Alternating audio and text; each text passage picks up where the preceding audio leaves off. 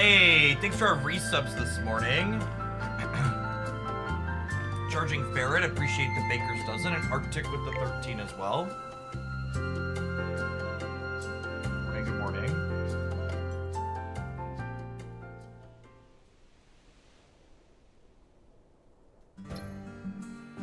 Pull the audio down a touch in this. Maybe a little loud.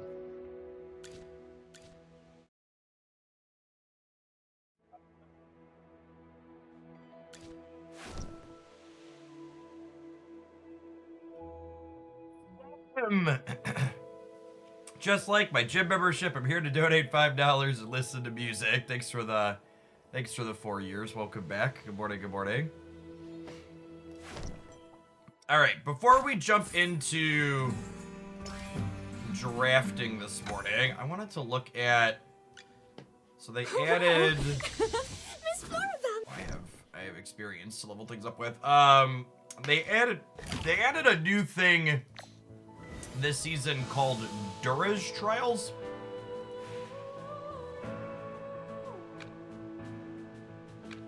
And these let you get extra charms that you put on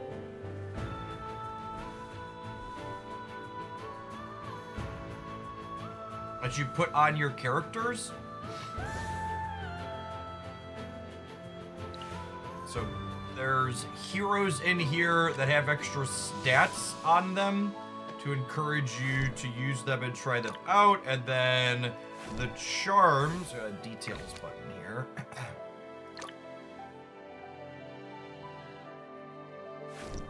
Lets you put extra points on people. Although I don't think this is customizable, right? I think they're just soon, right? They do a thing, attack 1.5%. Oh, they do different things. Energy on hit, haste. They're like extra customization for things past that. The different ones do different things. I assume the bigger ones are you have to get further up in, and you eventually get extra bonuses here past that too. Means energy after casting an ultimate.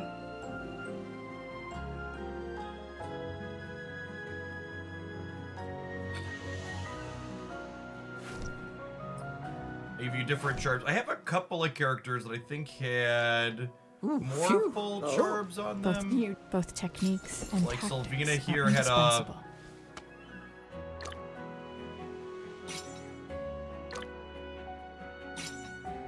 They're very, very minor bonuses to start.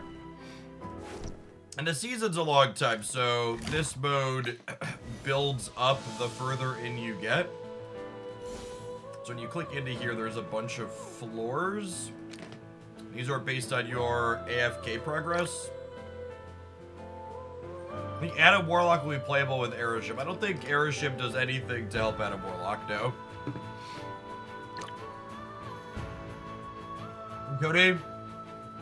So these are tied to, so like this needs 395, and I assume this keeps going, unlock the previous floors, like this one here needs 515. You got to Dura 40. I feel like I'm a little bit, I haven't completed the story stuff yet for this season, so I'm only at Resonance. I guess I can push a little bit past 190 now at this point, because we have a couple of resources here. More perfect than perfection. But I didn't really, I'm a little bit behind like where other people are at in the no step of practice can be missed. Perfect. The exploration fee. They'll come back soon, right? You're at 250 on everything already. Yeah, I assume, where am I at in the story? I'm only at the start of the treasure hunt trip after the meeting at the arena. So I assume there'll be a lot more resources in there. So hope I'll be able to push 345 soon to unlock the next one. Your Residence 210. Yeah, I have a lot of people. I was hitting people in the arena that were like 200, 220 plus. So that makes sense.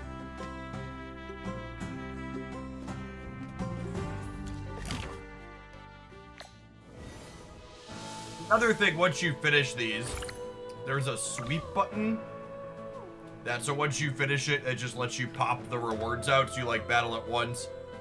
I really appreciate having played a lot of other games that have loot grinding in them. I appreciate that it's just figure out the strategy to beat the floor one time, and then you just press the sweep button and collect rewards daily, instead of like having to sit there and wait for auto battles to go on things you know you're deterministically going to win.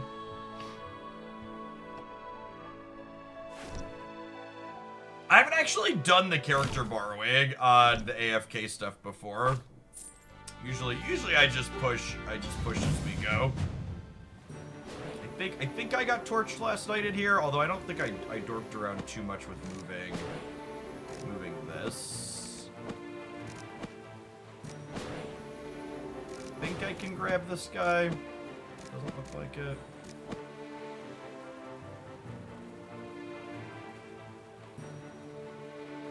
You do it once per day. This stage is infamously hard. Yeah, I didn't really sub any. This is like the team I had been pushing with. I think they just deleted me, if I recall. He just like he zooped across and everybody disappeared. So I assume usually the answer to when you get zooped like that, you need to just like come back later with bigger numbers.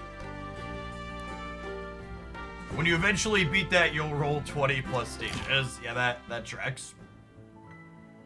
Maybe multi. Yeah, I pushed on the multi about as high as you can get. All right, let's draft a little bit, huh?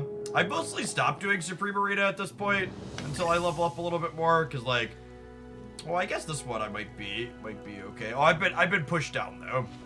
That's probably why. Yeah, even these folks are like 210 and stuff, and I'm only at 190. Some of these I might be able to push, but people just being ahead in the story means I'm not quite able to keep up. Oh, hey, look, speaking of pushing people past, what's it called? Unlocked a bunch of new gear.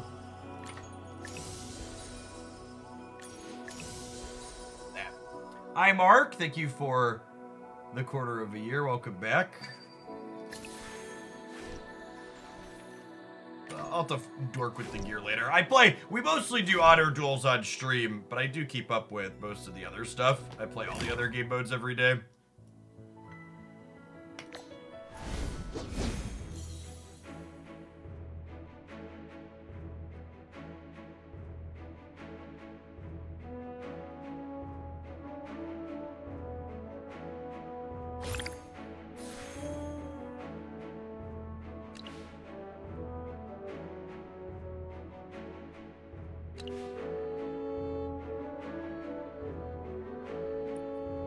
And as far as artifacts go here, Crystal Cell is kinda good with Thorin. This could definitely be a reasonable Thorin comp. Immortal Flame is pretty solid too, though, I think. And Henwin and Vala on the opener here are good. Then I think with this one being ultimate focus, if we take this, we'd want to grab a light bearer pack to dig for Rawan.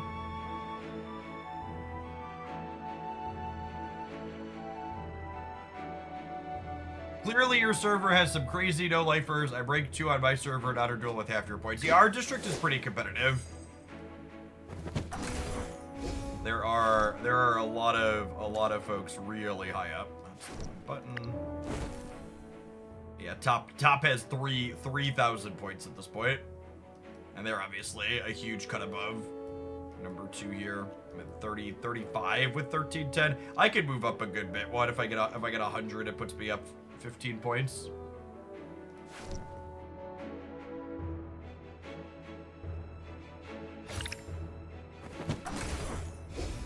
A light bearer pack here to start is lovely.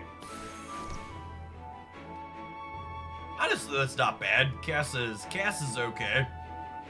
I would like a Rawan to replace this, but not having that on the first go through is fine, and having an ultimate plus damage for Vala sounds lovely.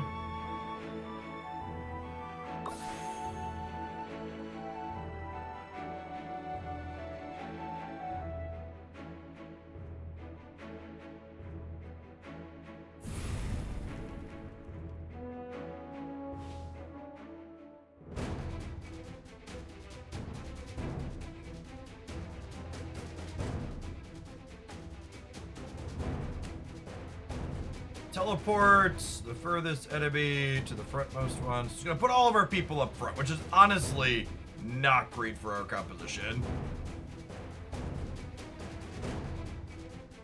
Battlefield screams of battlefield screams of not great, and he's a melee. Of the most exquisite battlefield. I think we'll start him up, and then we'll put Tamisa in the back and hope that she gets pulled. But that's about all we can hope for here. Research. System, thank you for the 12 months. Welcome back. Thanks for getting me through the workday and providing a top-tier community. Thanks for being a part of it. What Happy, kind of happy Thursday. Happy OTA day. I think I'd rather target their DPS than their healer to start here. I'll see if that ends up being a mistake. Divine light.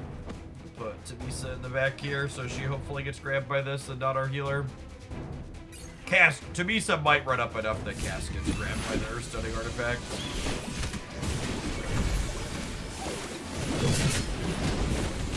Oh, Vala got grabbed. That's unfortunate.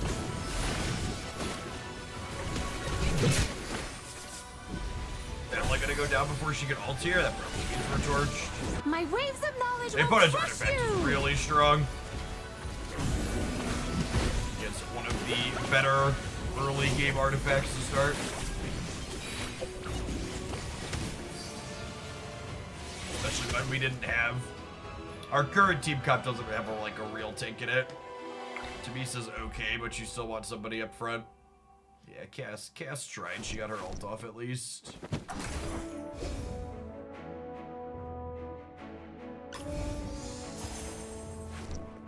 We'll take her, and then we'll probably just roll this. Perfect. We hit Lucian, and I can even sell Salazar here to grab... Have this armor for Lucian up front. We probably swap Headwind since her ult is really slow for Rowan at some point, and then Rowan plus Lucian is usually an okay amount of sustain.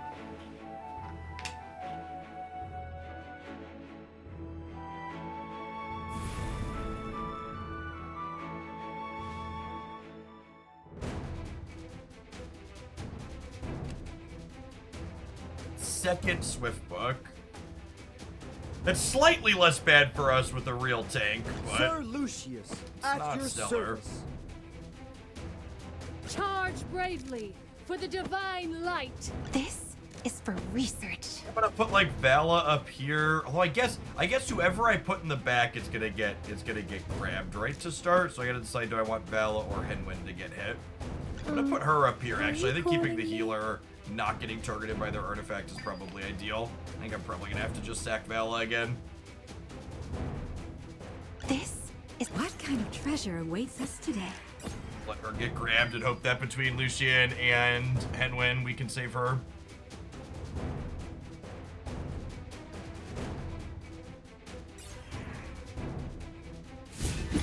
They have a really solid composition here for round 2. Ooh, can we KO this backline character? Doesn't like it. Their healer's gonna pop off here. Yeah, they're... Divine shield. Their artifact just bought them so much time. That was a good ult from Lucian. It bought us time for Headwind to ult. We might pull this out. Big Cassidy. Dawn. Right down the center.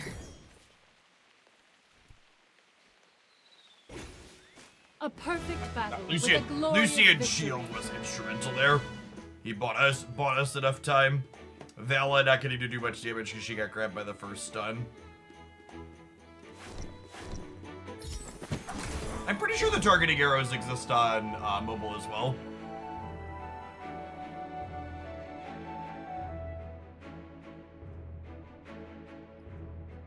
These are always interesting gambits.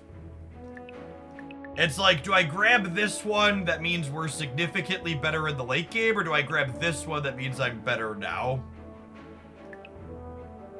I think I'm gonna play for the late game one here. Could be wrong.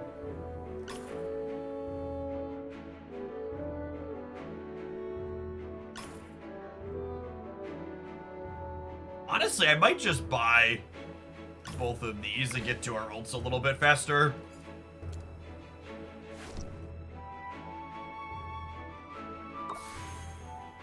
A lot of characters one off of an upgrade, so the next roll should be strung through, but I think we just take the guaranteed faster ults here.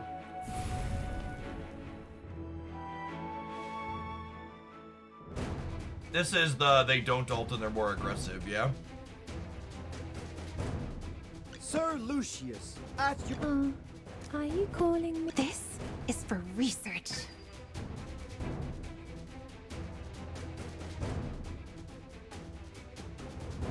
What kind of treasure awaits us today? Charge bravely for the divine light. Have some kind of front line like Lamont up here.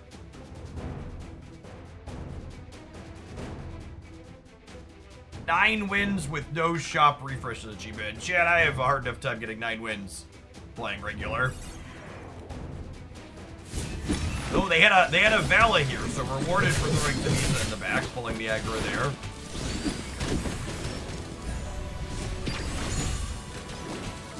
Push away all souls, O rain. Henwin getting her ult off thanks to that faster ult item before Tamisa goes down. It's lovely. Smokey continuing to look like a trap when we play against him. Another victory to my name. Alright, spread of damage across our DPSs there.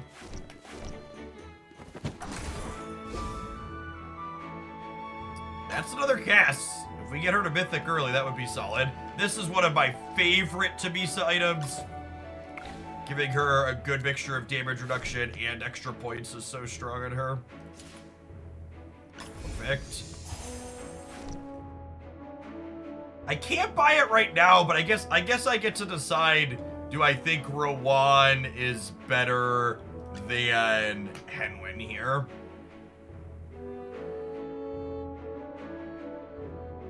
AKA, do I want to pin this? Headwind? I don't have any upgrades on Headwind yet, and the extra Light Bearer gives us a 4% stats across the team, which is nice. So I think that's probably the tiebreaker if I'm close. She has been pumping out a lot of healing though.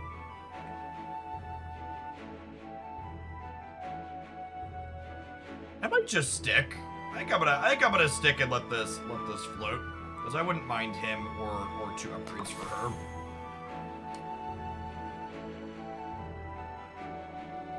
Even with her adjustment downward, this season, Henwin's still the best healer in this mode by a good margin. That is Muriel's. Yep.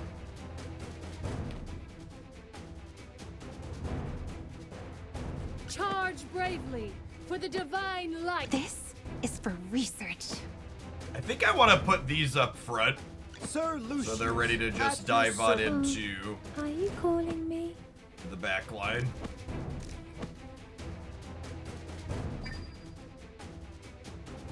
I'm gonna put Cass up here behind him because we wanna be able to get on Muriel ASAP. And I want to spread out a little bit here so that way, hopefully their laser beam doesn't catch everything. Although her item does make her hit wider. They could also be a Vala. No Vala for them. They don't have a faster ult item on her, but they do have a copy of Rowan. Hopefully my Vala can smoke their Muriel before she gets to go here. Their Lucian shielding it probably beats no. Oh, it's a big hit, but it doesn't look like it's gonna quite be enough. Got a lot of support here. Oh yeah, Cassidy's ult missed her. There, Muriel is definitely going to get to ult here. The question is how many of my people disappear.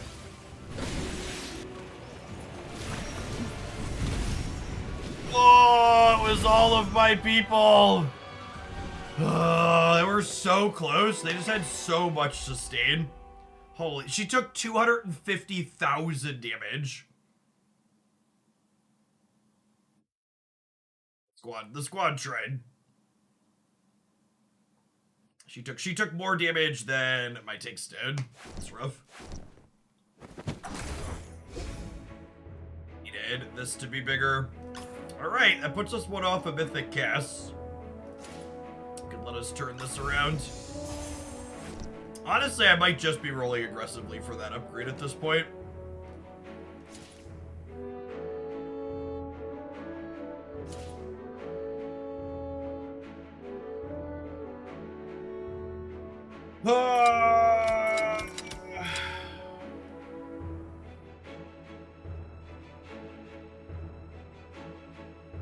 You've mentioned in the past you don't like roguelike deck builders because you're playing against AI. Watching you play draft mode, I see a lot of similarities with that style, except you're playing against real people. Would you like some of those deck builders or games where against human beings? Yeah, I also, like, part of the problem with a lot of the roguelike deck builders is the actual strategical depth inside of the gameplay itself also tends to not be very interesting. The how you sequence your cards out to be optimal tends to be really straightforward. I'm gonna gamble on this. Oh, that was a huge miss. All right, well, let's see if we die.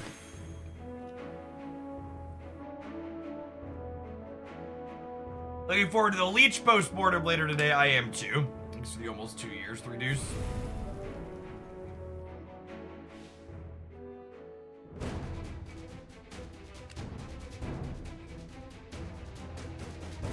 Sir Lucius, at your service. This is for Charge bravely for the divine light. They're light bearers. We're gonna put Tabisa in the back here to try and duck a Vala.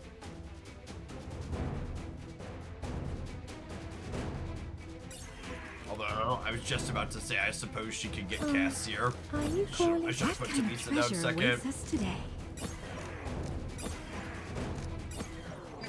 Yeah, that's bad. I'm probably gonna get torched based on that starting positioning. Good chance that she dies before she can do anything here. Oh god, yeah, their Tabisa trampled me too.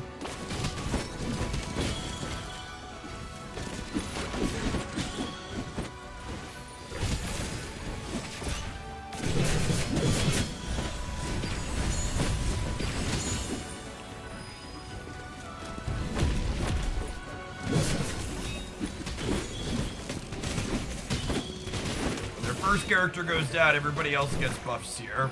Their Vala killed by Vala, I assume at this point. Their Tabisa's gonna be supercharged now. Tabisa being the last, or one of the last remaining characters when you have the opponent's artifact is like the dream. She's so strong and she just gets all these stat buffs. Alright, let's take an ad break and we'll try a second draft run here. Thanks everybody for hanging out. Don't go anywhere. That was a 2-3. That was rough. Catch you in a minute.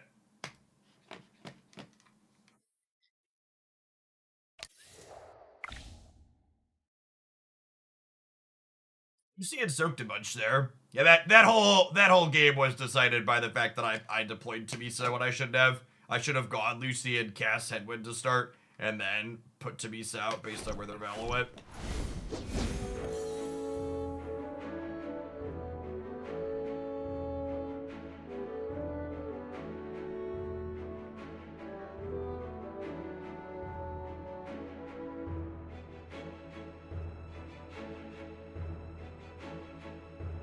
I think it's time to hop on the bike, givers. Oh.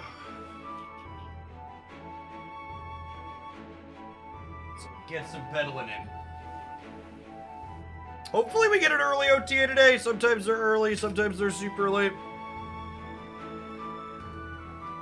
You don't love that artifact in general. Yeah, we ran into the stun artifact early, and then we queued into a Muriel that had, we queued into a Muriel that took 300,000 damage almost and didn't die.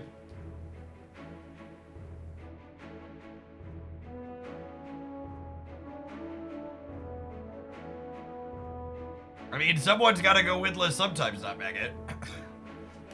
It's bound to happen.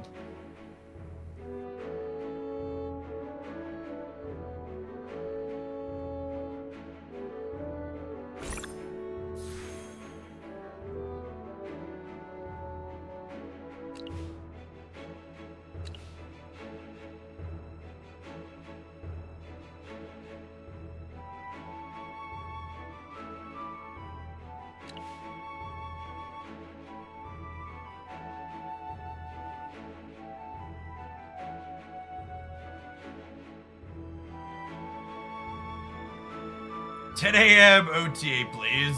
Yeah, we'll see. So, I don't think I want to do Immortal Flame again. That felt clunky last time we tried it. I think Pure Nectar's okay-ish, like free extra stats as good as the game scales, but these starting heroes leave a bit to be desired. How do you feel about Golden Blooms, Admin? It seems like it's fine. I think at a minimum, this is one of the better early artifacts.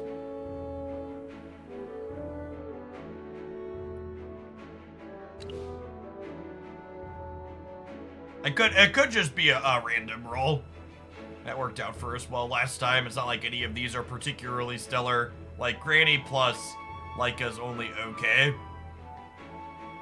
Let's take a random. Oh my god, did we just hit the... Oh, certainly did. Well, that's actually like... We should random more often, chat. Every time we random, it's just like, yeah, what a banger. Azenta, thanks for hanging around. Alright, I'm definitely looking for a light bearer pack, right? But honestly, I'm not sad to have Coco Splash on our first roll.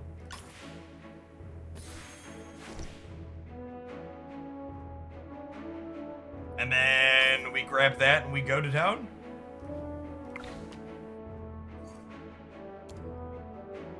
Light bearer more. I think I'd rather be light bearer with Rowan. I also think light bearers tends to be a little bit better with the bonus energy. Bella's one of your happiest characters to have extra energy with. Coco's only okay as a tank, so we're lacking a little bit of durability in our starting comp here. But that's fine. Let's go. Honestly, with all of our characters having a bunch of range here, I might just pack in. Let's go take it to him. I might just pack in back Potions for here. sale. Buy 4, get 1 free. The Walker's done as good as a quick roll. I've actually Walker's really been growing on me as a character. This is for research. I've been enjoying Walker with the faster ults. Oh, that's unfortunate positioning. I think I'd rather sack Cass than sack. Oh no, they're targeting Coco's ideal here. They have a legendary on the first roll, but we have 4. Don't worry, your delivery's coming up. Coco's dead, but there's our stun. Can that buy us some time? The ults are popping. I think Seth just shoot us up and spat us out.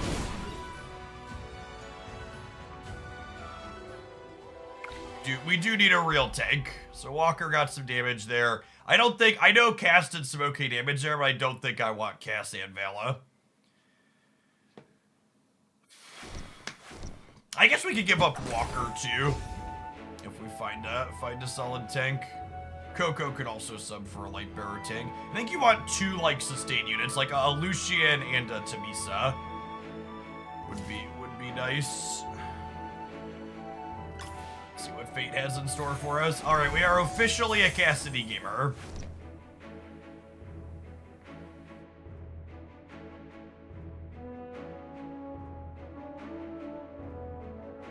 I'm just gonna take faster ult here.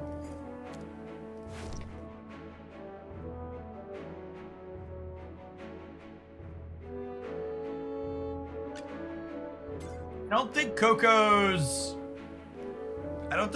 a long-term character. Cassidy knows in the back of my mind she's been lackluster in my last few drafts. She's like, all right, you're drafting me and you're gonna be happy about it.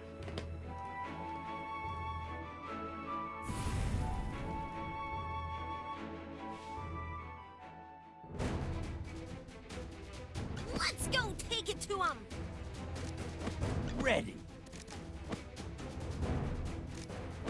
Potions for sale. Buy 4, get 1 free. Position my dorks back to start here, just to give them an extra second to walk up with their Crimson Gem stuff.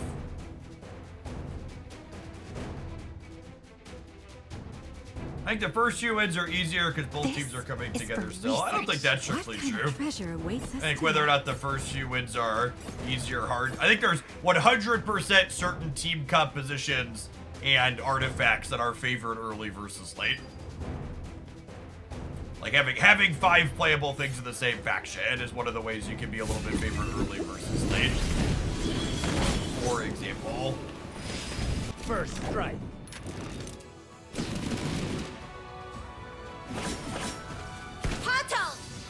Having our Coco getting to ult this run is good. Having our Vala targeting their Igor is not great. It's definitely the case. This lives freaking forever. Their CC is about to ult and I think we're torched again. Yeah. Man, it's been a while since we 0-3-1. Let's see if we can avoid that. Hey, Meta for Thoughts, thanks for the 10 months, welcome back.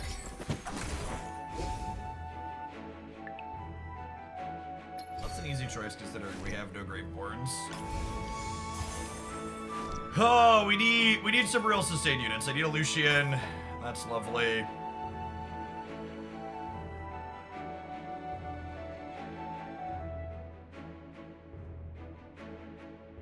I don't really have any upgrades I can roll here, right?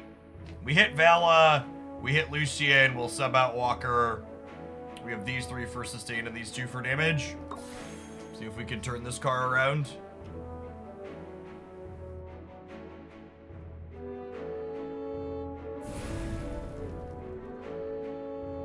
Yes, the no alt artifact is a good example of when that is good early.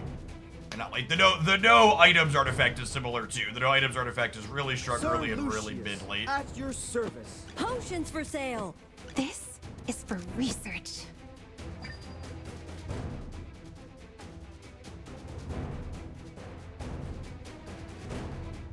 You think Henwin? So the problem with Henwin in this comp in my mind, Admaid, is I feel like Henwin would have to go in my Coco slot, and then I don't have a good person to pull Assassins with.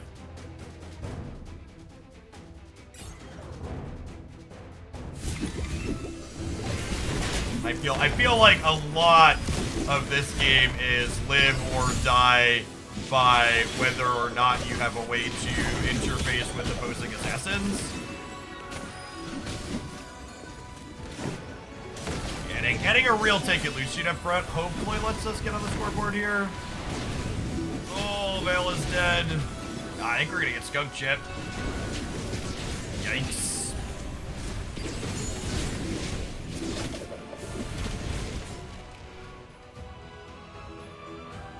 Maybe Heaven would have been the make or break difference there. We deserve that -12 for sure. Alright, 3rd time's the charm.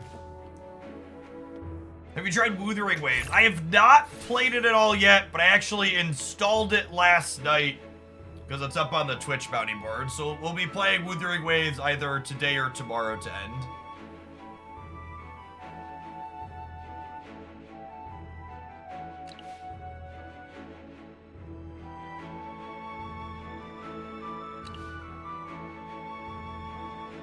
Wuthering Waves is a third-person action RPG Genshin Impact style as opposed to turn-based. We tried the Sylvina artifact. The Sylvina artifact is a very good pub-stomping artifact. It's very good at beating people who aren't very good at the game and don't understand positioning, and very bad against people who are good. I think this is Flame Orb. Hello. How do you feel about the Leica core one, Admaid? I really like the champion lineup in these two, and I think both of these artifacts are fine. Leica in general is a character that I felt is reasonable. I definitely think this artifact's a trap. You're never gonna make a deep run with it. I think this core is a little bit better than this one.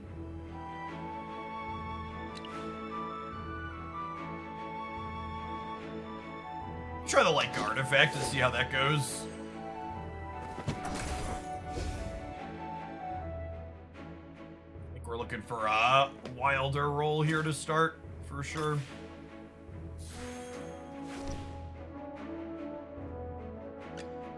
Damien is not great early. He can be good once you get some levels up, so I'll probably play Lucian and then the other 4 wilders here.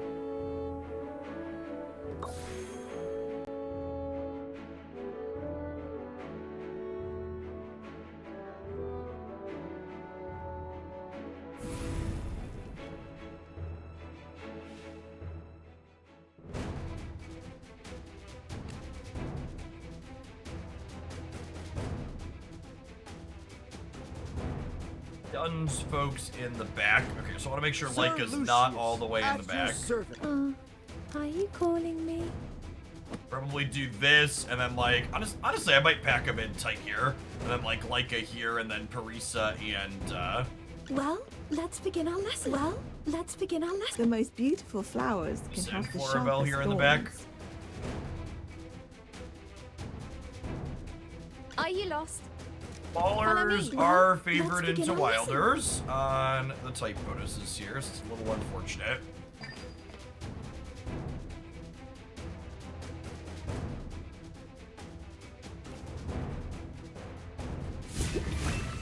Oh, they're not all ballers though. They've got a bunch of players here. Shine stars. Hey, both the Listen to Lucians the are voice dead. of the flowers.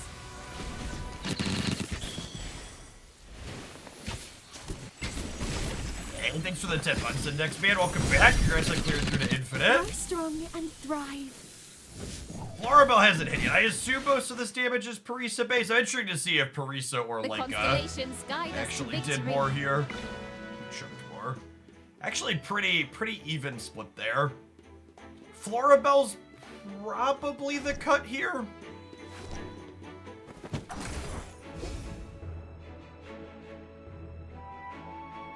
Granny's probably better than Lucian.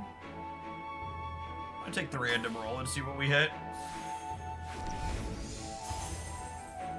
Alright, the game has decided we're playing Damien. That's probably the Florabelle slot. Like, we'll take Granny up front to get our max team bonus. So we'll probably play Damien, Henwin, Leica, Granny, Parisa.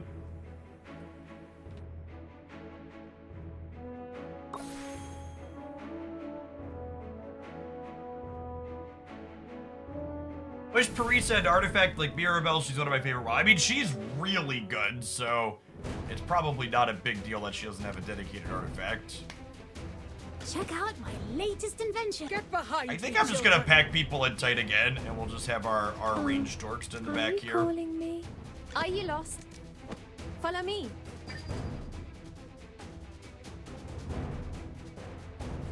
Yeah, it is worth noting that Check out Florabelle my does have latest invention. a dash of The most sustain in her beautiful kit, flowers can essentially, have the sharpest thorns. since her extra minions create bodies.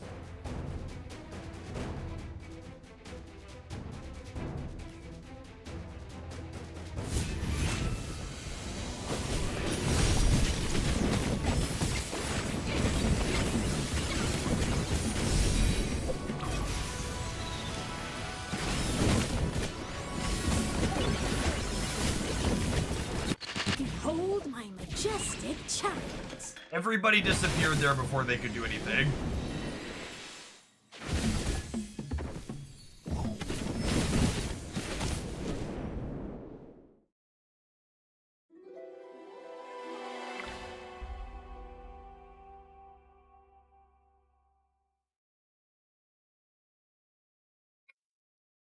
Henwin went down really quickly after Greeny. I wonder if I need a second. Definitely like a buffer. I wonder if I need a second tank.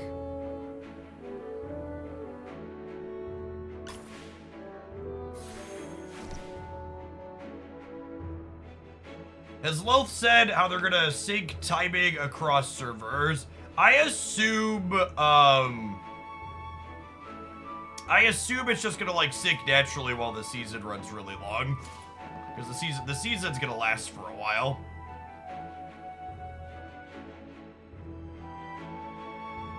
One upgrade away on both of these. Probably supposed to roll for that. We have 8, so we can sell 3 for +6, so I can't get the triple wilder. Mythic Damien is really strong. I'm gonna pin him while we try and look for an upgrade here.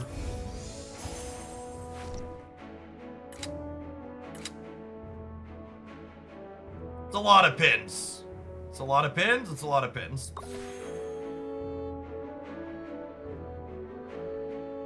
And Granny isn't a great take in general before Legendary. That's fair. Our Lucian, like, also died similarly quick in the first round, though. Get behind me, children. Check out my latest invention. Are you calling me? I think I want the chariot in the back. So that way it kind of pulls in the back while Granny pulls in the front. Are you Okay, lost? we're 5 wilders The into most at least beautiful 3 flowers great can wards, so we the will have sharpest thorns. a type advantage here. They have 2 legendaries, including Thorin, though. Is the best tank by a solid margin. Hey! Granny Who got gets to ult right this back? game at least. We've got that going for us.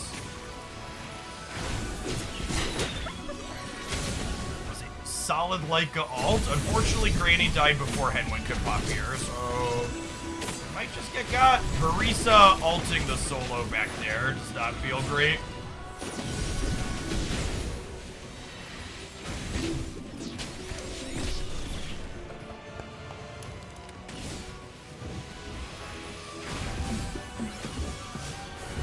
It's just so good.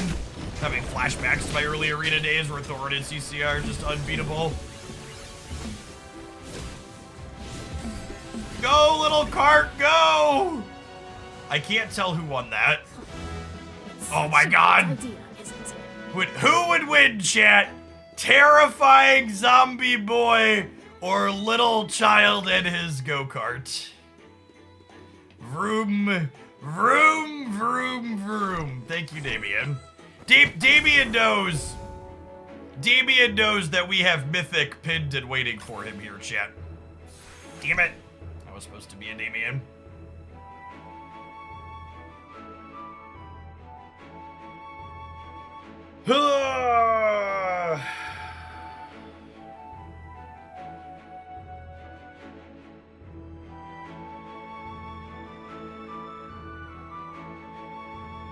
I feel like not having any real upgrades going into the 4th round is bad. But like, I also don't want to shuffle away a lot of these.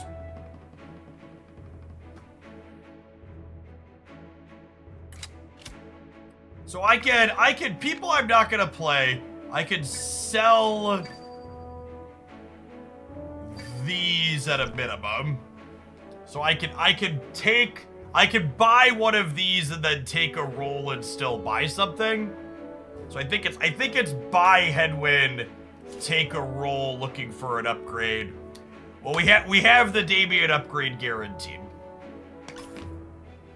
If we gotta take a fat L to get it, we'll have a Mythic going into round 5 at least.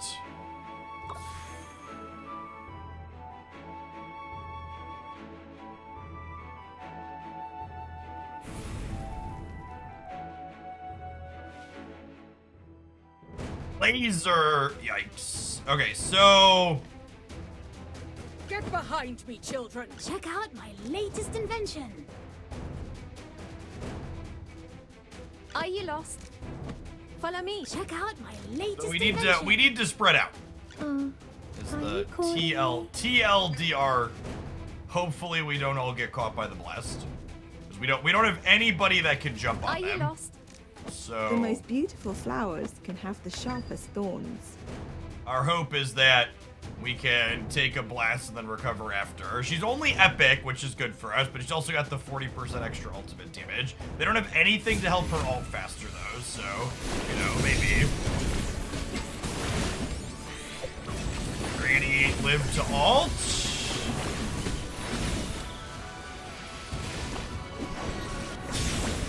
Oh. Henwin hit her healing, but hopefully this all nope. Okay, we really needed this to live over here. We needed our second character to live over here a little while for Muriel to blast them. When she got to blast our concentrated folks here, it was all done. All right, so you're saying there's a chance. For fuck's sake. All right. Well, I mean, at least we got the upgrades, I suppose. Yeah.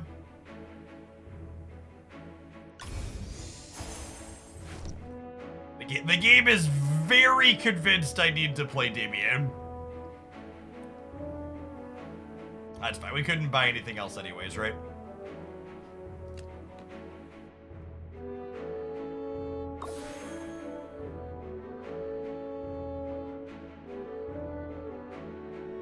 Alright, it's fine. Mythic Damien early is gonna rally us. This is feel like a 7 or 8 win. Another laser comp. Get behind me, children. Are you lost? The most beautiful flowers. All right, spread 'em, can have the gamers. sharpest thorns. Check out my latest invention. I want to put the go-kart up front, and we're gonna spread everything else out.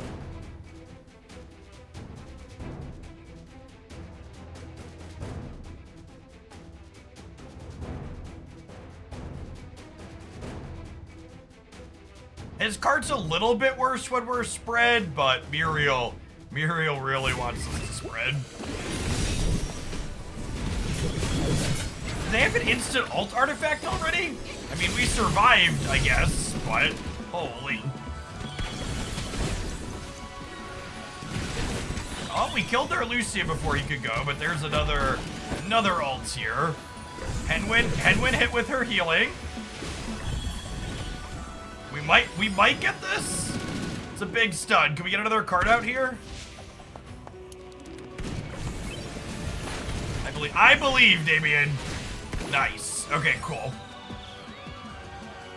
Victory blooms most beautifully. Don't you doubt the cart, chat. The little go-kart that could. Parisa is putting the game on her back and running it across the finish line for us, for sure.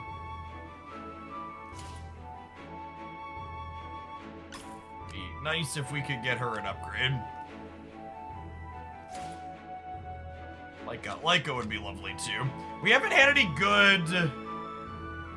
This is probably good on Parisa, right? Her ult does a truckload. Getting some healing off it sounds good.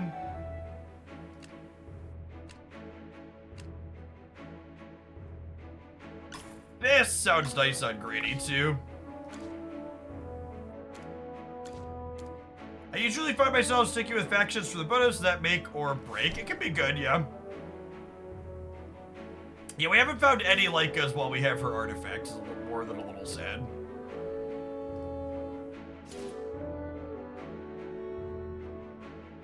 The game is telling us we should have kept our Lucian.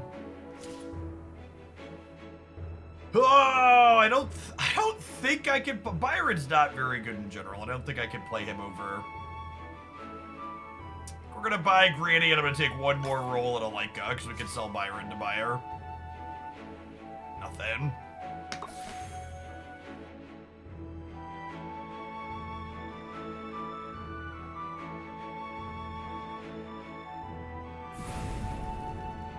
Yeah, definitely not stellar artifact rolls this go around. This is shoot a fireball at the weakest. The most beautiful flowers can have the sharpest thorns. He's up.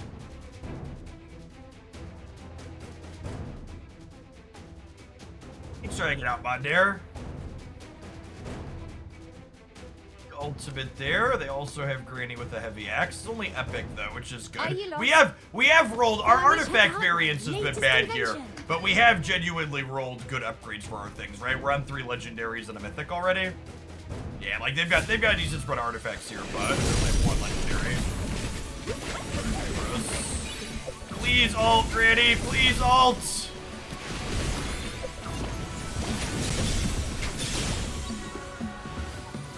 Granny living for Headwind to ult seems like a big deal. There's their Florabelle. Once our Granny lived to ult there, I think they were done. Victory blooms most beautifully. Parisa and Arden are definitely the strong Wilder carries. Leica doing damage despite not having upgrades yet. You can see some real healing pumping out on Damien now too that he's mythic.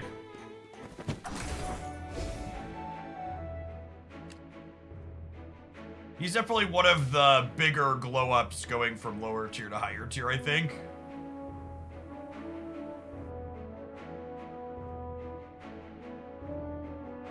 This is for the OTA leak video, one of the few I watched several times all the way through. Really enjoyed that one. Yeah, I think there was a lot of good stuff to talk about in there. Thanks for the minis, Mondaire. No, we're good on Damien's game, really. I promise we're good.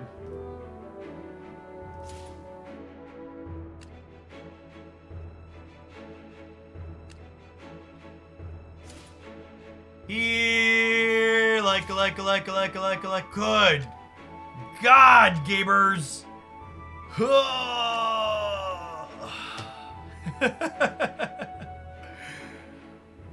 I supposed to put instant ult on Henwin?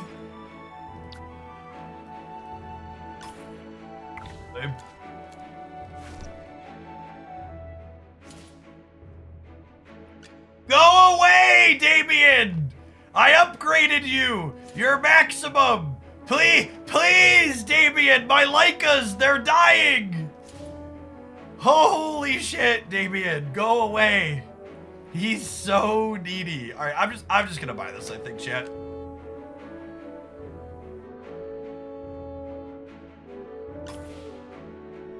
No! No! Come on! How is that real? We are actively being trolled. This is not okay. So, what was that, Jeff? You needed more Damiens? I'm gonna roll because I can sell these for 6 and we're gonna hit the like upgrade. I can feel it.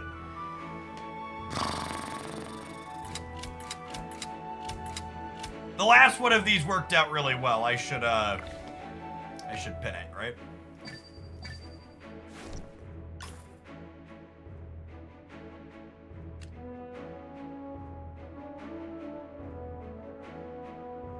I don't think I like this on any of our dorks.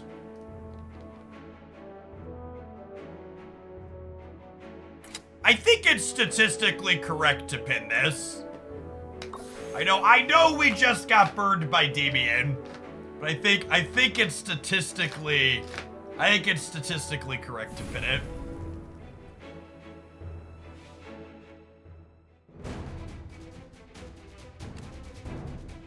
Be walking up with their stuff surrounded. So quick TLDR on how to play 12-ounce skills. So the screen we were just at's the drafting mode, and then this is the gameplay mode. You're playing against another human, and you each take a minute to deploy 3 heroes to start, and then 2 heroes on the second. So you see how each other's starting ones flip up, and then you deploy your others. Vala on Parisa is not good for us. Honestly, I think we're just gonna sack Leica to their Vala. So this is an assassin character who's gonna target whoever she puts the flower over. So.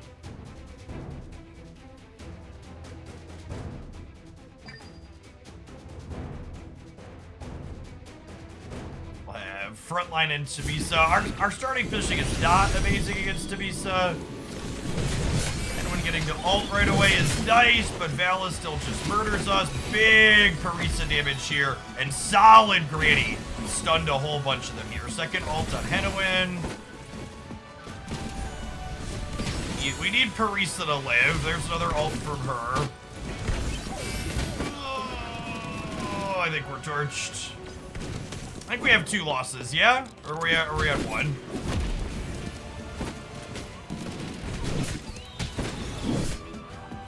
we have 2 losses already?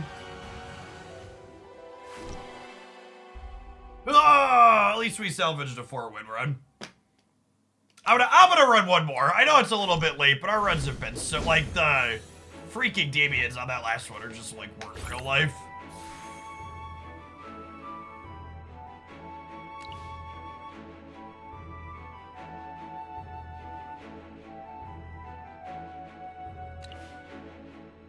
The OTA's not live yet, right?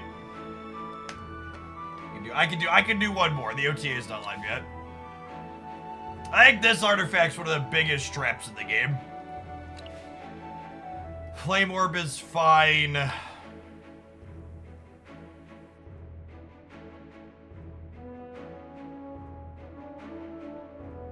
think all of these artifacts kind of suck. I think random is optimal here. Flame Orb, I think, is, like, the best of these, and, like, these starting heroes are not good.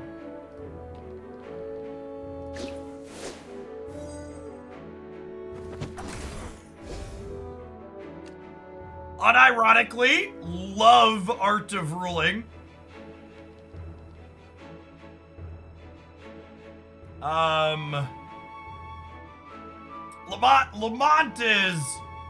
Lamont's an okay Art of Ruling character. I basically gotta decide, do I think I'm gonna play Maulers here, or do I want to play Lightbearers for Tamisa? I think Tamisa's probably the best Art of Ruling character. Lamont's not bad either, though. He can put up some numbers. He's pretty good at staying alive. We could definitely start on a Mauler pack here.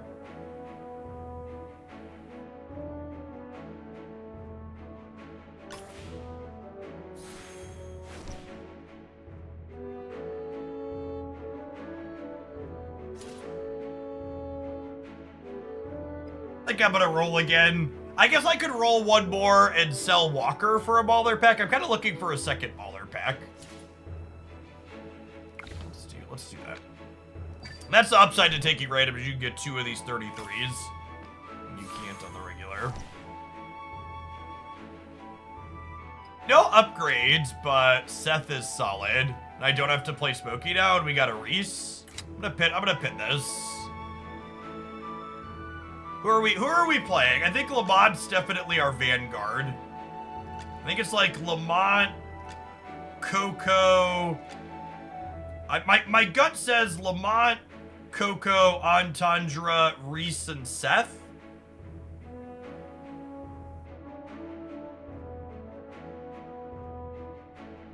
Is Lamont better than Antandra as a TIG? Yeah, I think I like that. I think I like that. Let's do this.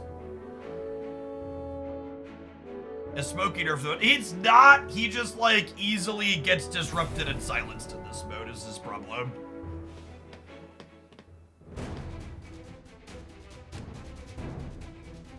Lamont won't retreat. I come to... Let's go take it to him! Oh, yeah! I can't wait!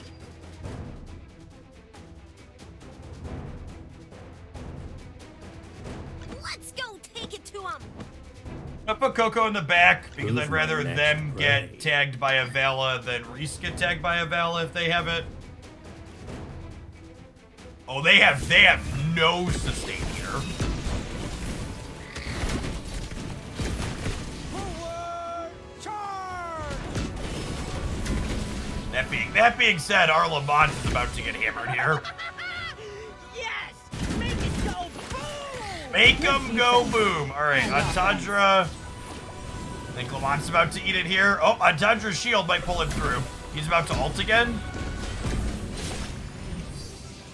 There's Coco. We should be good to go now. I think when Lamont got saved by Antandra, we were good to go.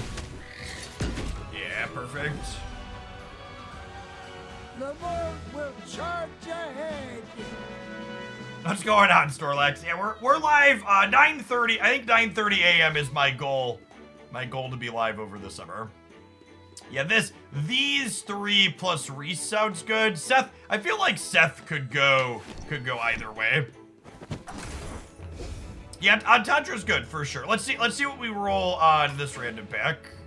That can kind of dictate what we do. Oh, that's so awkward. How do we feel about Brutus versus Seth? Have any thoughts on that?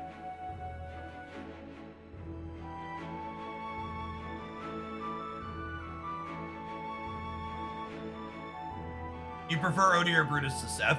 I'm never playing Smokey, right? Do I sell Smokey and buy this Cold Dagger?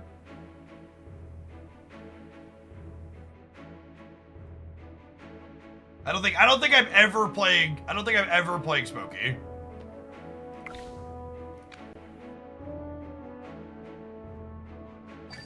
Okay, I think I want to put a dagger on my Vanguard.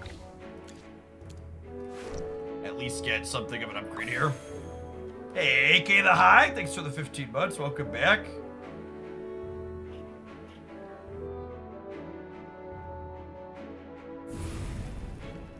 This is on mobile, yeah. All my off-stream time is played on mobile, pretty much. You have cross play between the two.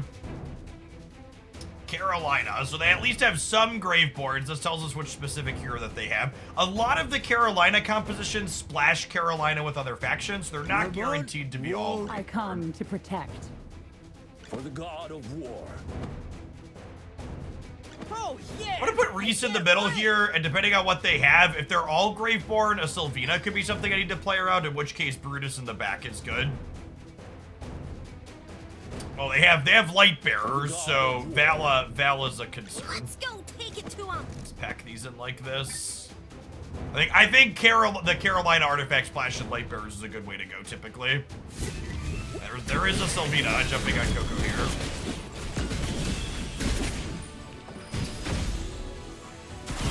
Sylvina's next target is Brutus, which is good for us here, because Brutus has a shield the first time he would die.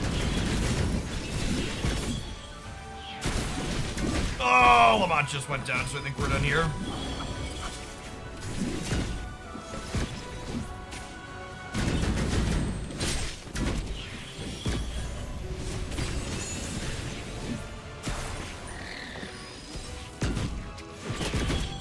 He's Ring Stride.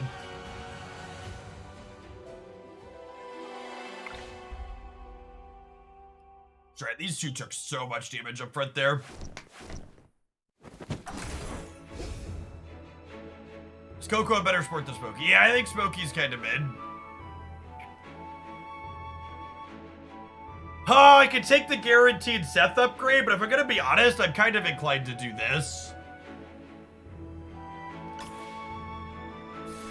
For fuck's sake.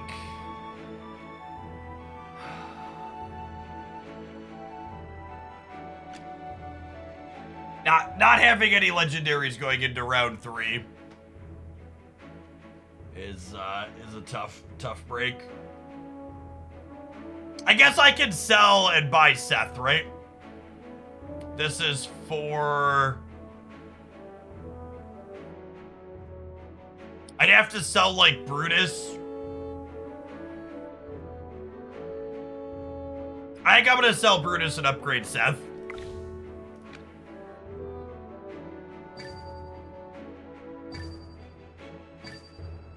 I think I need a legendary.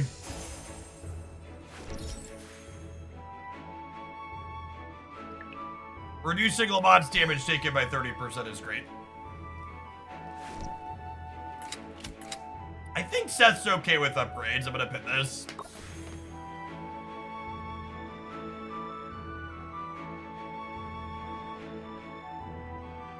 We're just building up bad cumulative variance so we can have a good run in Snap later.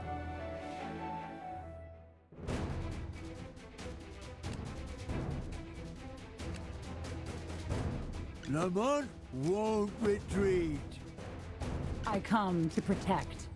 Who's my next prey? I kinda like spreading out on this map with this comp that we have.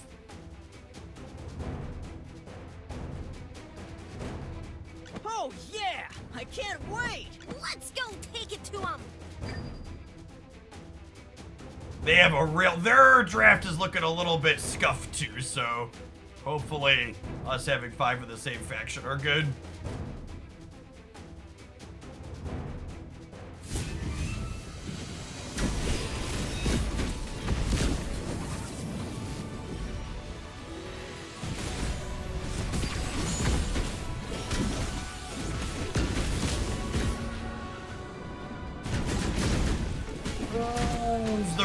we know and love.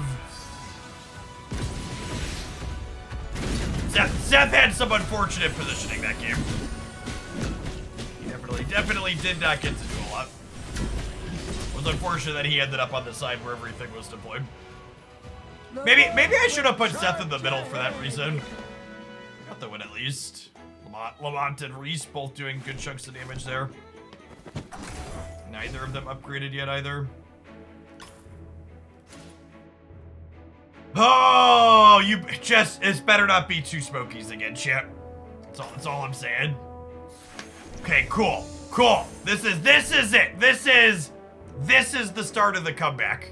We're 2-1. We just rolled 2 upgrades off the random 3. I believe. Channeling positive energy. In it to win it. Lamont won't retreat. Oh, yeah! Who's my next prey?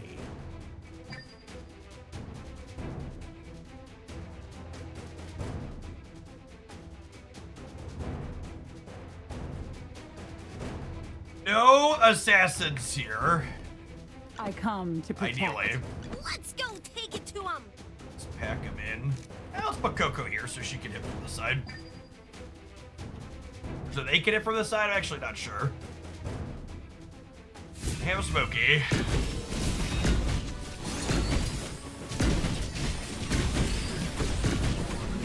Is Seth just getting murdered again? I think our Seth might just be getting murdered again. Common theme. Alright, so their Smokey's gone. Lamont is still trucking. The Reese is taking a second shot here. So is ours.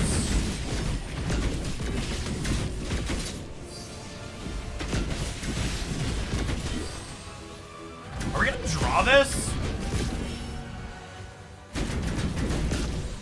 Our Reese might, if we KO this with Reese here. 40 seconds? I feel like if we have enough time, we can't lose this, but they might stall out. Lamont is kind of clunky at how he actually damages people, and our Reese just missed their back. I don't think I've triggered Brutus's shield yet either.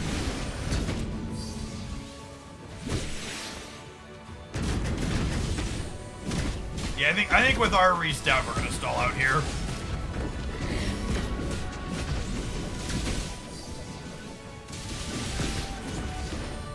Yeah, their Reese was almost in there, Coco. Put it right back up.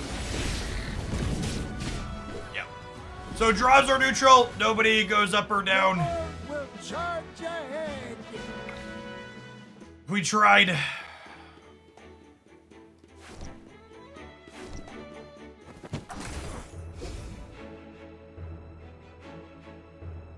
We'll pin that. Honestly, am I supposed to get this and put it on Seth? I think I'm supposed to put this on Seth.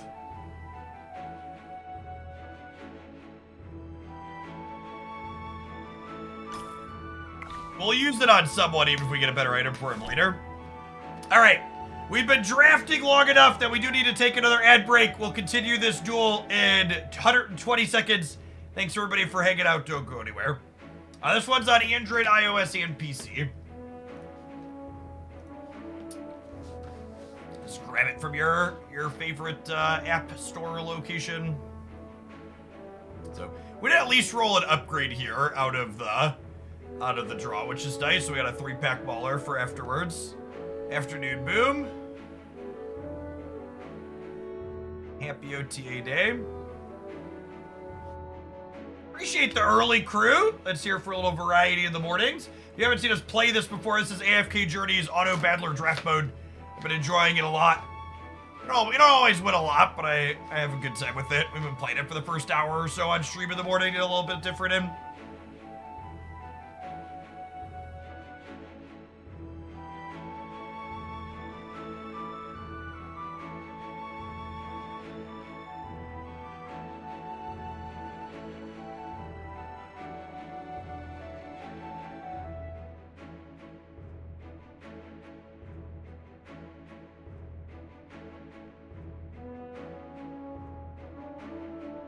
Thank you for the 5 months. Appreciate the primer.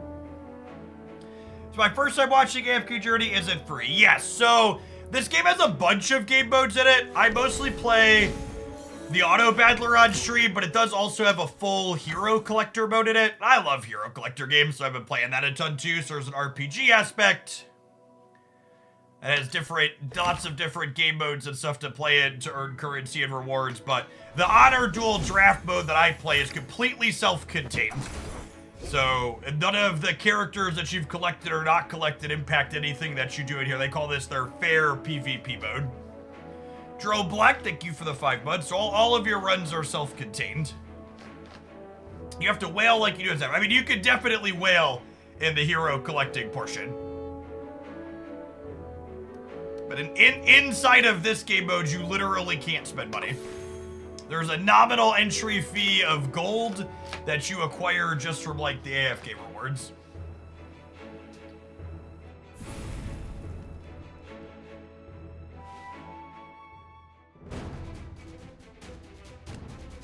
Illusionary Sensor is probably not terrible for us. We've got a good bit of sustain in our comp. Oh, Makes yeah. Reese a little bit can't- worse, Who's but I my think next that's fine. prey? The only portion of this game you can't compete in without spending money is the PvP arena outside of Honor Duel is definitely people at the very top are spending a good bit to be at the top. But all of the RPG story stuff and all of the other puzzle stuff and things in the game, you can 100% do and enjoy spending absolutely nothing or any amount of small in between.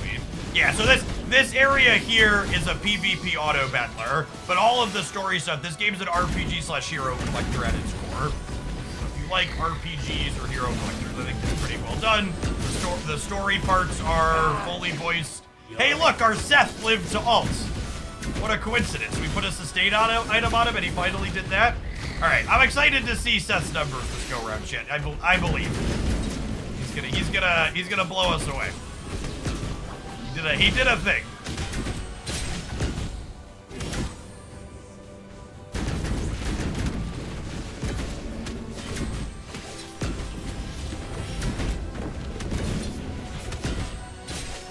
Come on, we better not draw again. Oh my god, I think we're gonna freaking draw again.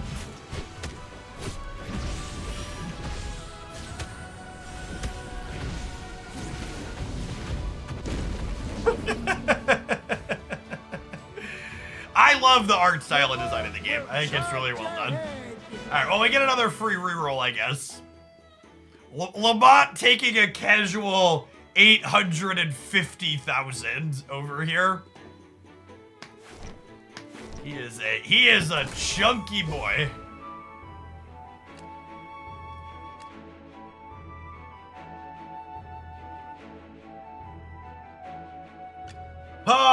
That's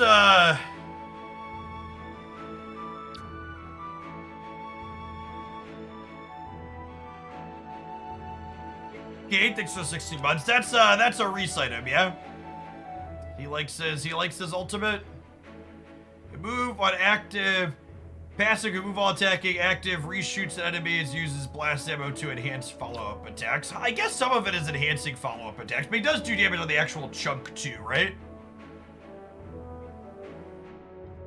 So the 16 months barricade. He's also only... I'm gonna wait. The auto attack items are good on him too. And I think he's so far from legendary right now, even if we get a win, that... I think we just vibe and leave only one thing pinned here. This is another person playing Maulers. We didn't play against any Maulers, and now we queue up with Maulers and we hit them 3 games in a row. I can't wait. Wake up, sheeple, the truth is out there. Who's my next prey?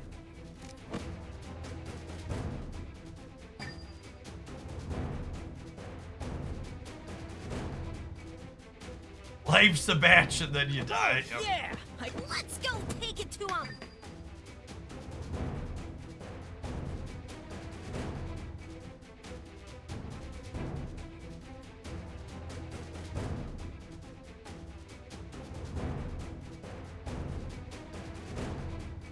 All right, they're a smoky gamer. We have one more legendary than they do, but they're Reese's legendary, which is concerning.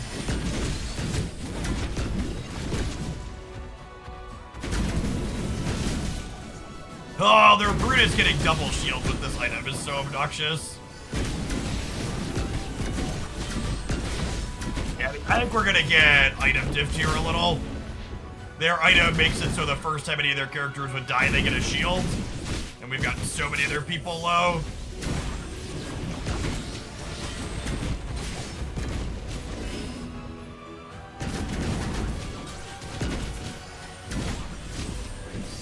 Atandro tried.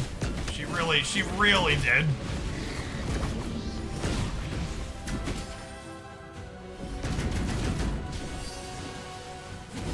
Oh my god, is Lamont gonna draw again?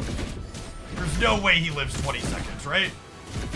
Sure, assuredly he never lives another 10 seconds, right? This ult kills him. Oh god, he's giving me hope, chat. He's giving me hope. He's please be unkillable. Live, damn it, live! Alright. Remember when I said we were gonna do one more draft? And then our draft had 800 draws in it because Lamont is unkillable? Pepperidge Farm remembers. At least we got a free Coco reroll. The OTA is gonna launch, and we're still gonna be playing this specific draft for another 8 hours afterwards. I think my record on draws in a run is 5. And that's 3 here, so we'll see. That's Leica. So we have a type bonus here. Who's my next prey? I come to My protect. next prey. Was that 4? I think it was 3. I think it was 3. You might be right, but I think it was 3. Alright, we have the Maulers are favored against Wilders. Assuredly, this is the one where we break the streak, yeah? This is AFK Journeys Auto Battler draft mode. Oh god, no! No, Lamont's gonna die! Oh, that's so bad for us. So Lamont's our Vanguard unit with our artifact, which means when he dies, everybody else on the team gets weaker. Well, the good news is we're finally gonna move on one way or another. Lamont has eaten it. Seth is trying, but they have a lot of sustain here.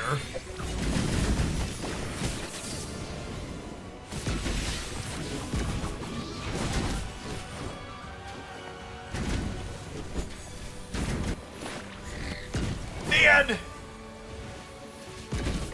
there's a big heal for them.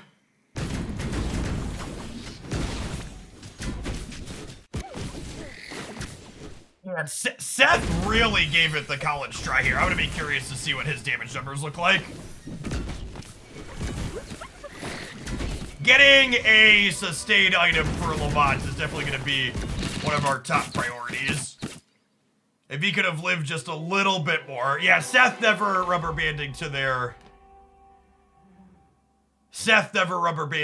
healer was unfortunate. They did a lot of damage, but never got going. That's so unlucky. Our rolls have been so bad this morning. Oh.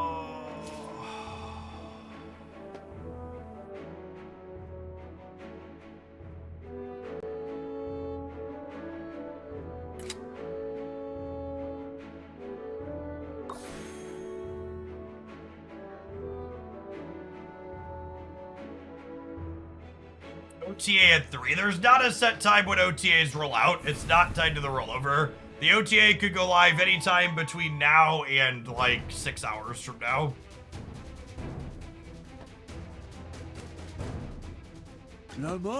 Artifact does not tell us anything about Who's my next prey? what type of composition they are.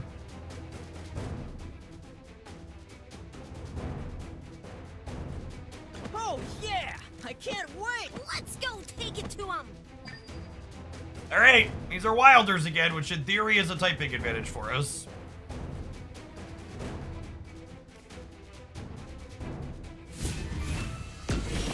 Edwin is just a very, very good healer.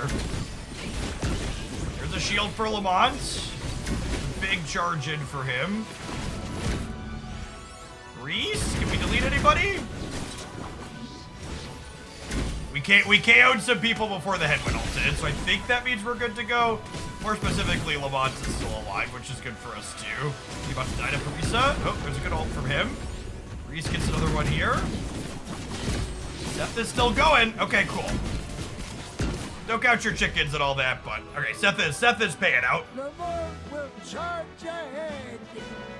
All right, 3 and 2. Seth doing some real damages. Yeah, the shield on Seth is definitely a level up moment for him. Speaking of levels up, Coolio. Okay. Okay, this is it's all turning around. Five legendaries. Still no good artifact for Lamont, but we hit upgrades for actual everyone.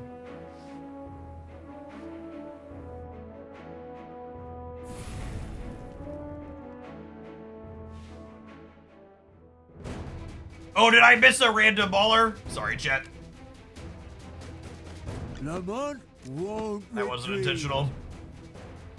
I come to protect. Who's my next prey? Let's go take it to him.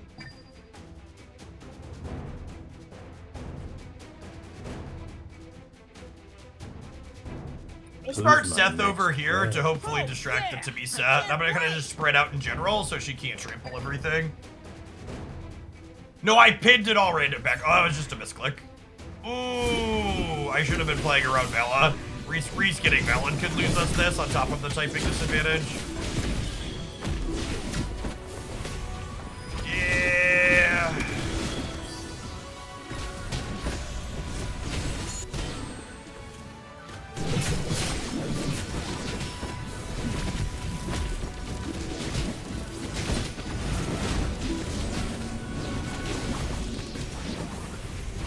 Alright, I would say that was a good run, but this morning was actually kind of atrocious. We mostly just got bodied. I spread the Reese out because of the Tabisa and I wasn't thinking about Vala. If my Reese ends up going in the middle and their Vala goes on someone else, we probably clear that. But Reese just didn't get to do anything.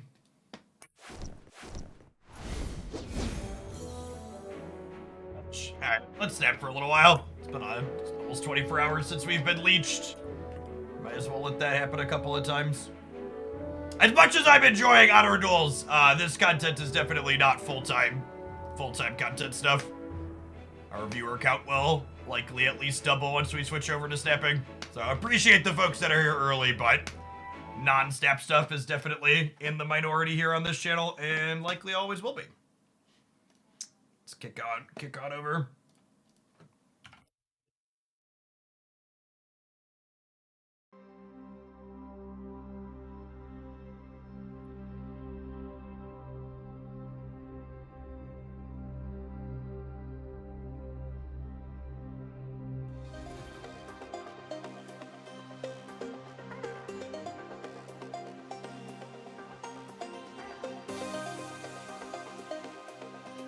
Probably plug the YouTube video from this morning.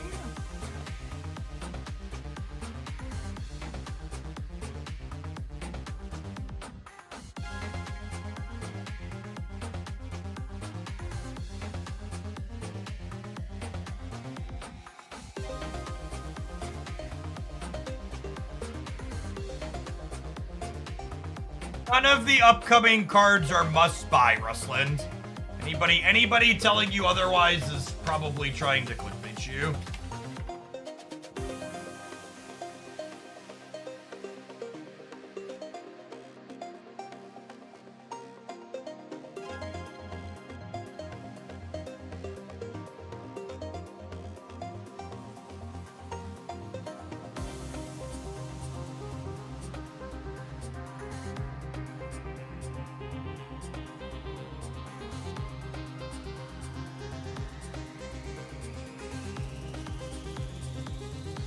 The game will be very different this year. I also think that's probably not true. I don't think the format's actually going to change that much. I think people often overstate to a significant margin how much they expect things to change.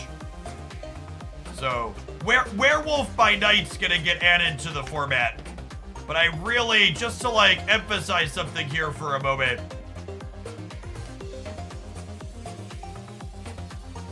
This card already has a 17% play rate, right?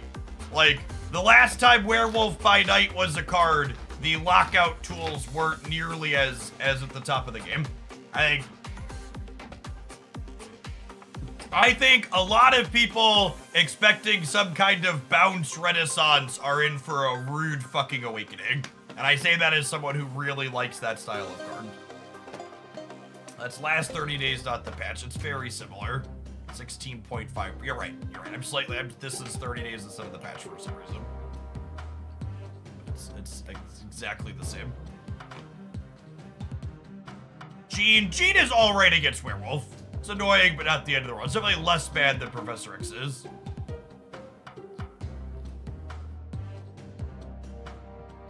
Hella's stats on the public trackers are middle of the road lately, and her popularity has also been downish. We're in the single-digit percentages, and Second Dinner has plied many a time that their Hella stats are not over the top. I think Hella's a card that could justify getting changes based on play patterns alone, but from a pure power level perspective, I don't think there's anything you could make as a reasonable argument. Scroll is not a very good card. I think it's overplayed dramatically based on how good it is in the format. Scroll is a card similar to Shang-Chi where people tend to overplay it. Because it feels good to shit on your opponent with it.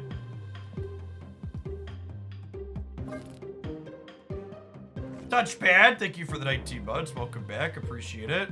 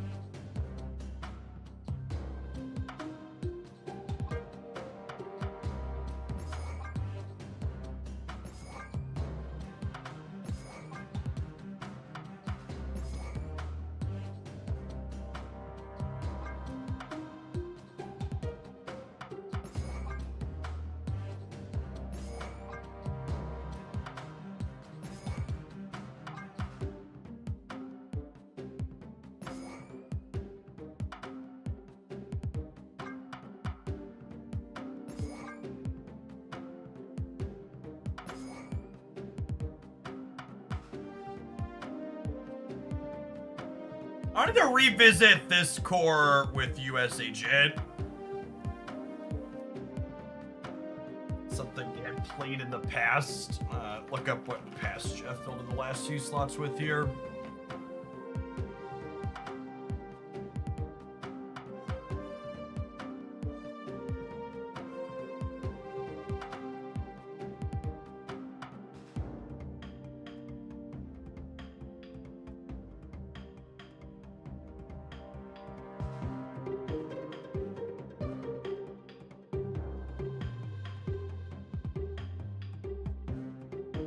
Some She-Hulk stuff before? Yeah, I had played some She-Hulk stuff before. That makes Agent a little bit awkward, though.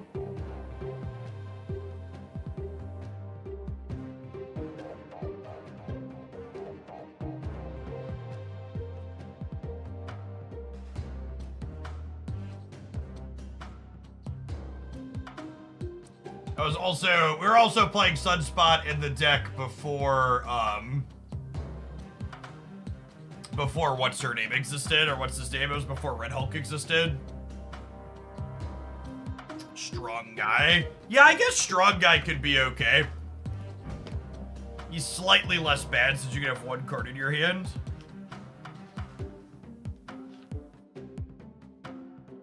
I would be very surprised if War Machine was good with Werewolf.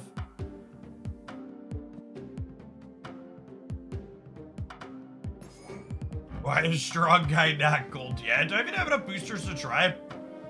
This is 50 and this is 90, so that's 140, which would leave me with 2 splits. I could go for 5th split gold on him, but I don't have any credits.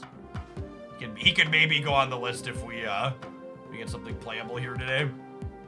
There's just so many 3 energy cards.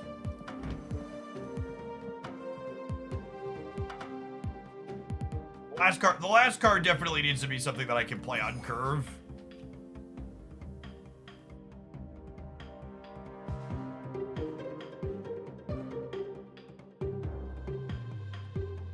Red Guardian. I definitely don't want more 3 energy cards.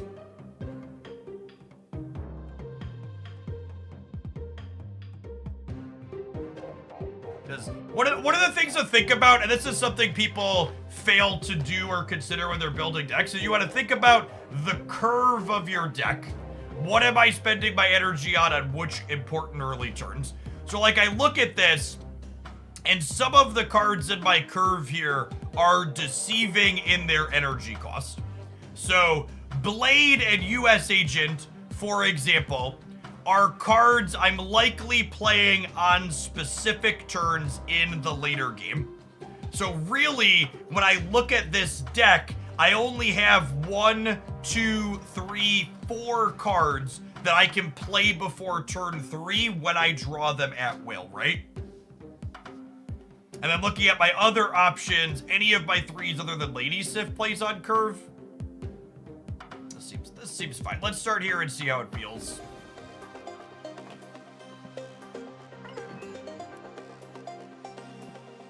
I don't want to sit in the deck editor for too long with a deck like this, because a lot of people in chat just don't understand basic deck building principles. They shout lots of shitty suggestions that are annoying. Anonymous, thank you for the baker's dozen. Appreciate that.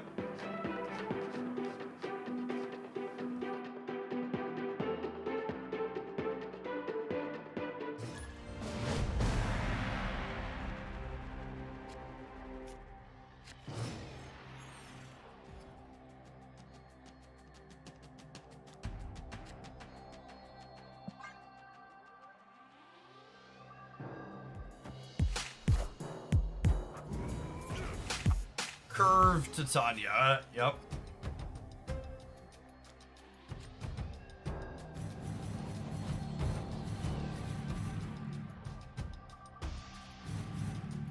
See, like here, right? Like, do I play Agent out just to like deny them energy on their Hulk? I think so.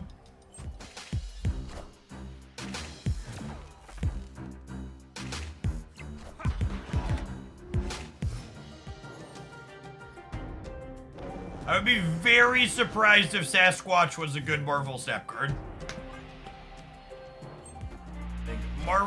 I think Marvel Snap has tech cards that are just likely too good against that card.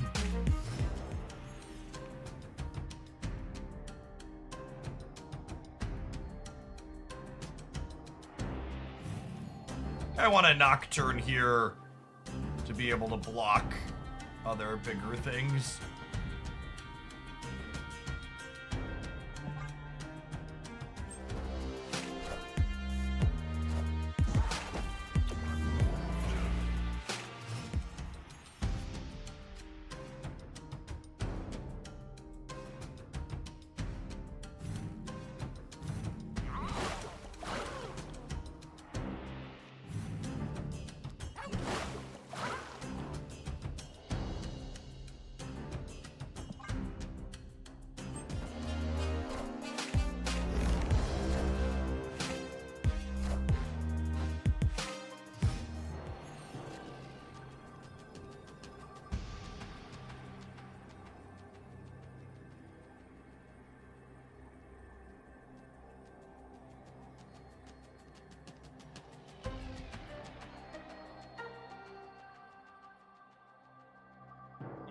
Who's ready for Werewolf by Night, gamers? Are you excited?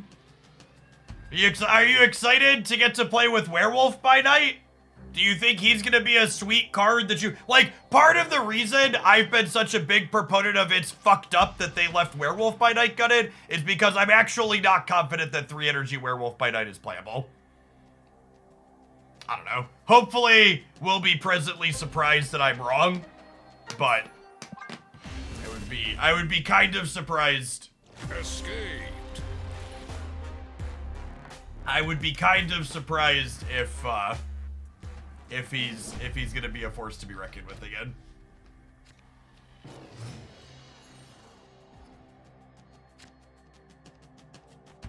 Snap.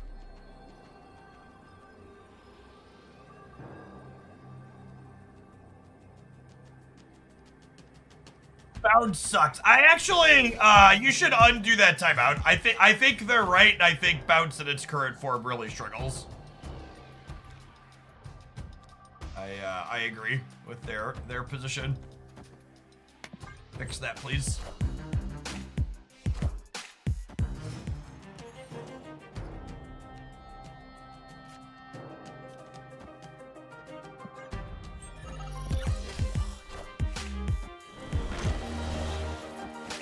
Wind, aid my hand.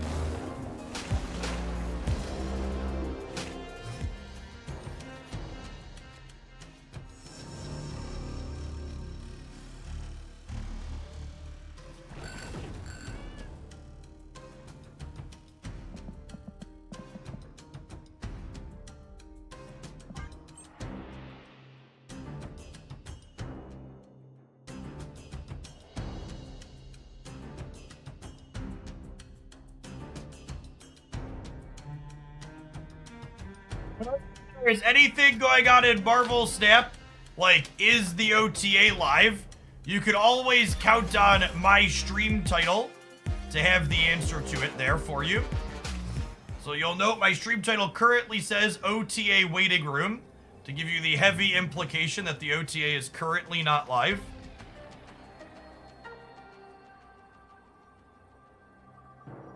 So it only gives me +5 in the middle, but it's gonna give me +6 on the left. It's gonna let us win the right.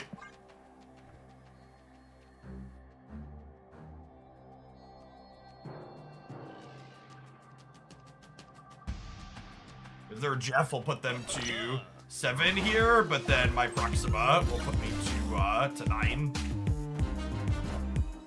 Nice. Thanks for the casserole. It was delicious.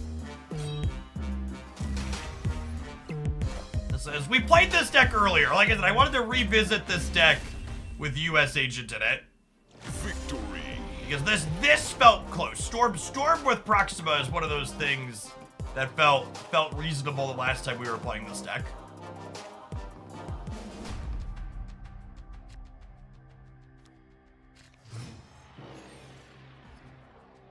Fair to assume that the OTA will cause Loki Werewolf to be rampant. Now, takes like that will time out. I'll frag that one myself.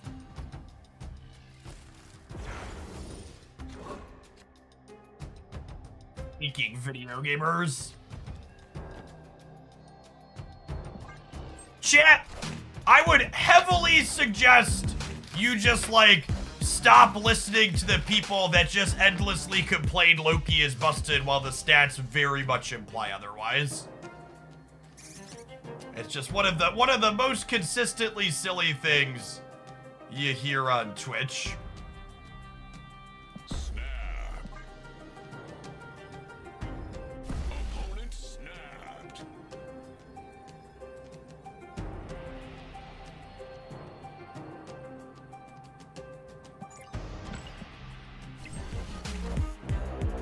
Wind, aid my hand.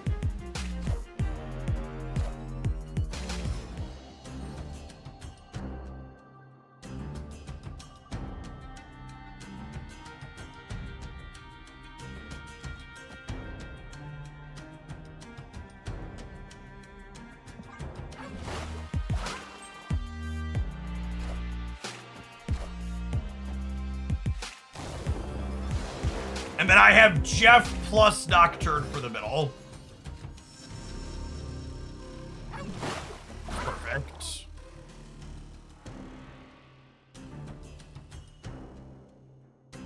Next turn, I draw a card up to 2. Well, I'm gonna need to draw Blade to turn on Strong Guy. But I guess I'm tying here regardless, which is nice.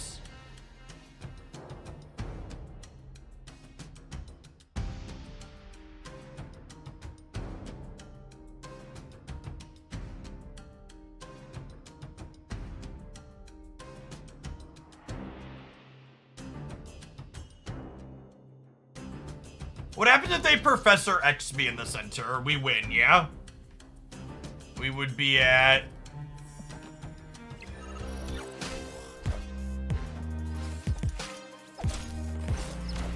I think if we draw Blade, we win. Yeah. I guess Nocturne could technically choose violence here. Or we could get Cosmoed. If Nocturne chooses violence or we get Cosmoed, we lose. Cool. Victory.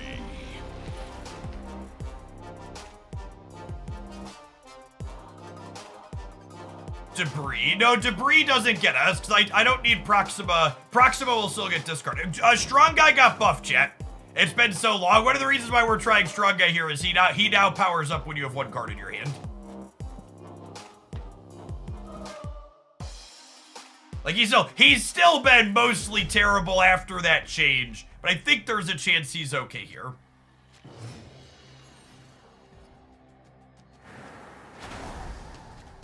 Oh, snap. Opponent snapped.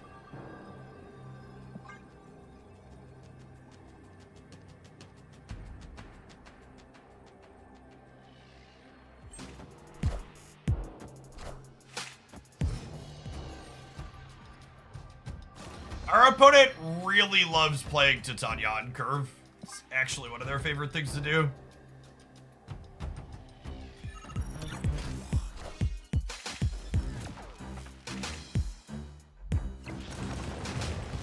Hey. Enjoy your rocks.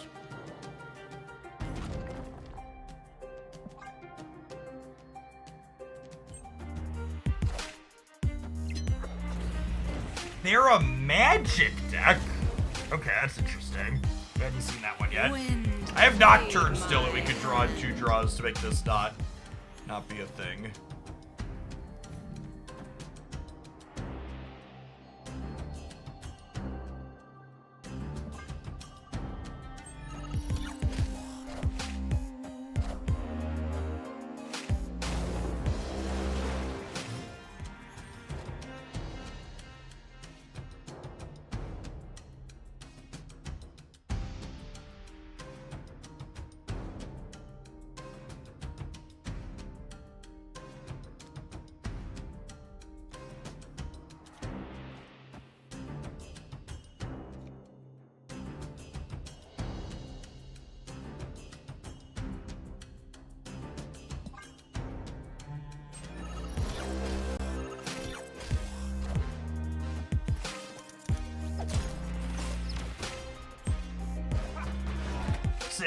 It's actually really good for them on the left because their Titania jumps across and then I'm locked out. I need to draw Nocturne.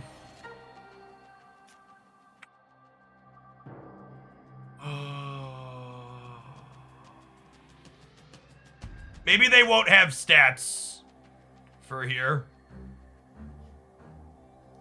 because of Goose. We'll see.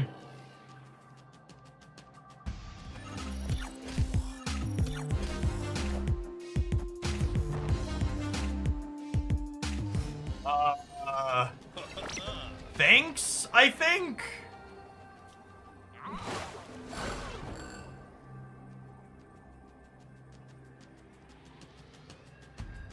I guess them hitting Titania into here means they have a chance to win this. Yeah, if they have some little things, because they get to control pulling her over, they can play 1 thing there.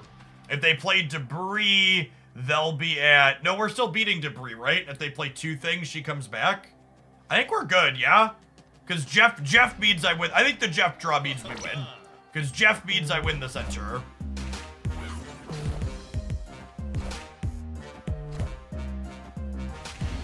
And for what it's worth, another one of the reasons why I wanted to give a deck like this a try is I think this style of deck is good against Professor X bullshit. Goose, Storm, Strong Guy, Jeff, threats that scale early, US Agent 2. I think a lot of the cards that we're playing in here make us good against this. So I think it's time to tap some adverts. I'm going to run to the restroom. We'll be back in 120 seconds. Thanks, everybody, for hanging out. We're going to play some more of this when we return.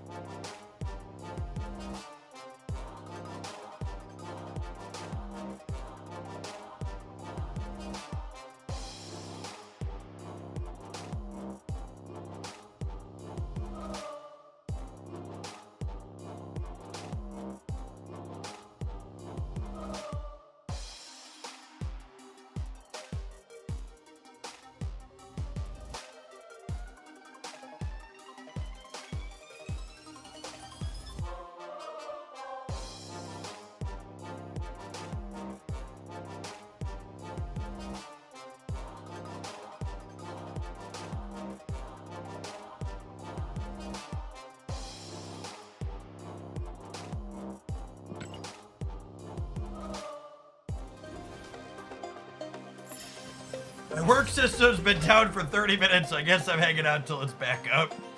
Good morning. With Sage's release, can we revisit Basta, Texas with Storm Cosmo Goose? Yeah, I mean, there's if you missed the highlight, we posted a little Sage deck that I think is quite serviceable. Pull that one up here real quick.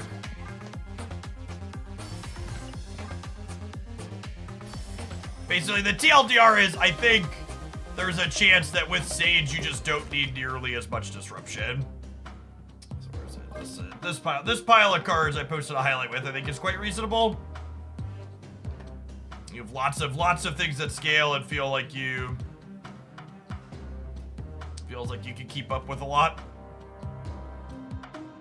These 12 cards. Just wanted to try some other US Agent shells. Oh, you know, I forgot to check my free booster cards this morning.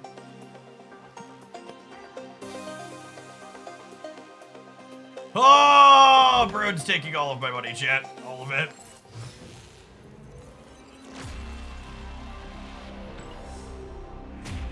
Oh, it's all gone, gamers. None of it remains.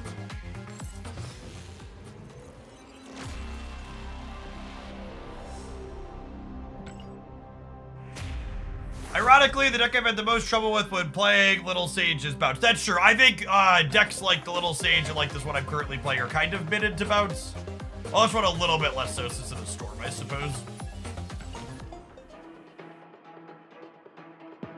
US Agent is a very good Marvel Snap card.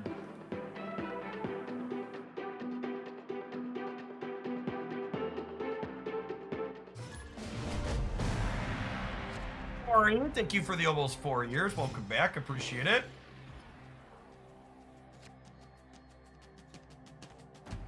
We'll put Nebula over here to discourage them from playing here. And then we have Goose and the Nocturne here, so Snap feels like a strong start for us.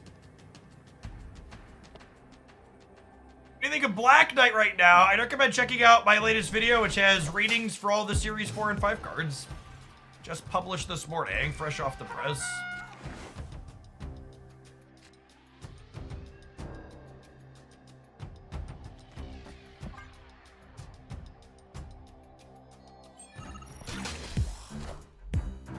It's really funny when someone posts something so silly into chat, they automatically unfollow after they post it because they know they're getting banned. Just really, really big. I know there's repercussions for my actions, but I'm gonna be a total dickhead anyways.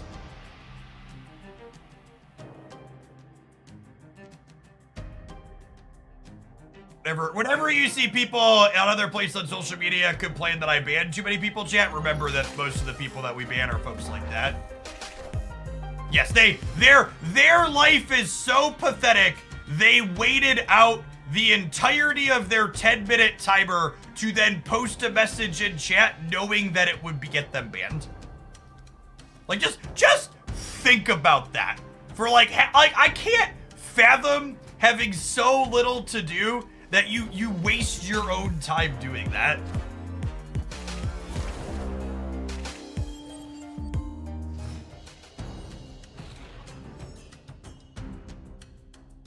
I asked the question, are the gamers okay? But the answer to that question is obviously no.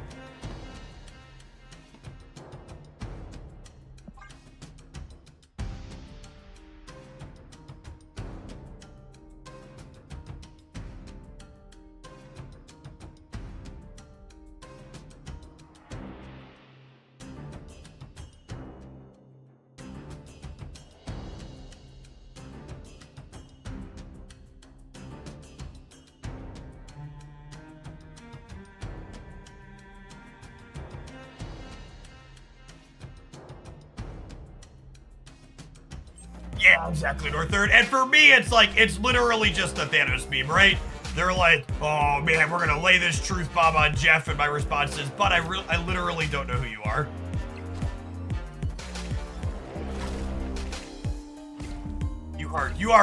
You are a singular button click for me to never have to think about you ever again.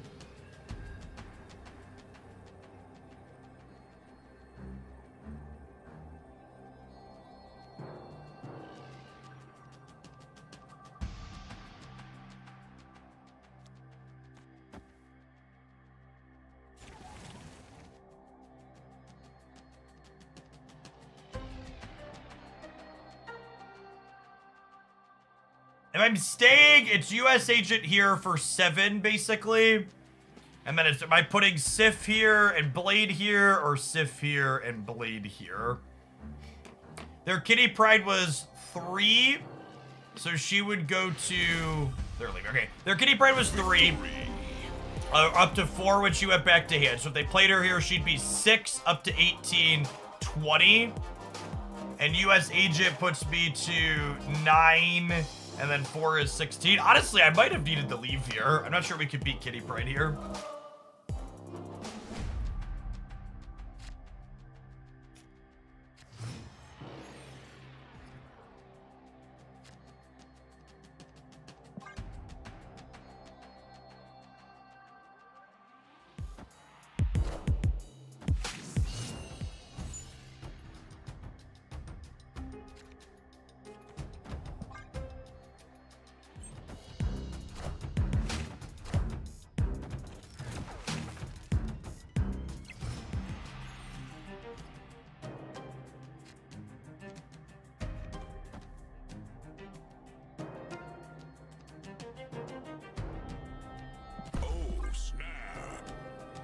Snappier, I think, with the Proxima in hand and the Storm teed up on the Angela path.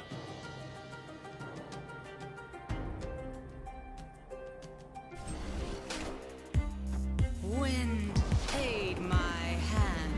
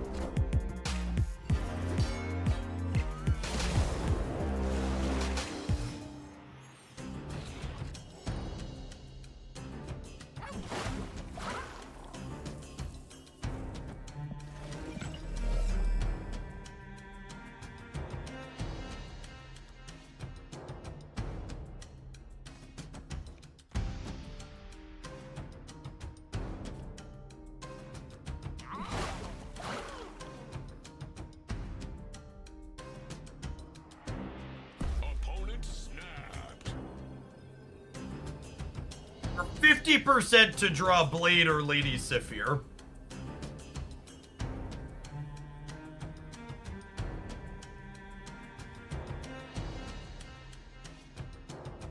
I think I'm staying.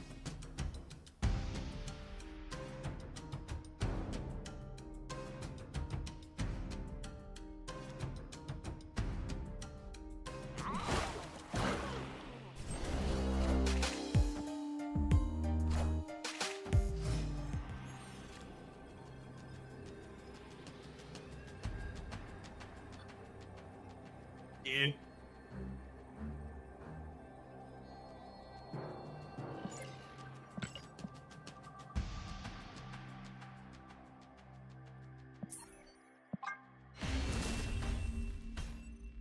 Not a bad.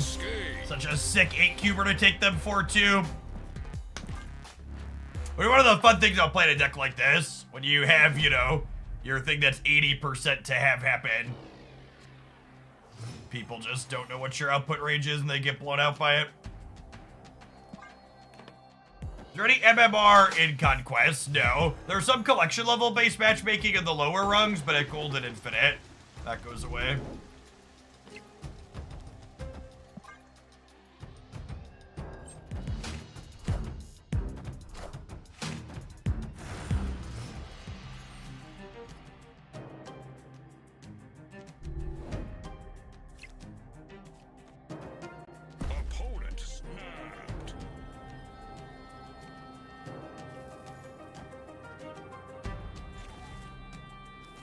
I get Nocturne pumping up here.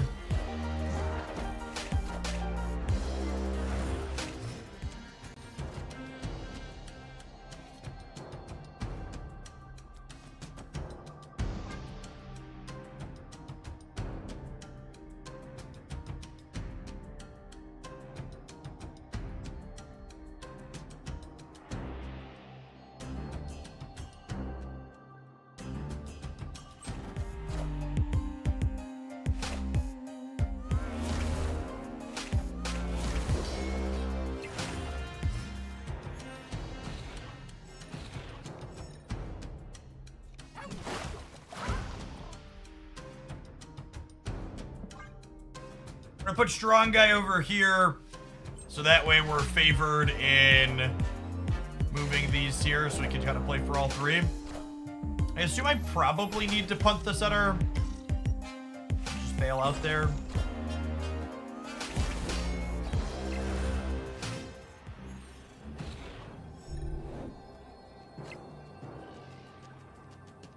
It's a lovely draw.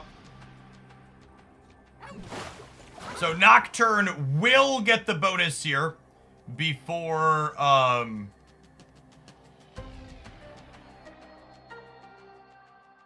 Nocturne will get the bonus here before Kunlun disappears.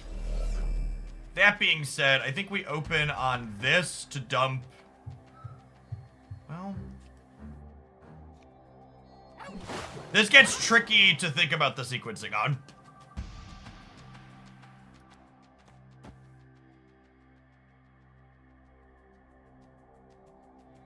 This is 6, 11, 14.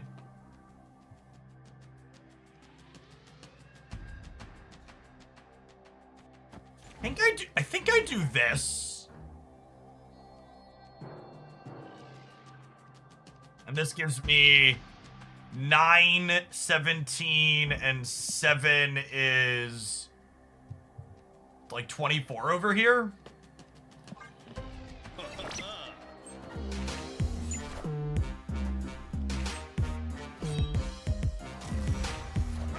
Yeah, I might have been right to put Blade here too and just assume they can't play for Kunlun. Oh god.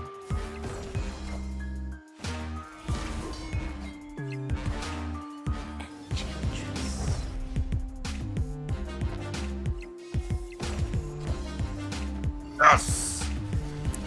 Whoo! Every time I clench against Loki, chat, it's always because of Coulson and tech cards, and sometimes Coulson is a tech card. I messed up. I should have put Blade here. I think they put Kunlun most of the time.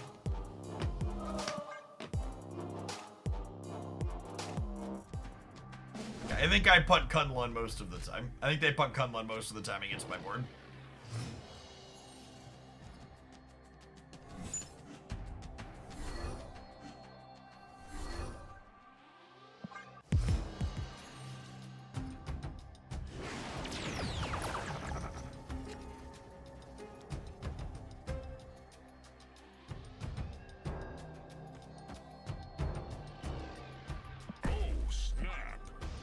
They lost Angela, which was one of their better cards to get peaked, and my peak is mostly neutral, so I'm gonna step them.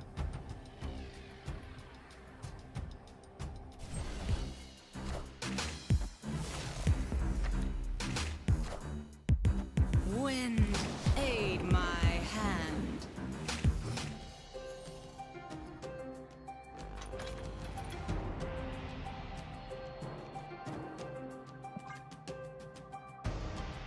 Coulson has to have some kind of underlining AI that gives you the most fitting cards to tip over your opponent's sandcastle. I'm so injured by the average quality of discourse that exists on the internet that I genuinely can't tell if that comment's sarcastic or genuine.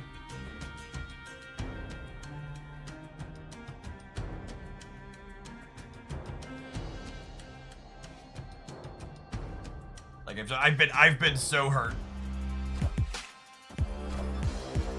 It has to be sarcastic. One would hope it has to be sarcastic, but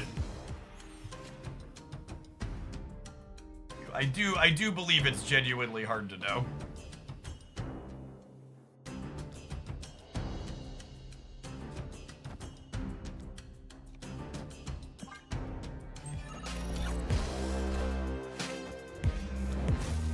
Oh fuck, chat, not Loki. Shit.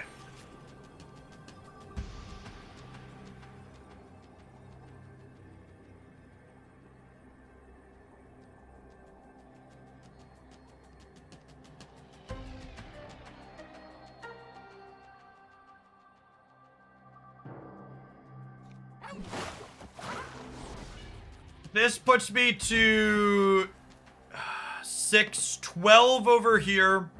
They're going to 10 from the Nebula, which means if they hit my Jeff, they win the game. They win that lane. So ooh, wrong button. I wanted to do this one. So I think I have to leave my Jeff here, and then I hope that 9 is not beatable over here if they also play here. I think this is the spread. I suppose...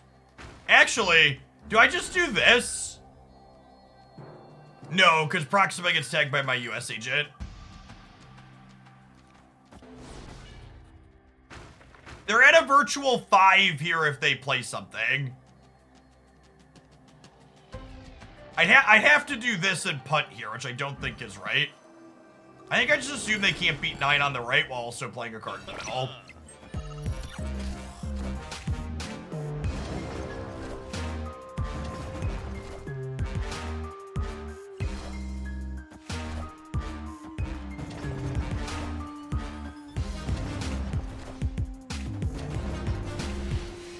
They could have beaten 9, but we won the flip. Victory. Nebula Grow. Yeah, we counted the Nebula Grow. The Nebula Grow was why we left Jeff over here. So their Nebula growing meant that our Jeff would let them win the lane. And then this is a really novel concept that I know that people that hate Loki have a difficult time with grasping. Is I understood that there was a card in my deck that beat me if I moved my Jeff. So instead of losing to the card that they could have Loki'd, I played around it.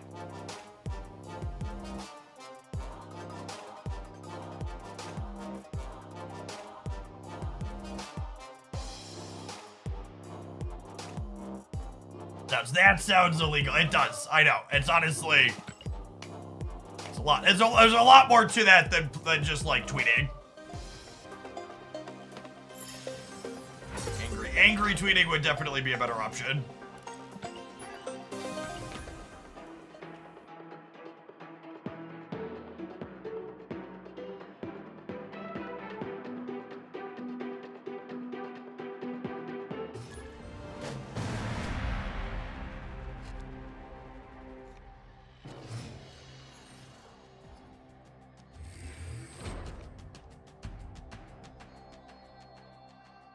First, you tell me I need to know what my opponent's output range is.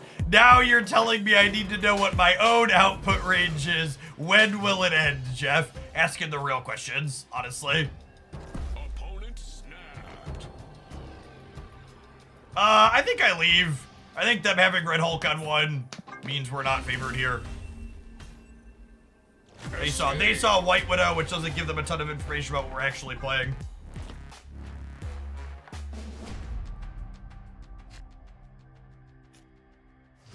He'd play it out if they don't snap. Honestly, it's a good snap from the opponent there. Maybe a turn late. Maybe they should have snapped us turn 1, honestly.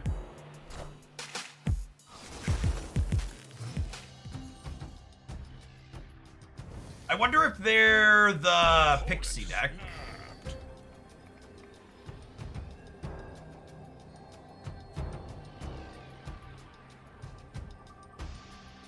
It's not stellar for us.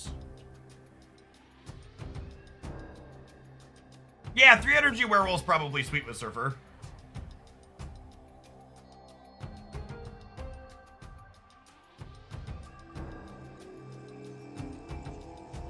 They could be Mill. Yeah, that's true. I'm gonna give them one more 1-pointer. Crimson Cosmos is bad for us. They could be Mill. It's a good read. Mill or the Pixie deck. Mill's been more common than the Pixie deck.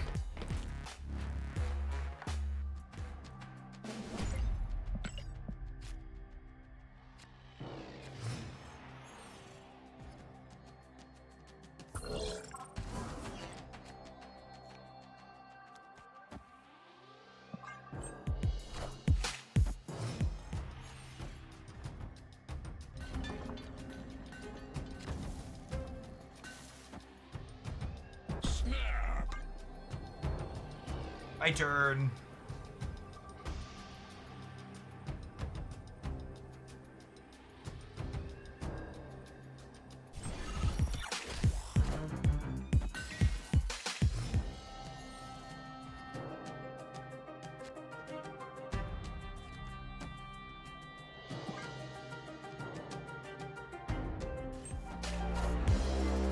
Wind, aid my hand.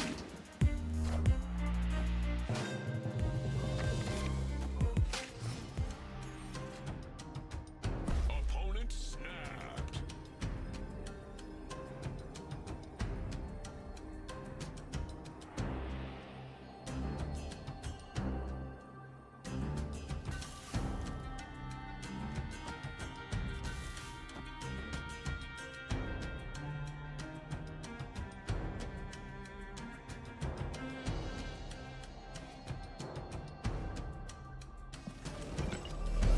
Cosmo left so they can't magic. Let's them Doc Ock be in the center, though. Maybe that's fine.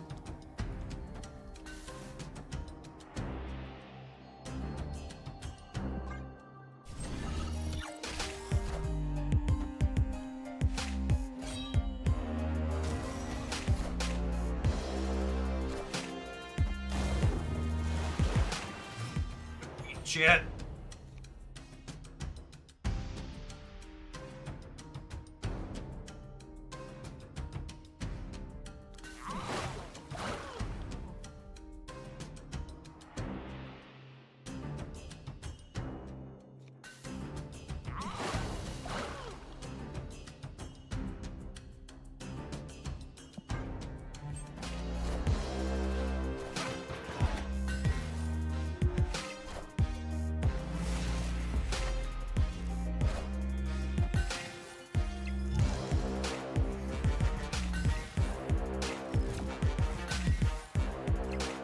Looking to draw Strong Guy next turn. Strong Guy or Nocturne is what we've got coming.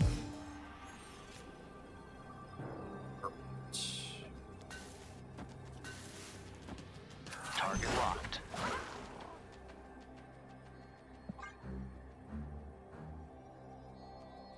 the difference here in case they do something that's not Red Hulk.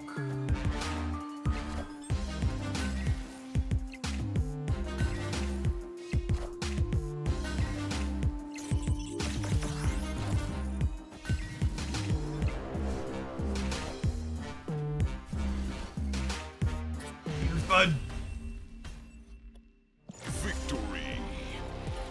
Can we hit him with the what just happened after they did that on R2 Retreats for One? Feels like an appropriate moment.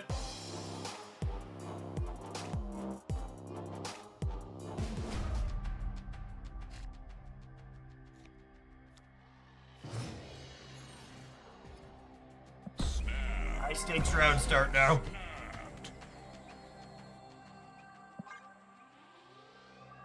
Can they see your emote if you have them muted? Yeah, as long as they don't have you muted.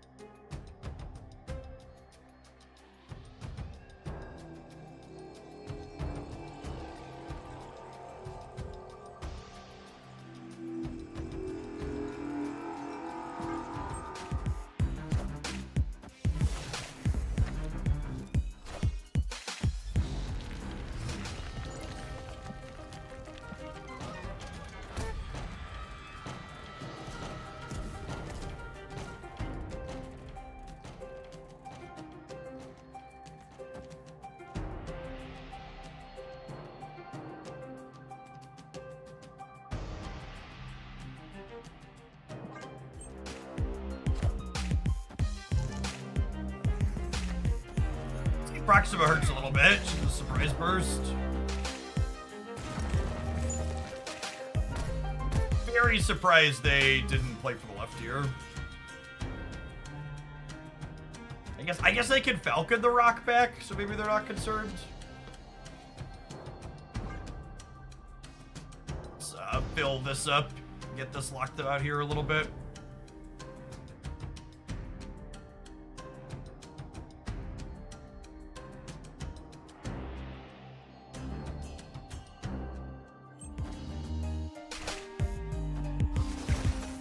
The Falcon turn? Feels like a Falcon turn.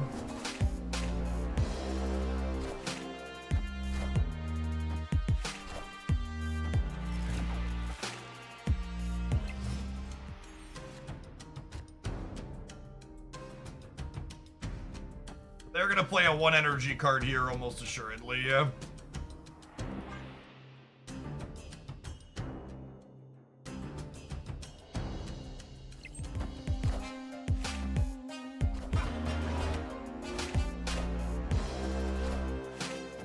Thought magic again, perfect. Oh, there's no cards left in my deck. Awkward.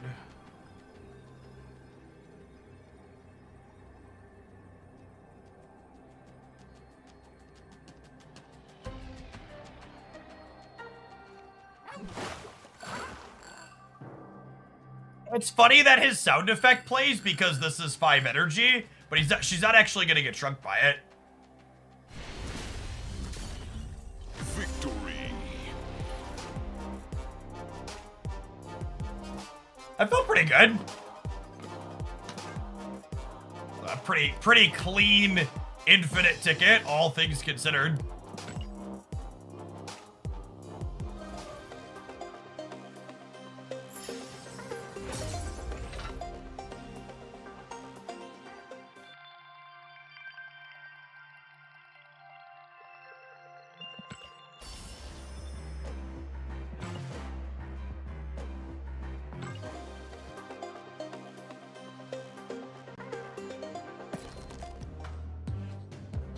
I think I'd make any changes to this. We'll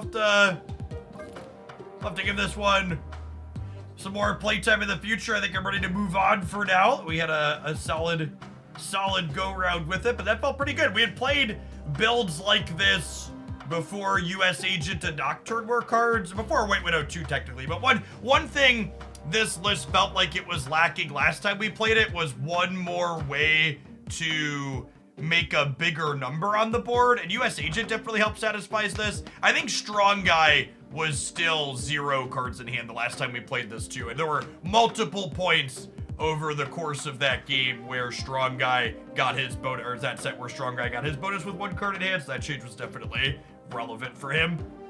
But like, the Proxima package in here basically lets us play Blade as a 110 or Lady Sif as a 312, which is pretty sweet.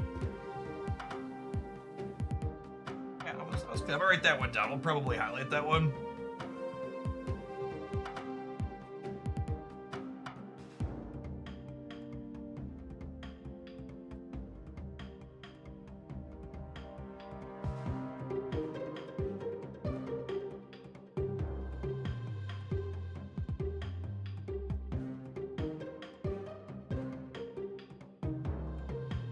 Would Havoc ever have a home in a similar list? I think the problem with Havoc is that he doesn't work well with White Widow sub. You should check out my tier list video from this morning where I go through common substitutions for very replaceable cards like White Widow.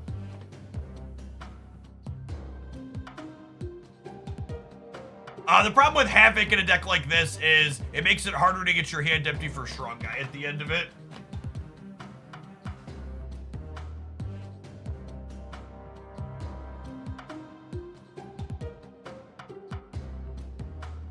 You know, it's funny I'm gonna be a drama llama for a minute because this is funny. This person was complaining that I quote tweeted one of their takes yesterday, disagreeing with it.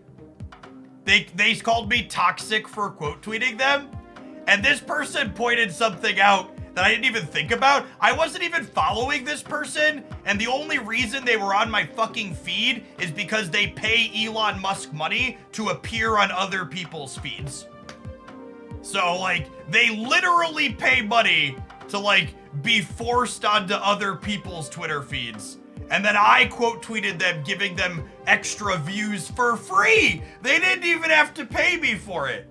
But somehow I'm toxic.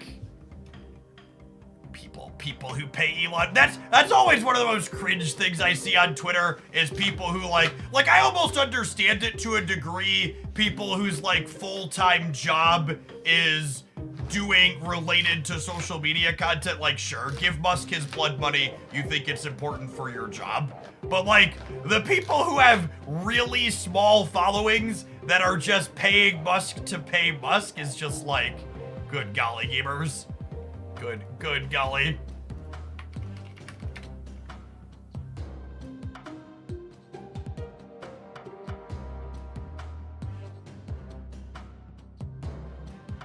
Think Sage is good enough if you don't have Bast or Negative. I mean, my favorite Sage decks weren't the negative Sage decks. Are we checking the mentions? We are not. You can't check mentions on stream because there's too much pornography in them.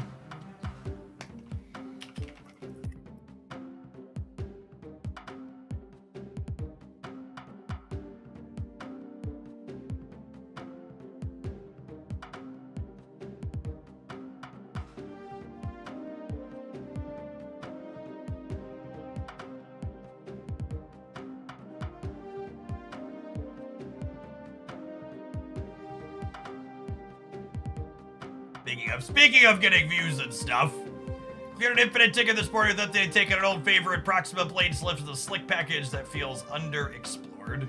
That one word? I think underexplored is one word. Maybe? Look at that, nailed it. Giggity Gary! Chat, it's been a busy week. How about we get that Hit Monkey split? What's going on, Gary? Let's go for, let's try and tap that monkey, huh?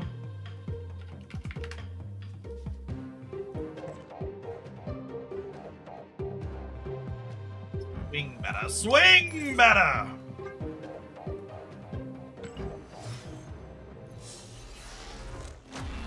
Infinity.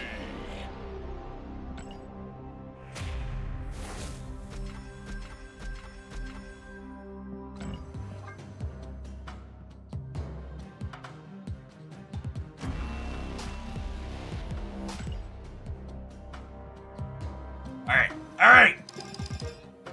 I believe, Mr. Monkey, I believe. Infinity.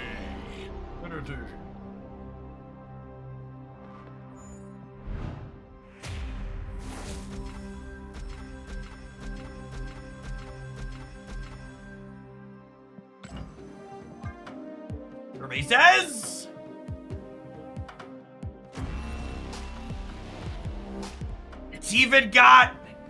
It's even got a complimentary flare? Another one. At long last, the monkey has come home. As Chad is enjoying the strong guy deck, we'll split that too. So we shall, giggity. Thank you for your Hooglandia crackening. Responsible for many of our shinies, just so for now. Thank you for the 5 gifted subs. All right, gamers, we gotta tap some ads here too really quick. We'll see you in 120 seconds. We're gonna be splitting some strong guy. Thanks for hanging out. Don't go anywhere. We've gotta run a few strong guy splits before we have a chance for gold here.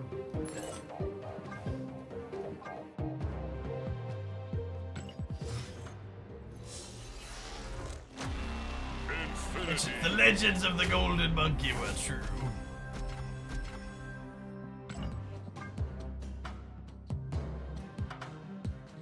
I thought there were no ads over gameplay here. The splits are the gameplay. That's fair. I'm not gonna do the splits that have a chance for gold. How many monkey splits was that? 1, 2, 3, 4, 5, 6, 7, 8, 9, 10, 11, 12, 13, 14 splits for Mr. Monkey. That's 2 splits on strong guy. This will be 3 splits on strong guy. Spell free, thank you for the 10 months. Any predictions for Sasquatch? I would be very surprised if Sasquatch was a top tier card.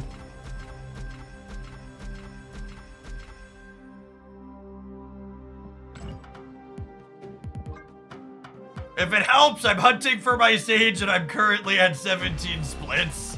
Cursed. Almost as much as the strong guy variant is Cursed. So again, your first chance at inked is the 4th split, so this has a chance at inked. And then our next one will have a chance at gold. Infinity.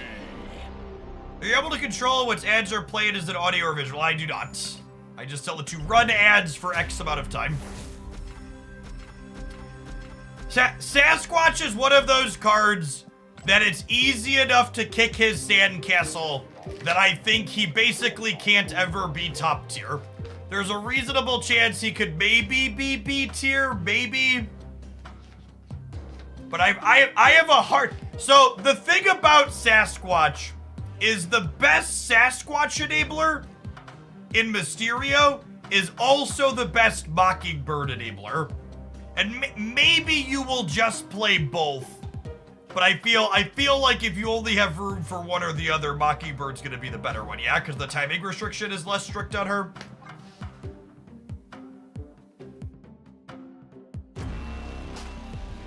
Alright, we missed on 4th split ink, but that's fine. We're a gold channel here.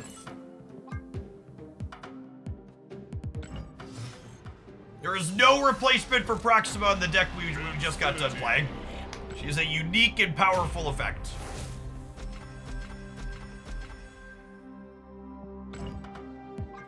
Alright, 5th split gold?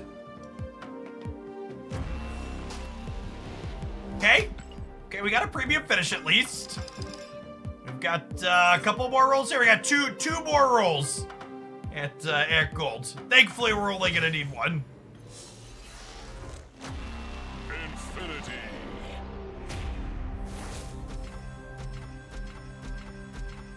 if you assume a lot of Mobius, you can still get Sasquatched out early. But here's the thing, right? If you're assuming you're playing into Mobius a lot, rather than building your deck around Sasquatch and needing to play and draw him with enablers on turn 3, you'd much rather just like play Cull Obsidian or play Crossbones or play some 4/10, right?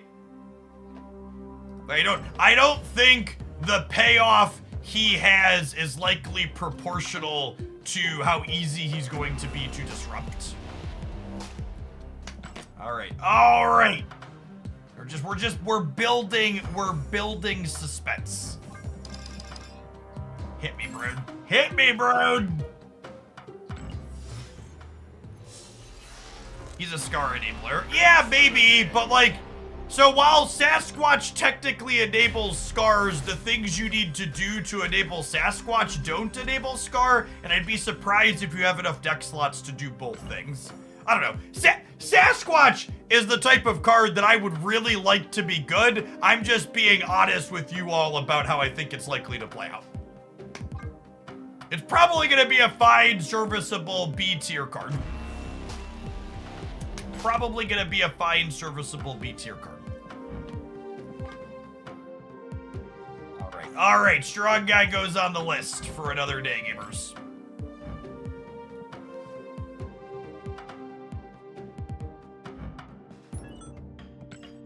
I'll get there someday. Ink split. Honestly, I kind of like base arts as opposed to inked a lot of the time. The inks just look so out of place with all the other golds. Reese Bruno, thank you for the 10 months. Welcome back.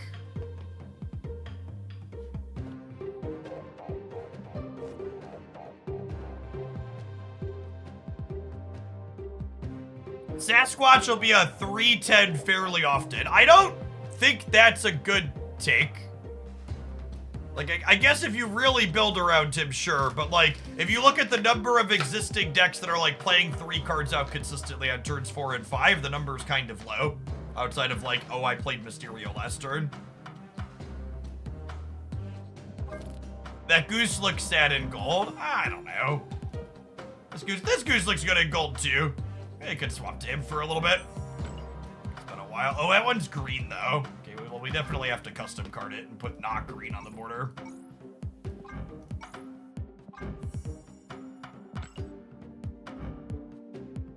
You didn't queue into a game for a reason. All right. I'm loading. I'm going to give Broad money. I'm going to give Broad money. We'll try for the strong guy. We gotta put more gas in the tank before we can split some more.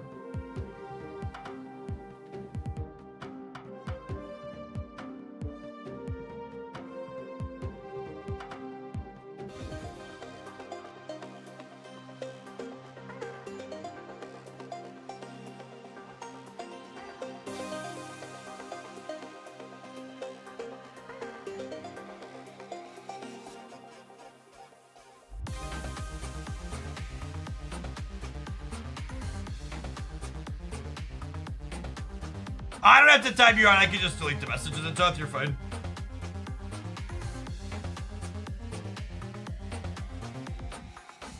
Oh, there aren't any good bundles in my shop, chat. We gotta buy currency at the premium rate. Where's the new harpooner? Oh, you bet what you? I know. It's coming soon.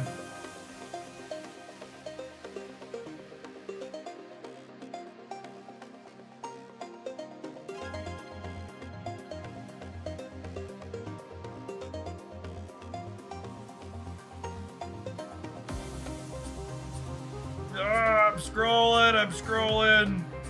All right, bro, take your $100.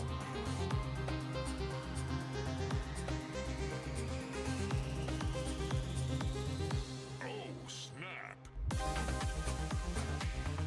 Harpoon emote. Yeah, I commissioned a pair of animated Bedbrood throwing a harpoon and a whale getting hit by it. So we'll have those. They got sent off to the animator. They're fully colored and stuff. We'll have those. We'll have those hopefully soon. Once they're fully colored, the animator doesn't usually take too long. Speaking from experience.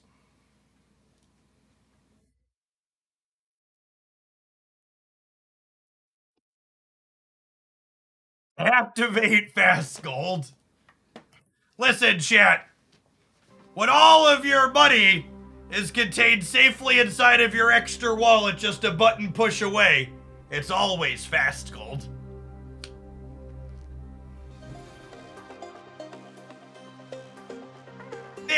Thank you for the tip. Dealer's choice, Dan Hip variant, Ravona maybe. Yeah, Ravona's my one Dan Hip we use.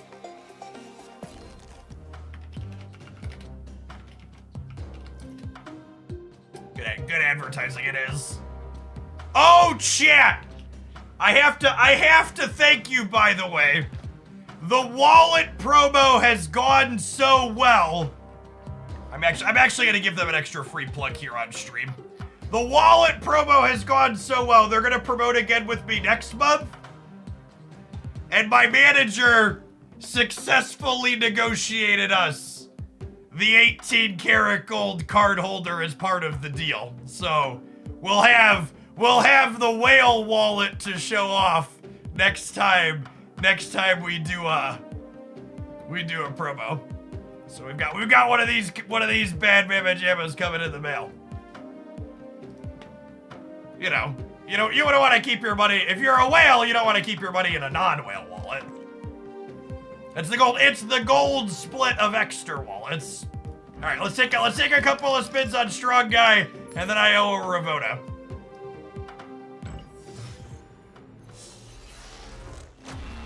Infinity. We need to dye the beer gold to match. I guess gold could be blonde at least is easier.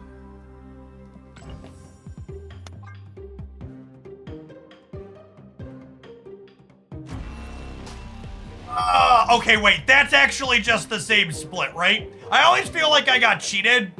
This is blue glimmer flare. This is blue stardust flare. Like, come on. Can I at least get a different color on him?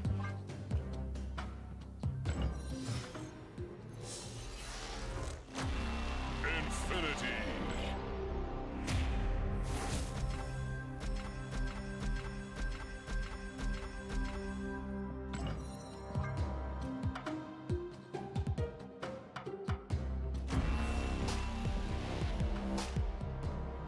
Strong Guy is down bad, chat. He is not having it. All right, I think we have a chance at, we have a shot at Ravona Gold here, yeah?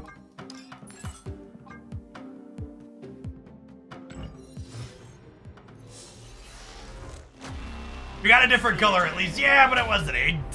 Fuzzy Dice, thank you for the entire year. You asked him for a gold crackle to go along with it, asking the real questions. All right, hit me, bro.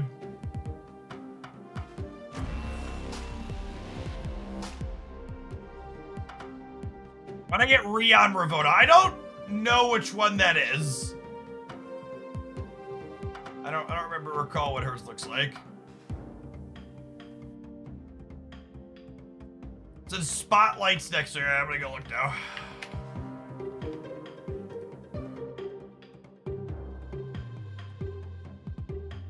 Uh-oh. Nah, I really don't like this one if I'm being honest. The more chibi, awkward proportioned characters, I'm not a fan of from Rion. The Rion stuff I tend to like tends to have more realistic proportions. Like I like this one. It's very like this type of art style is super subjective. There are some type of people that are super into this and more power to them. It's not like pixel art, right? Where I'm like, fuck pixels, they're terrible. Like, this is a good piece of art. It's just not the style of art that personally sparks joy for me, right? This is a good clean. I can appreciate the artistic nature of it without being like, without also being like, yeah, just that's not gonna be what I use. What can I click on her? I'm sad that I missed this one. I didn't realize how many spotlight keys I was gonna have when the system started. And when Spotlight variants come back around, they said they're gonna start selling them a year after they were in cash. So I'm gonna buy this one when it comes back, I think. The extra promo will be good for a while, Simpectos. So no short-term end on that one. They've been happy with our partnership. We're gonna be promoting them for a little bit.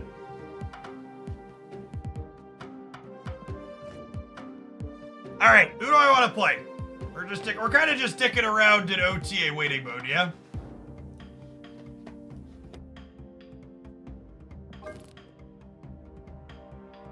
Pour some out for the salty folks. All right, strong guy. Strong guy is, maybe we should try splitting a different variant. The King of Hell only wants to be inked.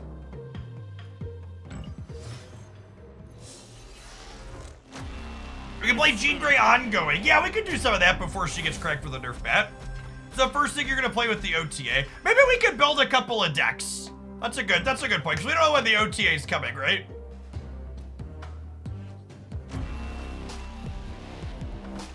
We hit our first crackle at least. That's good. He's gearing up for a gold crackle, chat. Road! You're not cutting me off! I'm cutting me off! I'm just like, why won't this store take my money, chat? It's right here! Bro, I want to give it to you, please! Take my money, bro! Oh, can a man wail in peace?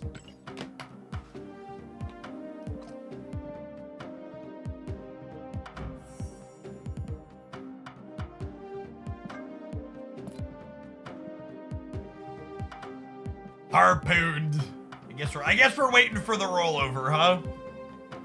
I guess we're waiting for the roll. Okay, let's build. I guess we'll build decks and actually play the game.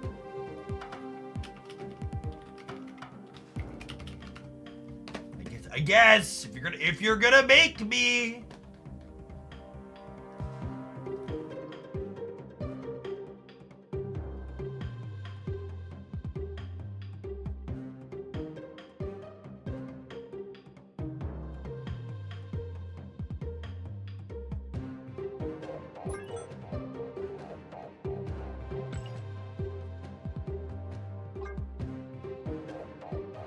So this was a core. Wait, did I click on the wrong one?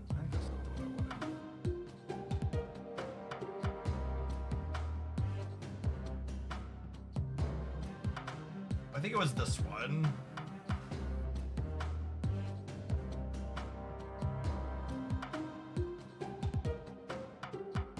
No, was that the right one? Maybe it was.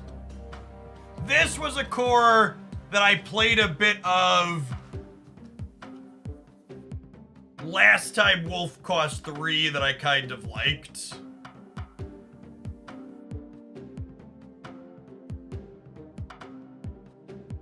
I think White Widow is better than Mirage. Tomorrow I'm donating for a Golden Girl split that you need, so pick one and I've got some biddies ready. Will do, Jace. Also, honestly, it might be White Widow. We're close on her. We've got almost split 4.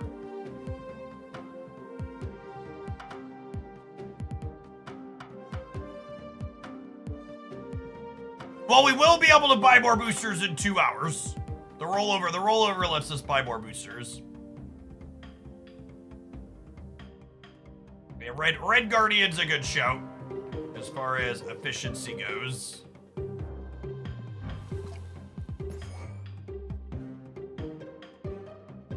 It's also possible that, like, I guess with Werewolf, I was gonna say, do I want Silver Samurai? But with Werewolf, you can't curve deck it into Samurai. Ben S, thank you for the 39 months. Welcome back. Run it! Will do, Jace. Thanks for sponsoring a Golden Lady. I don't think I have any Golden Ladies that I have boosters I'm waiting on. I think we need to buy all of them. Let me do a quick scroll.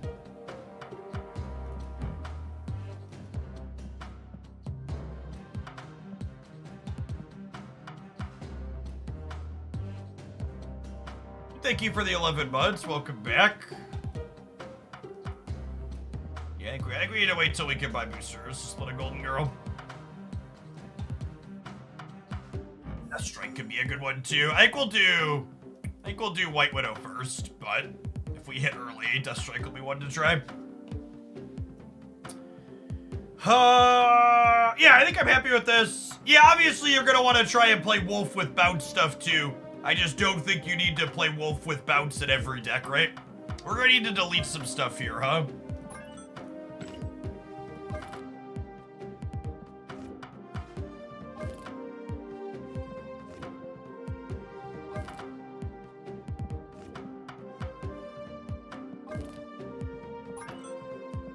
Hey, Grixolt, thank you for the 3rd of a year. Welcome back. I'm gonna have like 800 wolf decks in my deck editor, so we need to make space here.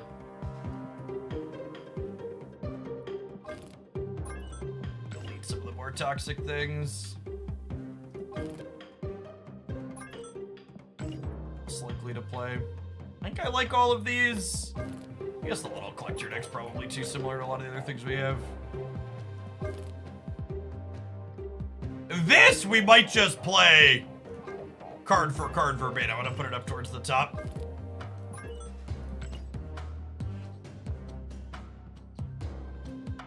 Well, I suppose Psylocke is not needed anymore.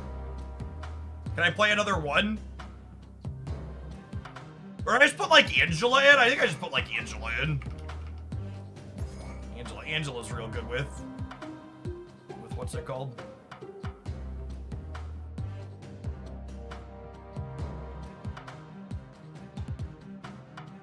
Oh, you know what this actually probably wants?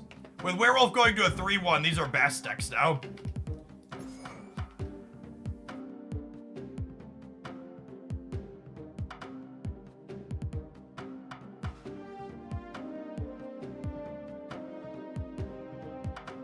I guess that's awkward with Swan. Do I even need Swan? I probably don't.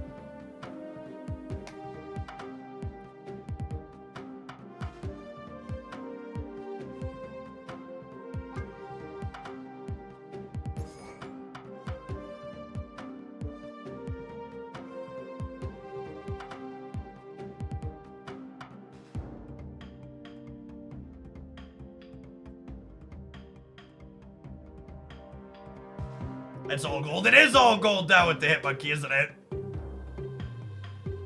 So again, for all the people in chat that are shouting out 100 different things, Bishop, Sage, etc., there's only so many room for payoffs in these decks. And like, I'm not telling you your suggestions are bad, but I am telling you that I think 3 payoffs that cost 2 or more is probably the ceiling, and you probably don't want more than 3. So I'm by no means am I confident that these 3 are optimal, but I think these 3 are the ones I'd like to start with here.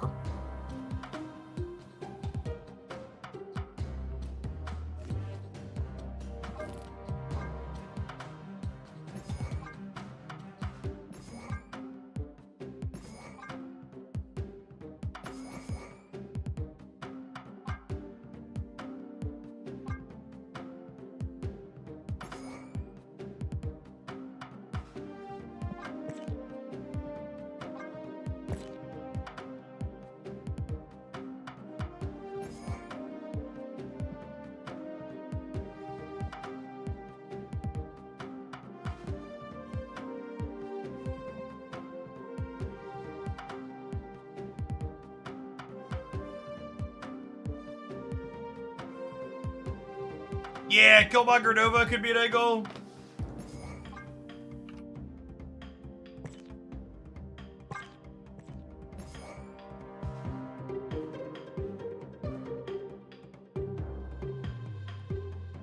Turn. Yeah, Nocturne's probably just a generically good card.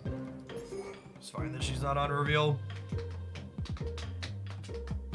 Red Guardian's a good one.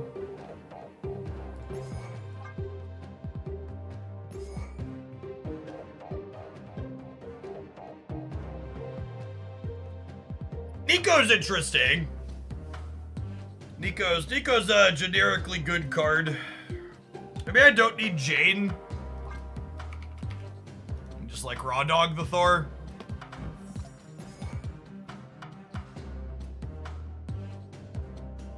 Alright, I was gonna raw dog the Thor.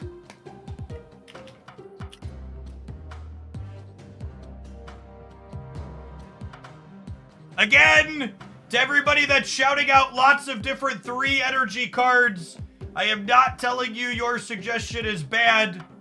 I am, however, telling you there's only so many slots in my deck, so we're starting here.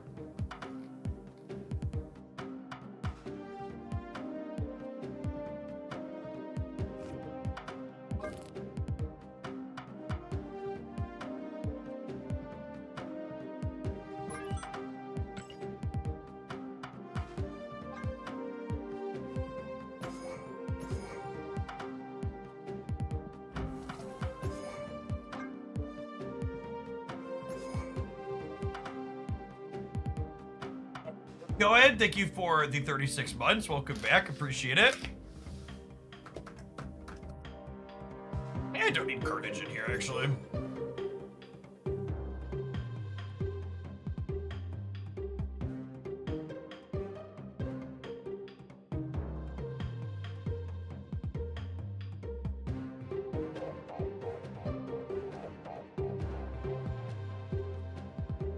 I wonder if I want Samurai as a way to get rid of Professor X's. That's probably a reasonable thing.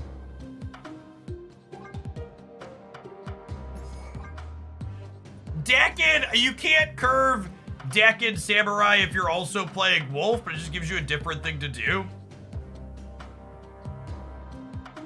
This deck lacks a lot of things to do super early, but that might be fine.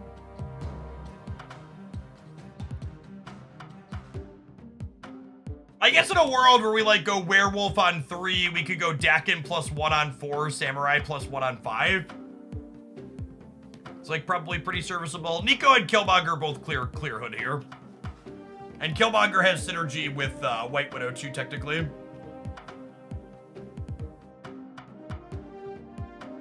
Yeah, it's very possible Shadow King should just be a proactive early play. There are like 1 or 2 on reveal that Nico doesn't mind eating.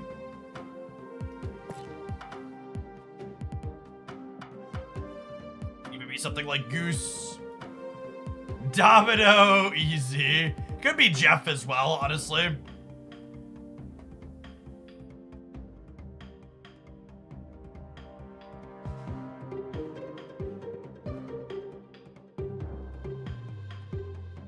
I don't think you can play Valentino without Luke Cage. I definitely don't have room for Luke Cage. Oh, I like Quake. I like Quake. Quake's a card. Quake's a card that's fine to play on 2 periodically, and that is also good at the end of the game. I think Quake's a great call out.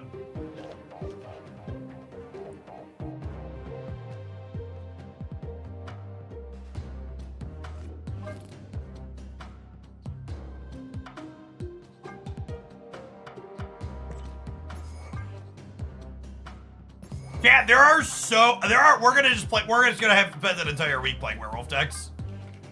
There are so many werewolf decks. Just in the most lovely way possible, there are so many werewolf decks.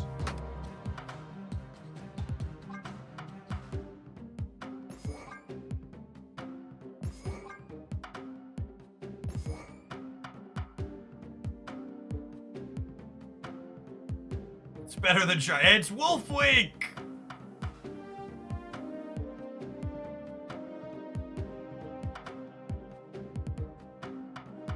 Yeah, we could Beast here for sure. I don't know that I want Falcon necessarily.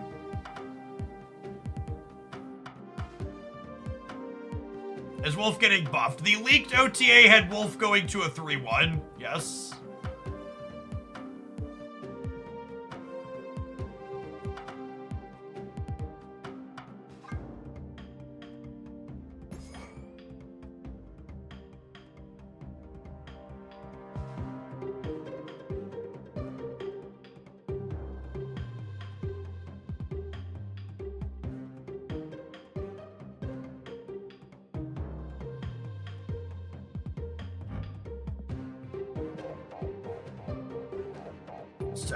splits on him too. All right, any other werewolf packages I should look at? We have Stature Wolf. We have Wolf Bounce. We have Surfer Wolf. Negative Wolf.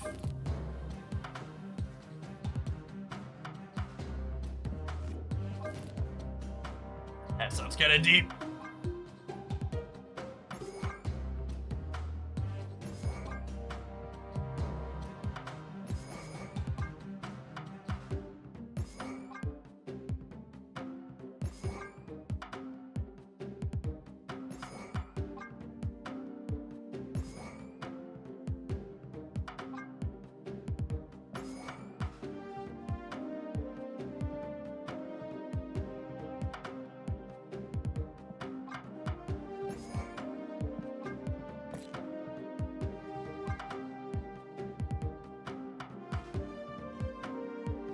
Do I want brood? Brood with, brood with what's it called is awkward. I don't think I want brood.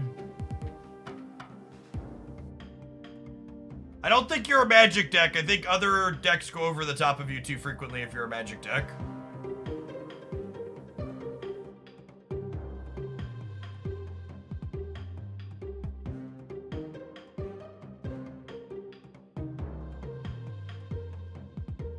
I think I'd play Wong before I play Absorbing Man.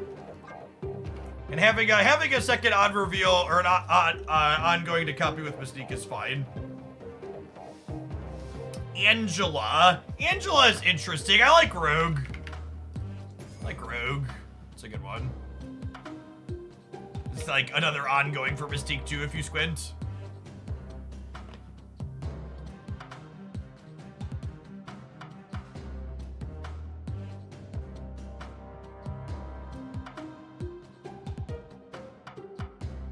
Where's our gold Wolfsbane? I just don't have a Wolfsbane variant that I like. There's a card we have enough boosters on, but this card just doesn't see enough play to justify going deep on. Yeah, Ace Crusher, I'll take it, sure.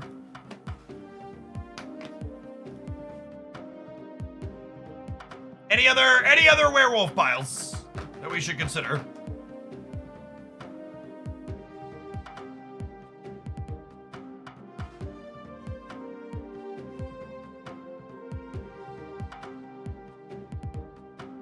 A Nihilist Wolf. I think there will probably be enough other people playing a Nihilist Wolf. I think Annie Wolf and Loki Wolf are ones I'm probably not interested in. Thor Wolf is a good idea. I like that idea.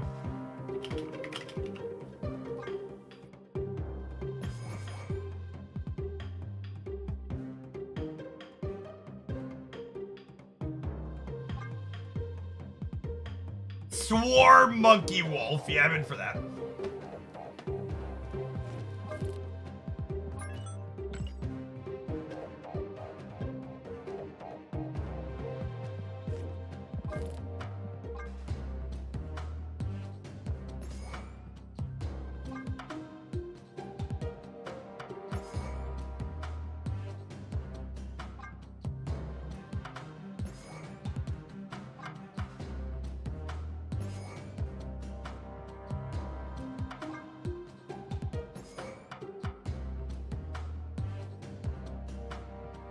Also, I want to do a Thor Wolf chat.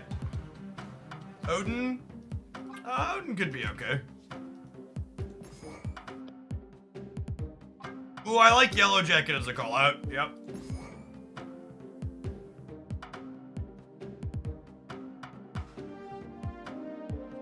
Pixie.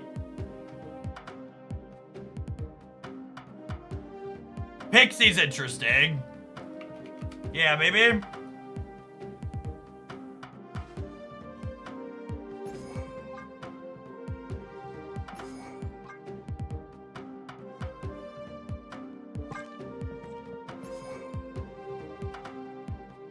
That's a full set of cards.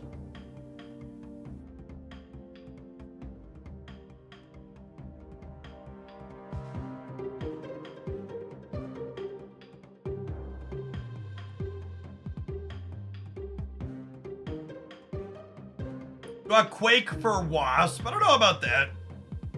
I actually think having Yellow Jacket and Wasp often makes your Jane Foster's clunky, because sometimes if you go like Thor into Bill into Jane, having 2 other organic zeros in your deck can mean that you can't pull all of them out. Yes, Mobius stops your Pixie from making your cheaper cards more expensive. That's exactly right. That's why, generally speaking, you'll see Mobius in every Pixie deck.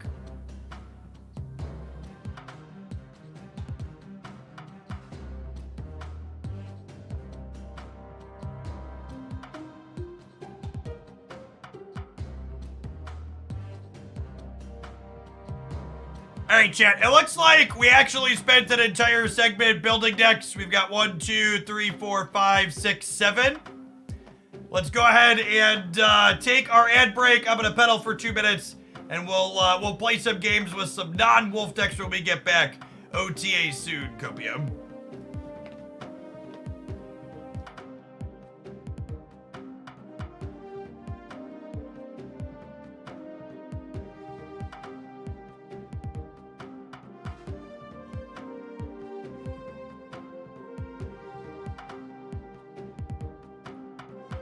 Silence, you really are the sponsored game MVP. We're gonna be doing, the Warpath sponsorship starts today on PC for a free sub pro. We're gonna be playing some of that on stream next week. And not gonna fit it in at the end here because we've got OTA excitingness coming out. But if you wanna support the content, you can check that one out on PC. I see you hit level 6.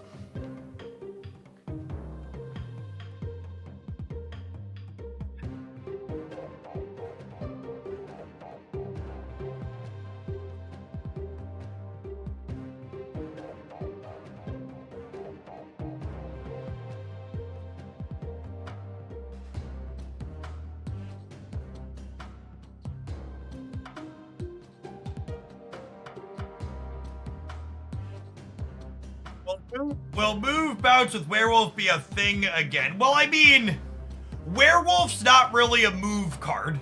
So, like, you gotta understand, a card moving itself does not make it a move card. When we talk about cards being movement cards, we're referring to things like Dagger and Vulture and Human Torch that get bonuses when they get moved around.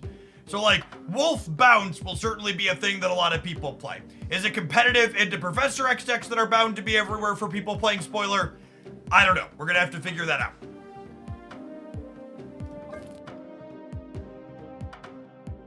I think at Professor X, I feel like this deck might want a copy of Goose.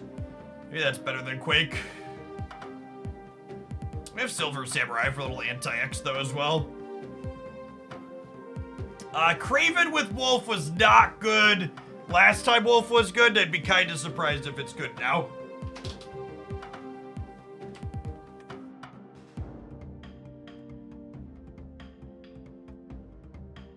Keep that for a little bit, stretch the legs out.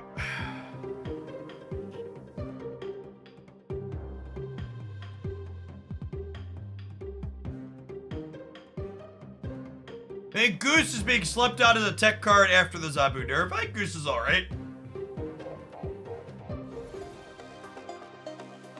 No, War Machine will not let you move your wolf into a Professor X path. You'll just be able to play cards there. Just came back from snapping the like button on the recent YouTube video, the real MVP. Does Hercules trigger the wolf bonus again? It does not. Hercules is an unplayable trash Marvel Snap card. Desperately needs to glow up.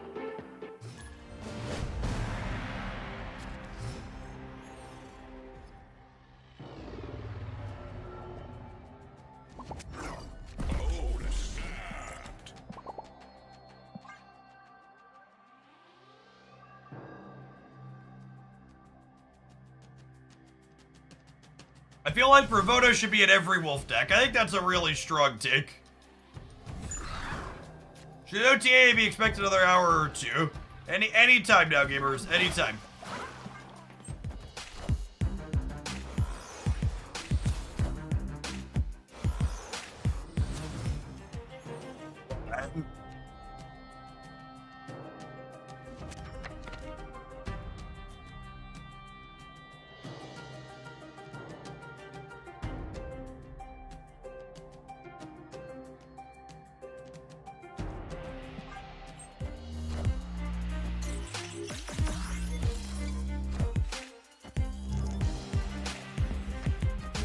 you imagine if that would have been our Namora? That would have been sick.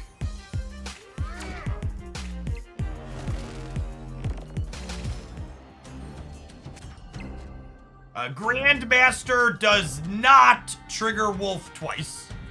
So Grandmaster will move Wolf to the location you played Grandmaster out into, but it will not re-trigger in the center.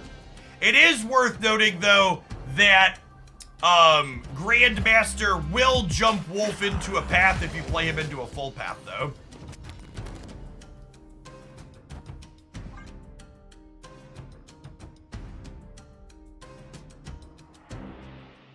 We got a solid curve here. Got the White Tiger into the Odin.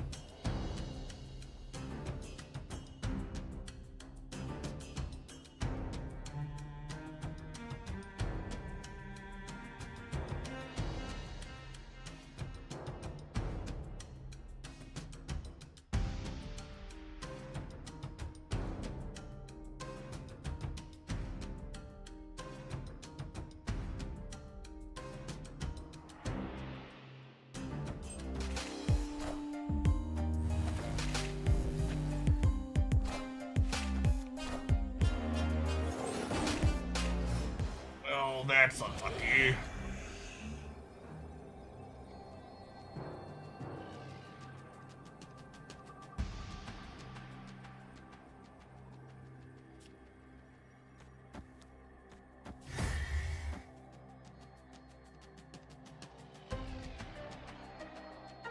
This is 11 up to 14, and then this could jump here. Definitely a proving ground stay, probably dead. Hilarious, ending our whole career here. Higher, further, faster, baby.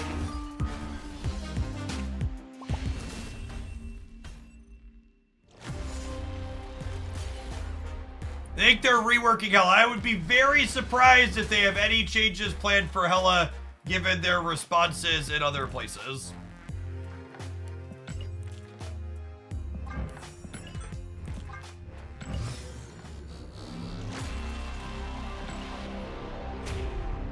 I think Polaris is a very solid Marvel Snap card.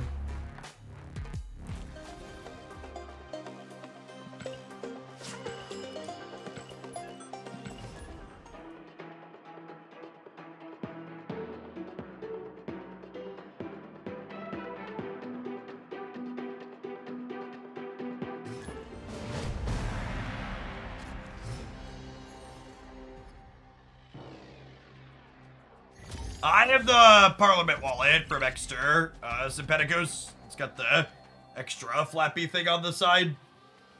Put extra thing in. Oh, snap.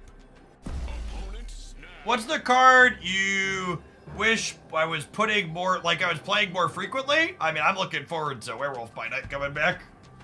It's long been one of my favorite cards. I was very sad when they gutted him.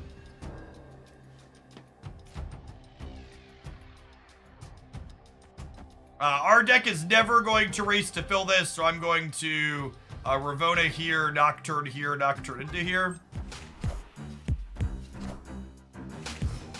Adamantium, thank you for the 15 months. Welcome back.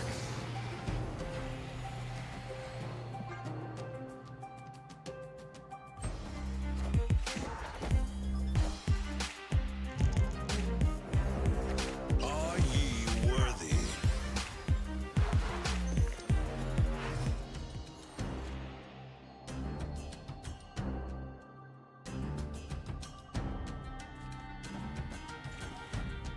Surely this works every time, yes?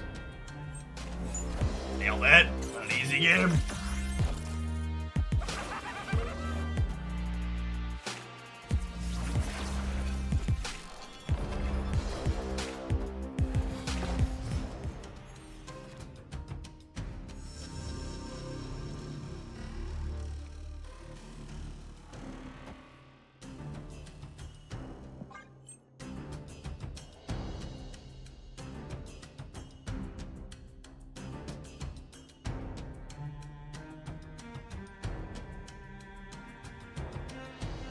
OTA is perfect. Regrets buying deck in. We'll jump into that here in a minute. I'm gonna finish this game since we're almost done.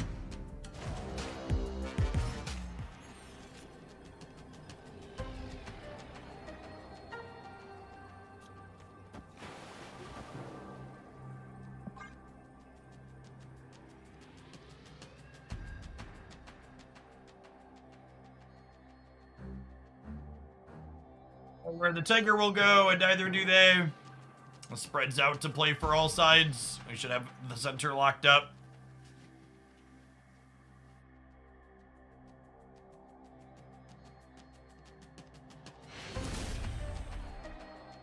Alright, if they're gonna sit here and sweat, we'll be done.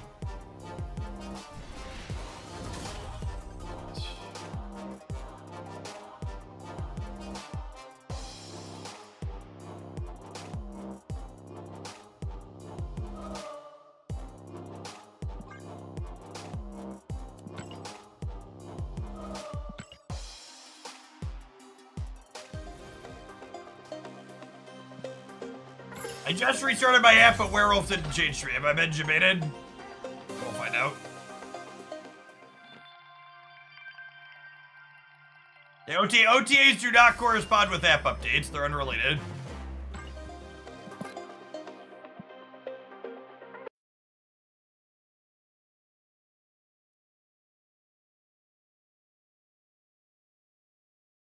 Let my dog out of the pound! I need him!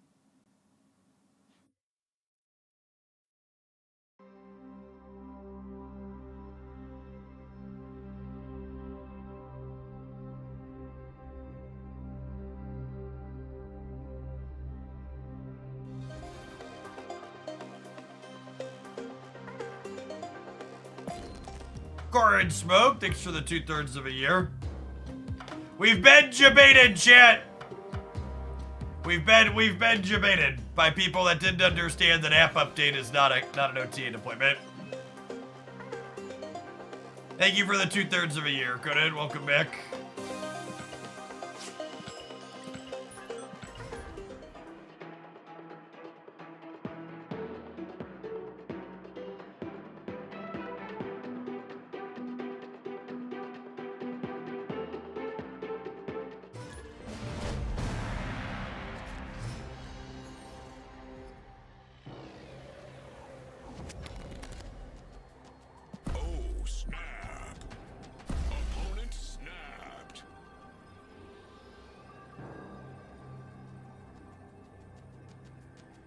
The OTA is not live chat. We were debated. So they're a Luke Cage deck.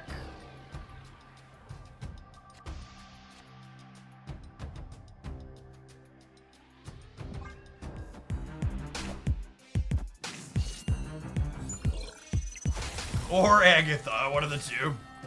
No, same number of cards in their deck as me.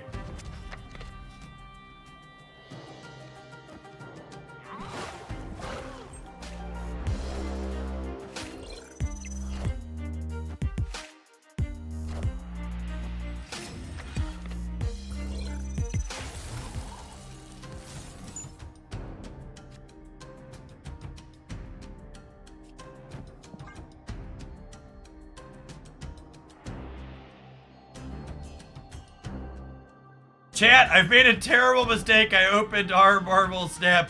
Please time me out for my sins. Yup. Based on how bad my comment section was for this most recent OTA change, I can only imagine that the subreddit's completely insufferable.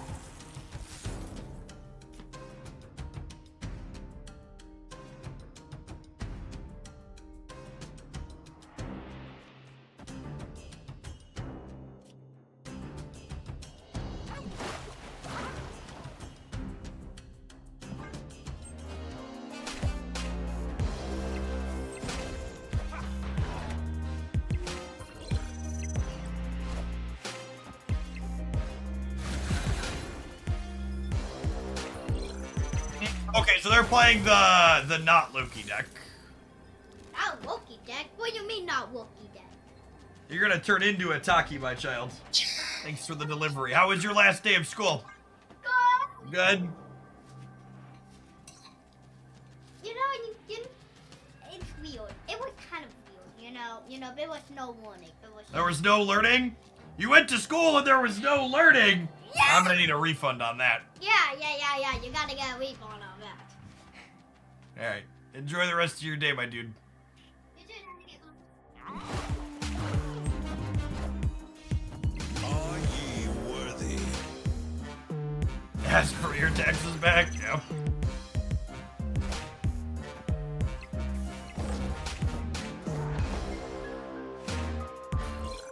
Alright, Cap, do your thing. Higher, further, faster, baby.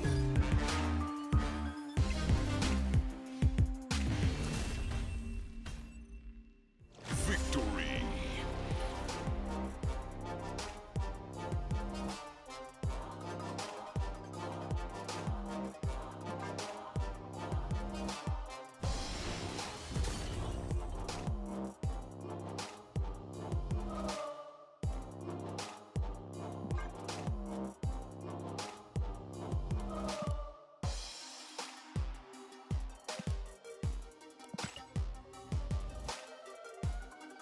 Are new here. My lunch delivery there was made by my oldest, who's now a 5th grader after today. 10 years old, how the time flies.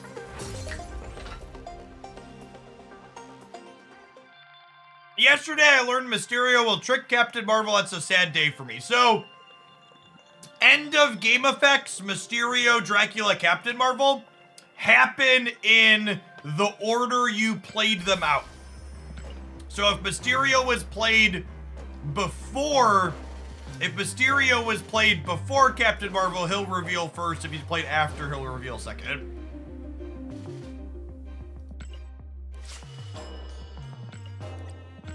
It's been a while since Werewolf was playable. So just to go over some Werewolf basics. The question Werewolf asks is, after you finish playing a card, if that card has on reveal in its text box, I jump to where that card is if there's space. So what does that mean? That means if you play an on reveal card into Cosmo or Nowhere, Wolf is still gonna jump even though the on reveal didn't happen. What does that mean for Nico Demon Mode? If you Nico turn an on reveal into a demon, that demon no longer has an on reveal, Wolf doesn't jump. Mystique. If you play Mystique and copy an ongoing, unless that ongoing also has an on reveal like Blob, Wolf's not gonna jump. However, if you play Mystique and she copies nothing, he'll jump to her path. What happens to Grandmaster? Wolf jumps into the Grandmaster path. However, the center location did not have a card played into it, so Wolf does not jump center.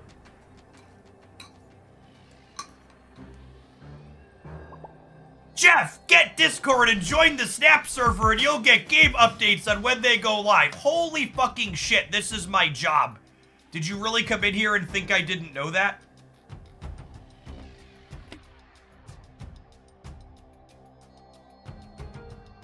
OTA is actually live.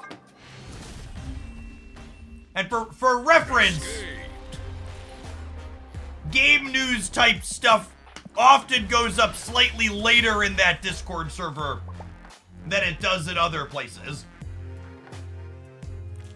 And it looks like I can confirm here the OTA is exactly as leaked, so.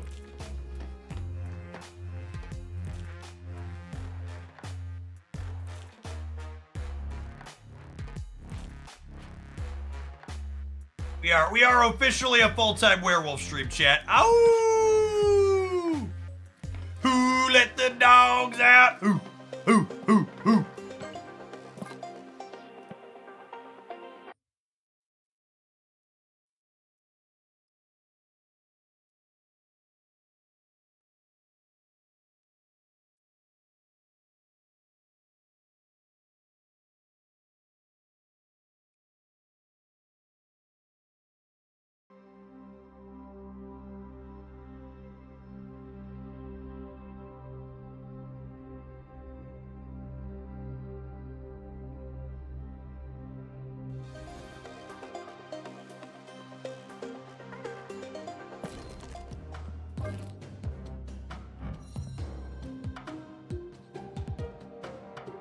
Werewolf chat? Their wolf. Their wolf, gamers. Oh!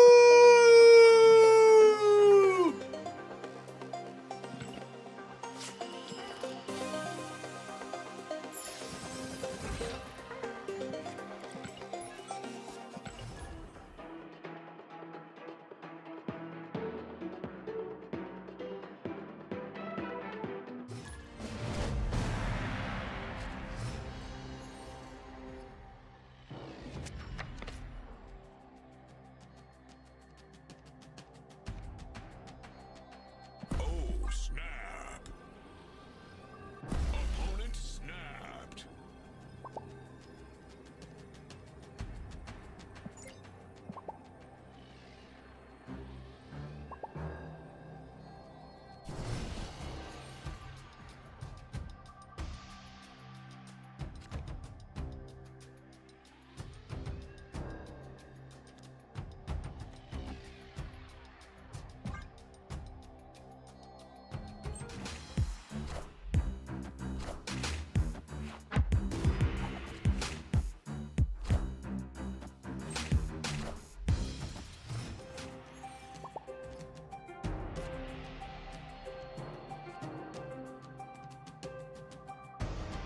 Oh, glorious day that Brood hath brought. My turn 3 wolf. And Brood smiled upon it, for he knew it was good.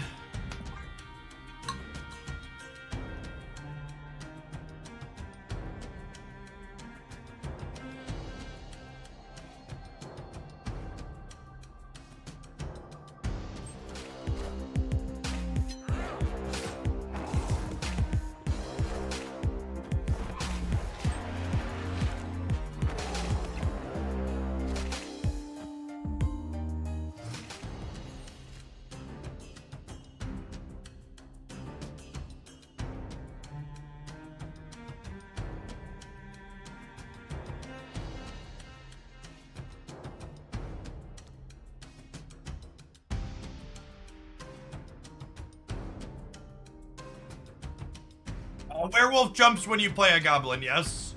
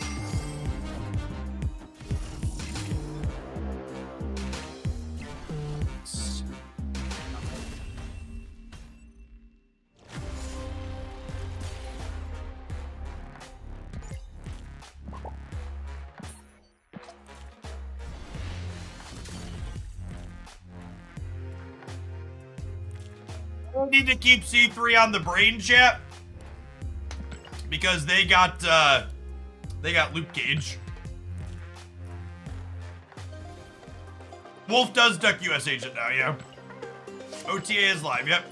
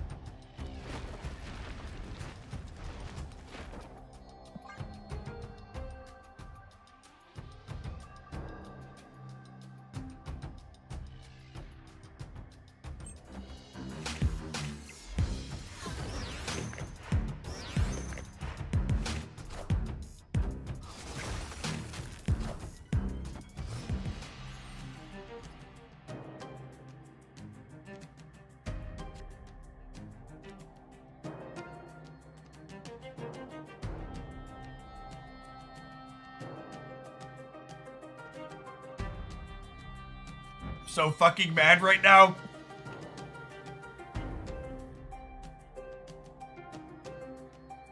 OTA canceled. Thanks, Iceman. Yeah, basically.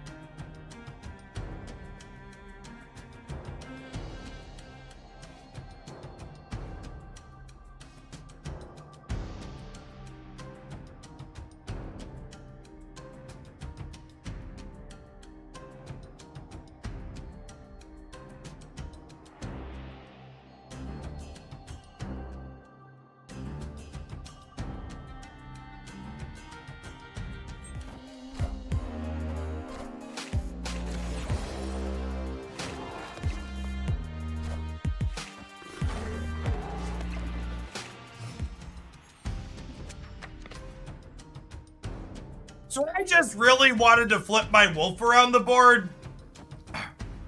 But honestly, I probably should have just Red Guardianed their wolf last turn. That's probably what I should have done.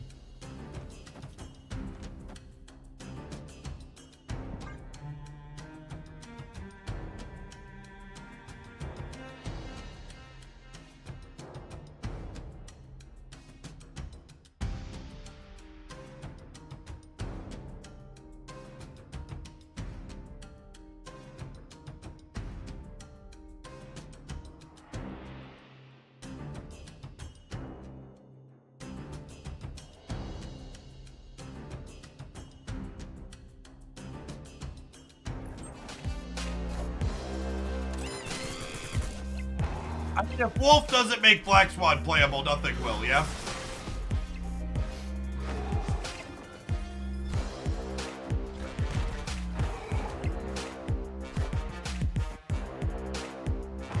Oh, we get to discard the last card out of their hands here. They're only going to have their top deck. That's actually really good for us.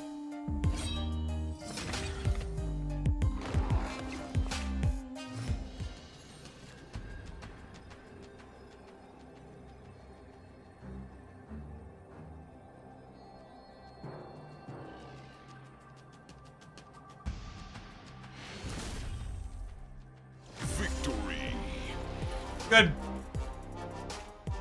Maybe our 4 energy wolf was right.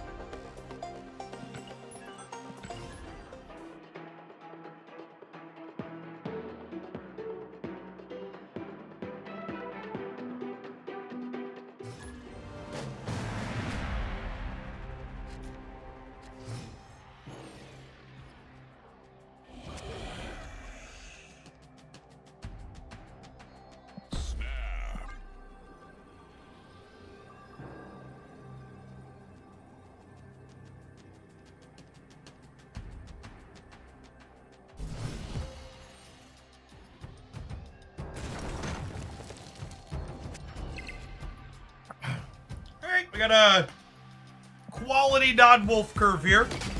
Dakin into Samurai is lovely.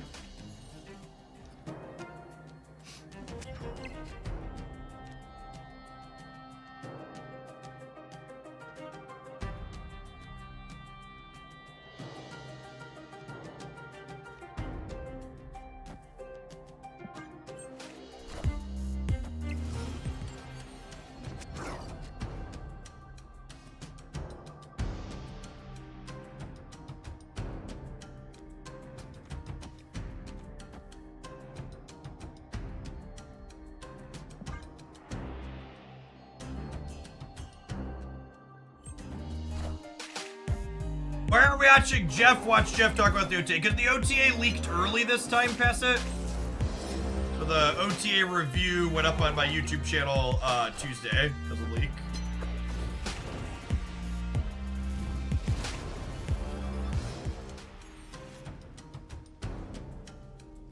this is a lovely draw here.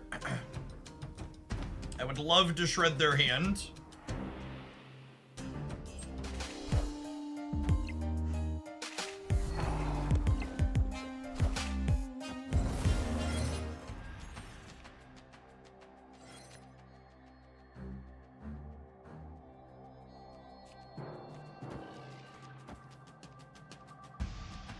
I played around Red Guardian here cleanly. Smart.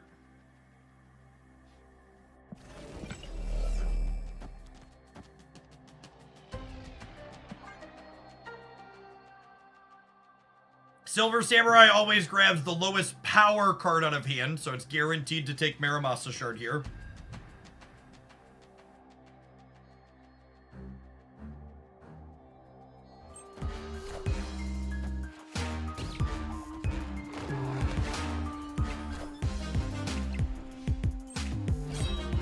Oh, I guess I should technically Samurai first, right? In case we were hamming, Samuraiing the card we were hamming.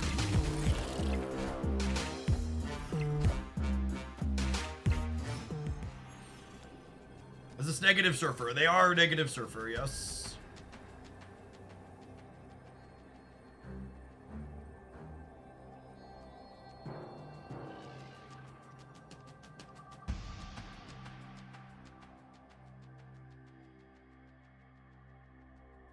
So they would need to have, if they Wong Surfer, they go to 24 on the left.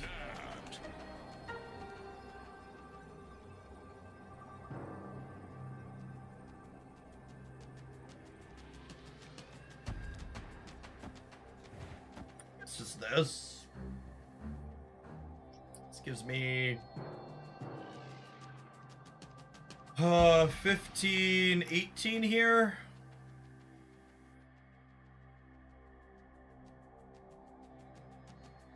The Red Guardian doesn't matter, they have Luke Cage.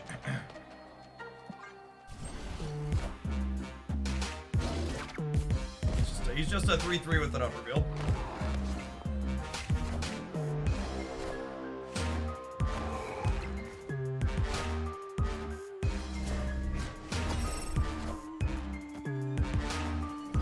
Got him.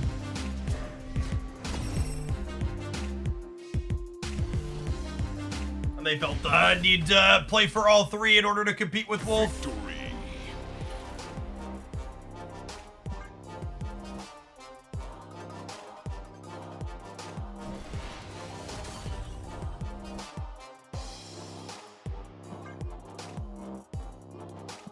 Oh!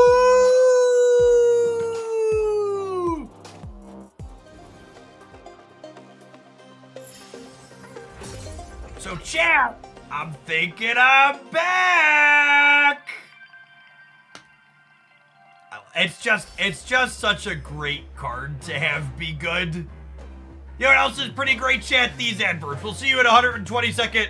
We're gonna let Stature Wolf try and run down a gold ticket when we get back. Thanks for hanging out. Don't go anywhere.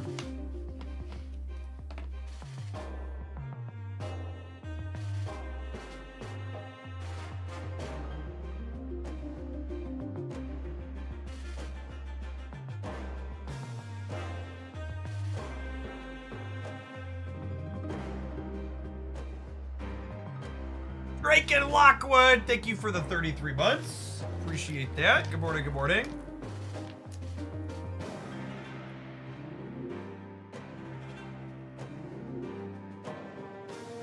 A 2-cost auto reveal to replace White Widow with. So Carnage isn't a good choice, because whatever you replace Widow with, you want it to be a card that you can play on curve happily. So like Cable, Mirage, that type of effect would be nice.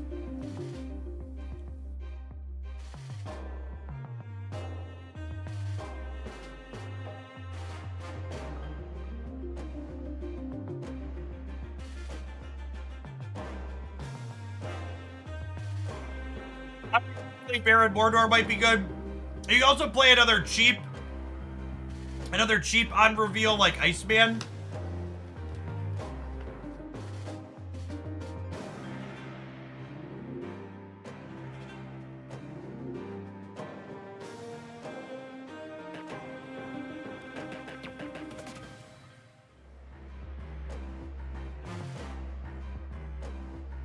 Howdy, Rick. I'm excited for all the people who are going to get to be first-time werewolf enjoyers. I am looking forward to it. It's such a fun... Werewolf by Night is everything that is good about Marvel Snap. It has interesting deck building and sequencing choices. Rewards you for knowing output ranges. Love it. Is Loki Wolf back, maybe? That's certainly something the sweaty people will try. I personally don't intend to test Annihilus Werewolf or Loki Werewolf today. Or even tomorrow, probably. Because I expect those will be the first two things all the tryhards play. And they can optimize it rather than me. I want to color outside the lines a little bit.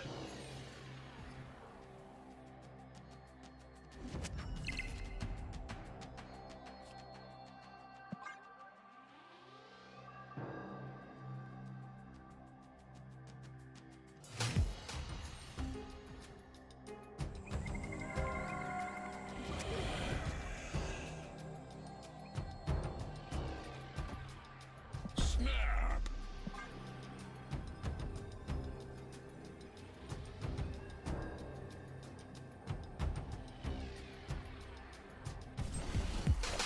Hi, Ben. Thank you for the 16 months. Welcome back.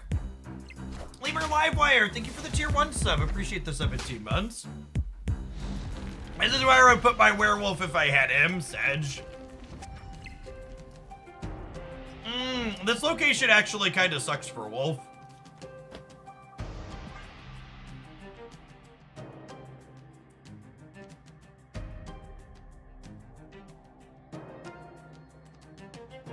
Thank you for the 20 months, Super Freak.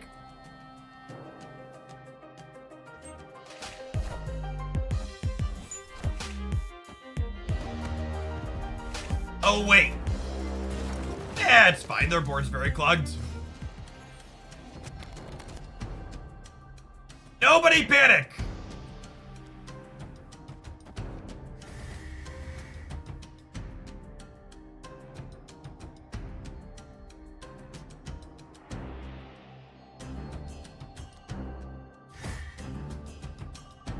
Is it this? I think it's this. Do I want a second Killmonger randomly on the board?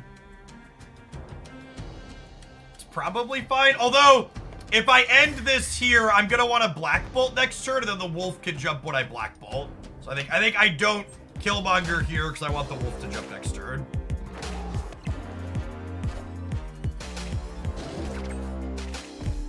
Nico and Killmonger into some really kinky shit here as they off each other on the board.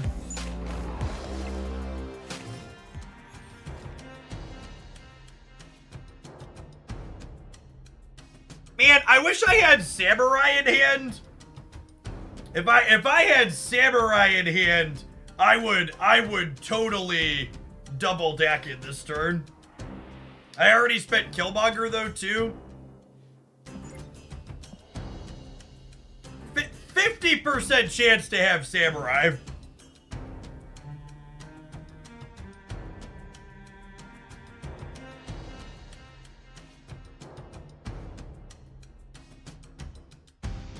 Are we gambang, chat? I think we're gambang.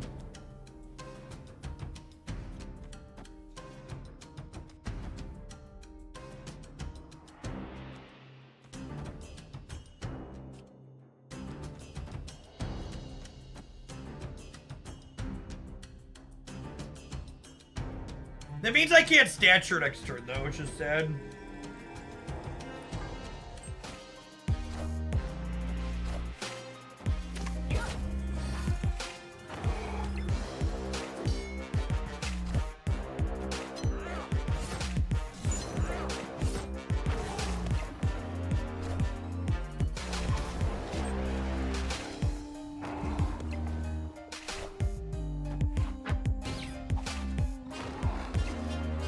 Alright, Brood, hit me!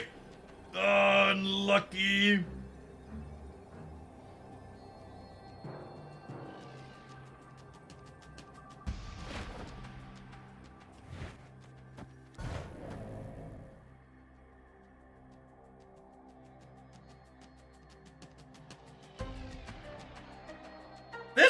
probably wins the game, yeah?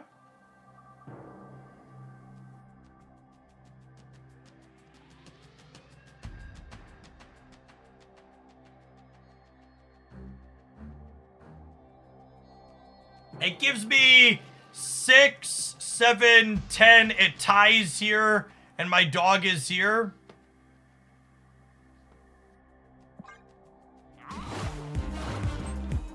Oh my gosh, and we win the center because they were counting on the London. Get fucking wrecked, gamer. Quake is so good. Quake is so good, chat. Holy. I've talked about this before, but video gamers 110% underrate interactive, location interactive cards like Quake and Nocturne and Legion. Such a potent effect. Yeah, asymmetrical knowledge, really strong cube equity on final turns.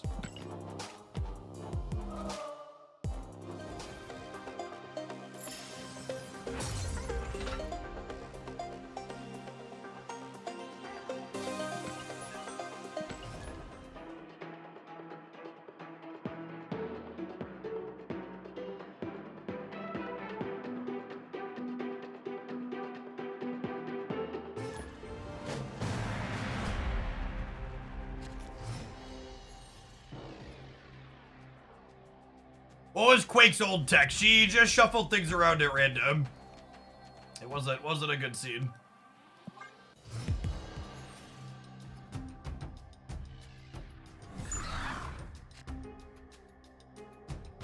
Thank you for talking about my favorite pet card. Thank you for the biddies, Sir Missalot.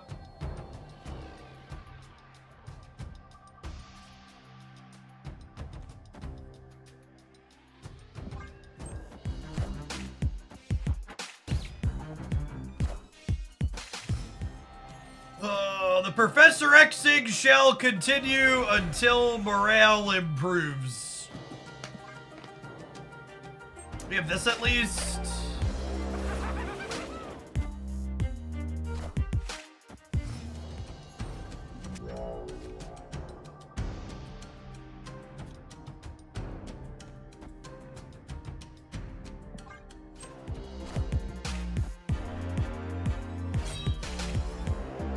For the record, this interaction right here is why I started with this deck.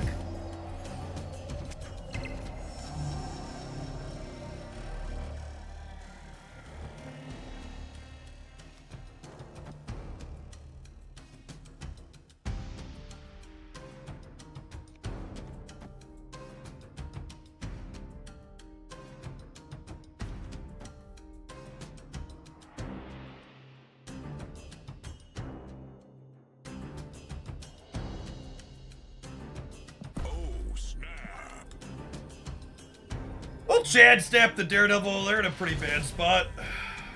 Victory.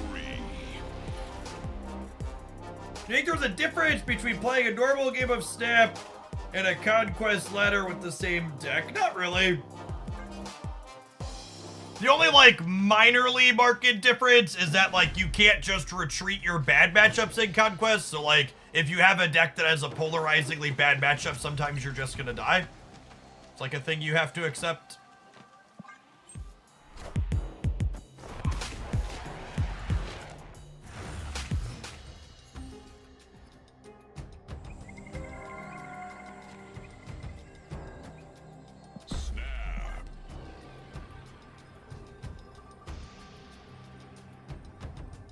Yes, Werewolf by Night has always gained 2 power. It was originally released as a 3/3 though. And we'll have priority here, so I get to go ahead and punch Daredevil squarely in the mouth. This card is so... unironically, White Widow into Red Guardian is going to be one of the stronger things, I think, to be doing right now. Tagging opposing werewolves and stuff. It's so good for grabbing priority.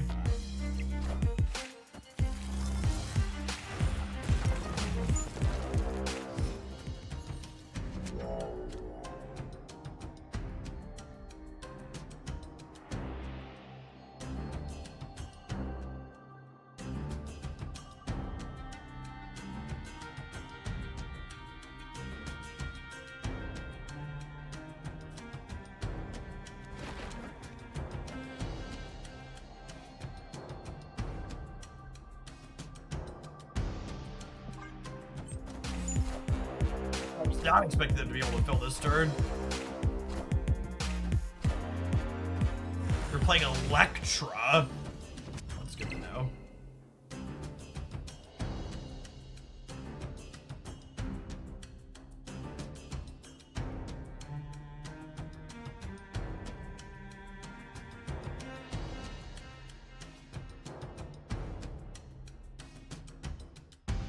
It's never Killmonger, right?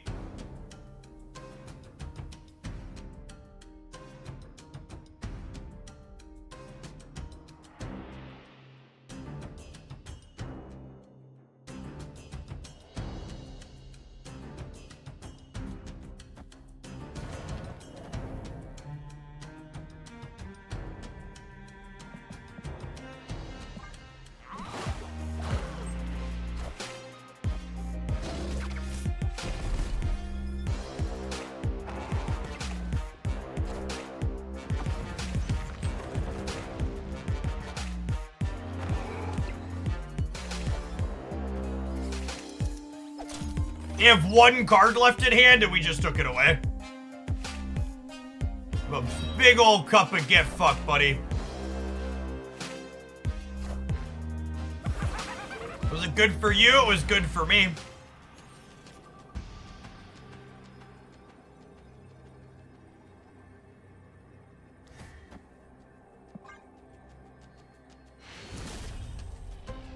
Victory.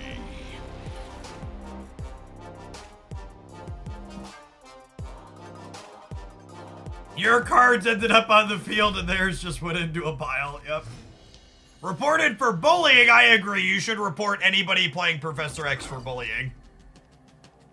I am deterministically the hero here, Chen.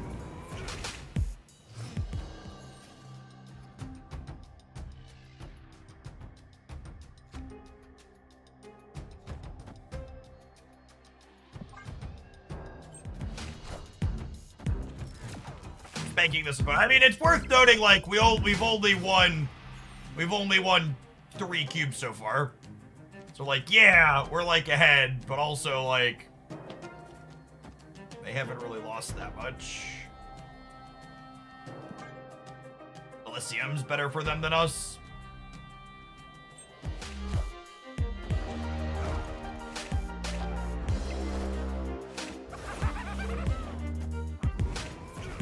This is Gold Conquest, yeah.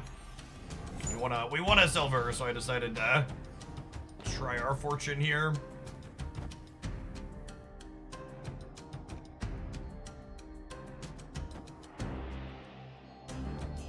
I guess I can get Professor X tier this turn, right? So I need to play Black Bolt. Probably Spider him too, honestly.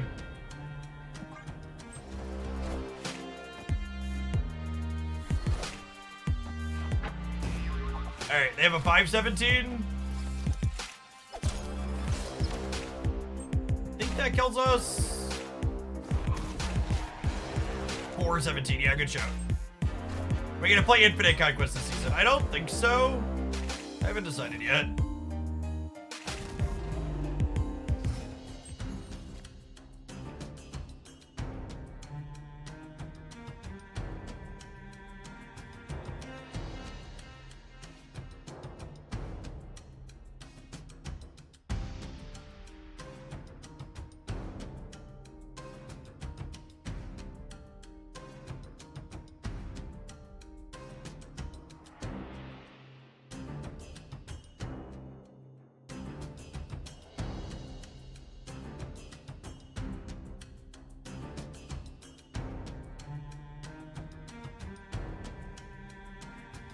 I think we're dead. If they're gonna show us another card, we'll take a look at another card, but I assume we're torched here.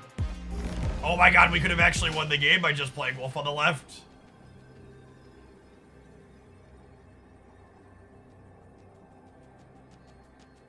Did you talk about the tweet from yesterday that not only tried to make you look bad, but also edited their tweet to make them look better? Oh my god, I didn't realize. I didn't even think about the fact that Twitter Blue lets you... I didn't even think about the fact that they could edit their tweet after their fact that I quote tweeted. That's so funny. I did talk a little bit how I thought it was really funny that they were mad that I quote tweeted them when they pay for Twitter Blue, and the only reason they were on my timeline to begin with was because they pay Elon Musk to put their shit on other people's timelines, because I don't follow them. So it's kind of funny / eye roll inducing to me to like get upset at me for quote tweeting you and giving you free exposure when you pay Elon Musk for extra exposure.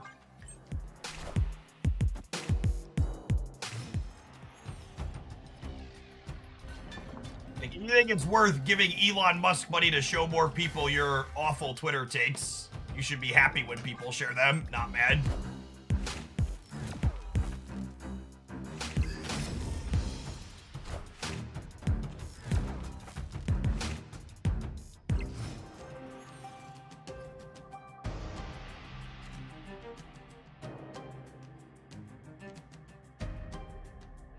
The blue check mark's it's not just a cosmetic, so it has a visual impact, but it does also make more people see your stuff.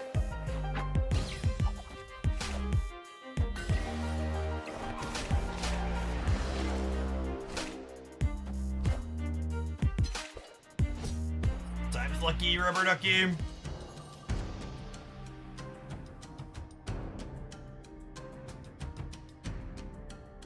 This takes away their Professor X if they have it, which is nice before Daredevil happens. I'm gonna lose my demon, but I think that's fine. No Professor X in hand unless they top deck it. It does sound like the hood audio bug got fixed, yeah.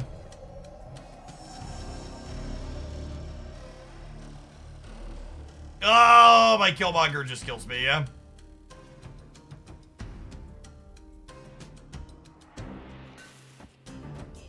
I guess we do this. If they Professor X here... Am I supposed to do this, actually? This gives them nowhere to Professor X. So that gives them Professor X in the center. Does this give them nowhere to Professor X? If they Professor X in the center, they would go to 20. And I'm gaining 12 up to 20.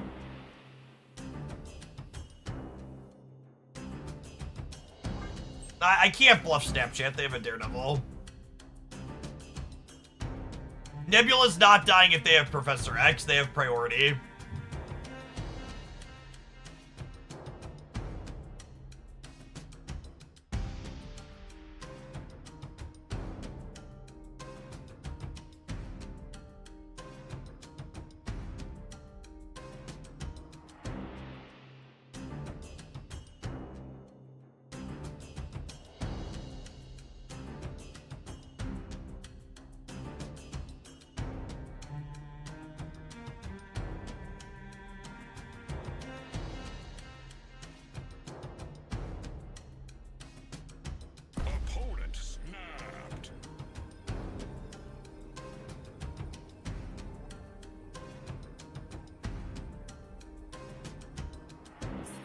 I think I have to leave.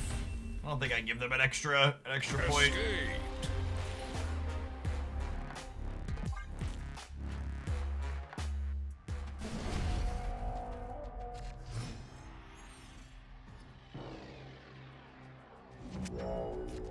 So an interesting consideration in a matchup like this, is that because they're a Red Hulk gamer, I should Spider Ham more proactively on one. So that way we try and keep their Hulk down.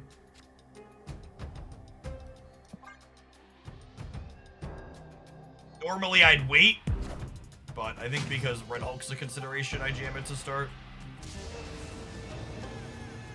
Oh, snap. Snap the Silver Samurai draw off the deck in.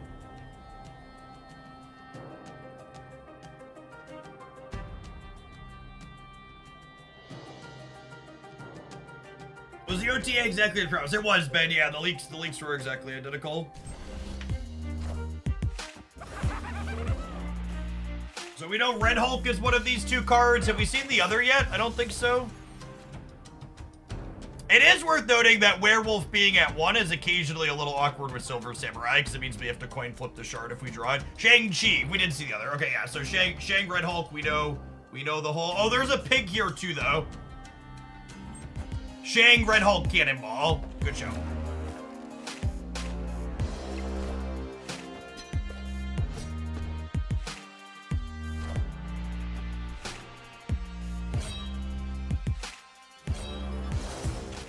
I gotta say, chat, it is incredibly satisfying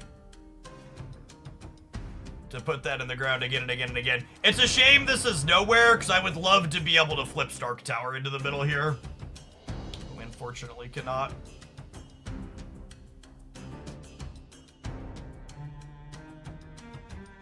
What do we think of just black bolting to take agency away from them?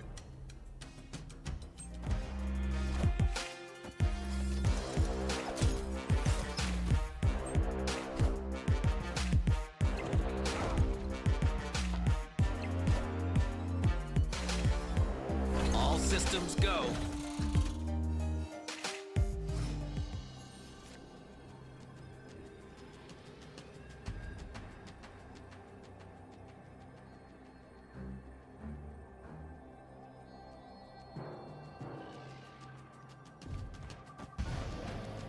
This beats Red Hulk on both sides, yeah? Loses to Cannonball left, though?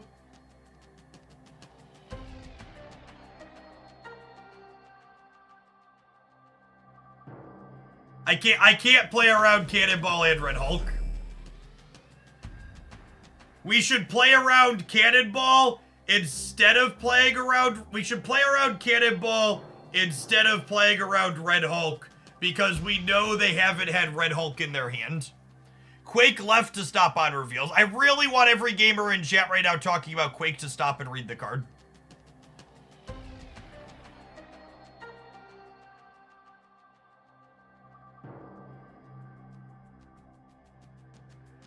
Shang got discarded, yeah. This loses to Red Hulk, right? This beats Cannonball left, though, right? Because it kills this, they'll be at 13, and then I'll be 10, 13. We lose to them top-decking Red Hulk and playing it right.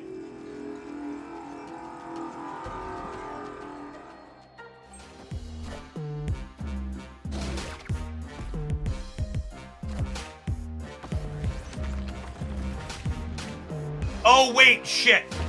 I think we're still good, though, even if they can't ML us, right? So I'm putting Fist Tower here. Yeah, cool. All right. That was a really good, clean example of Victory. That's an interesting part of Red Hulk, right? Like, we hadn't seen it yet, so it meant it was more likely that Cannonball was happening. Although I guess we spent energy on a number of turns. Definitely a little bit of a flip, but a calculated flip. Werewolf was my second favorite card to release in 2023, and I am very happy she's backed.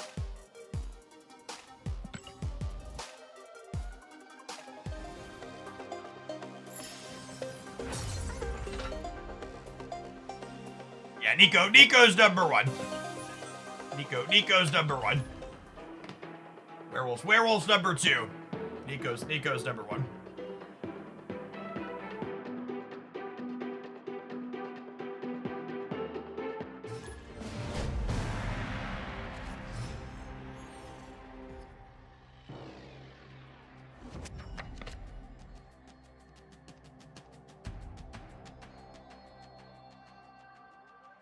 Well, we're definitely playing this out. Well, okay, so my instinct was I'm definitely playing this out, so that way I'm more likely to hit one of these.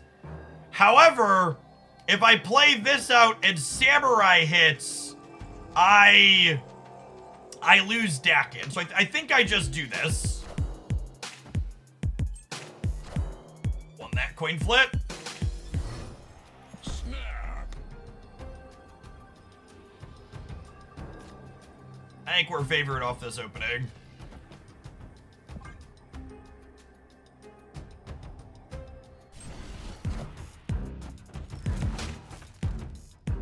Sakura too. Black Bolt variant is good. It truly is, yes.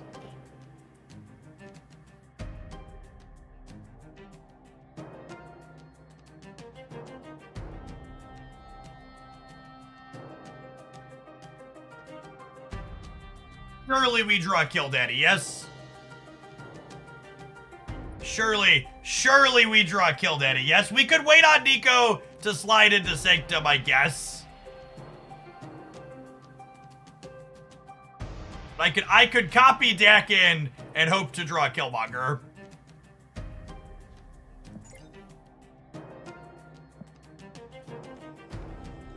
I know we're playing for an infinite ticket champ, but I just want to do what feels good, okay?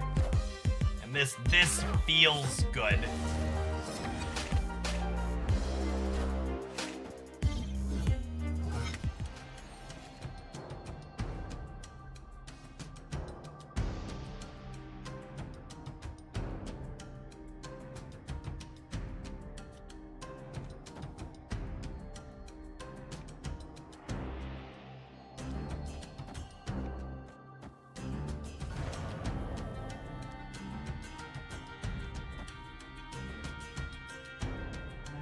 Why is Quake so good, gamers? Why is she so good? Oh man, they fell too. Rip. Rip.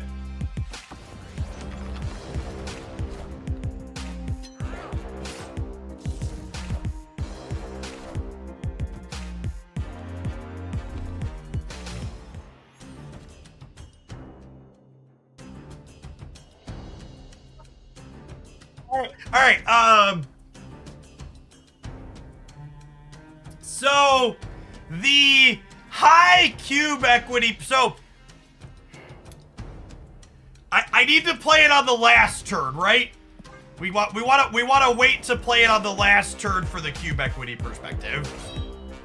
We want them to think they should stay.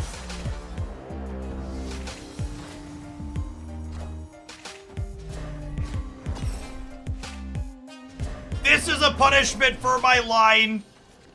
Because we did what I did, I can't Red Guardian here now. I think that's fine though, yeah? Because they're going to get -4 here. They're going to get -3. I'm going to get +8. I'm going to get +6. So I'll be 18 to them being 10. And then even if they absorbing man, they're only 18 to 18. And then I win the breaker. Odin. Yeah, I guess I lose to Odin. Ship it.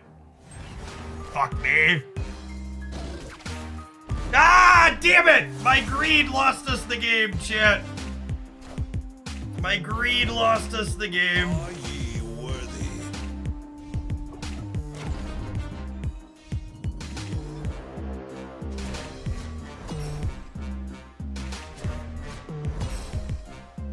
Are ye worthy? We lose because of the Surfer, not the Gambit, chat. If I... Damn. So close to. If I would have Killmongered on 5, the Red Guardian would have hit one of these on 6. It's an interesting dynamic, right?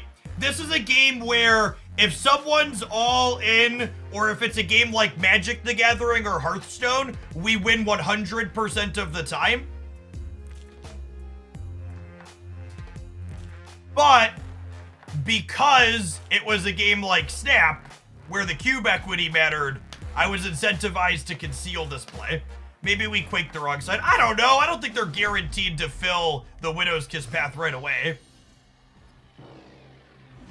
That's a bad take.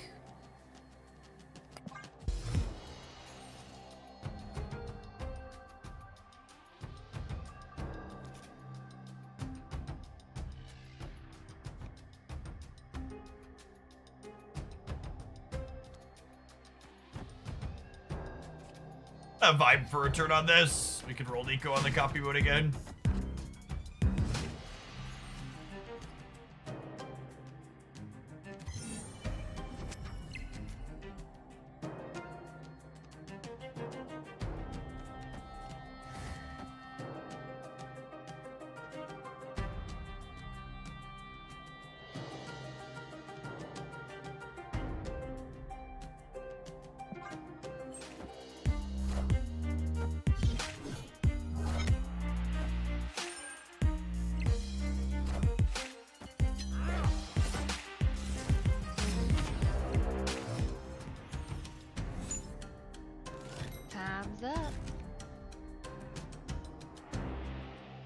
Oh, but it's super hard for being kind of greedy here.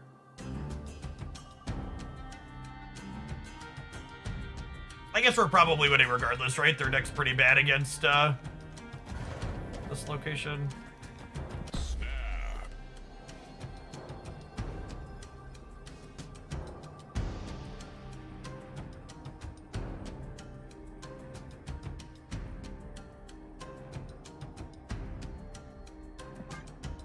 I guess there's a world where we get like Brood Surfered here.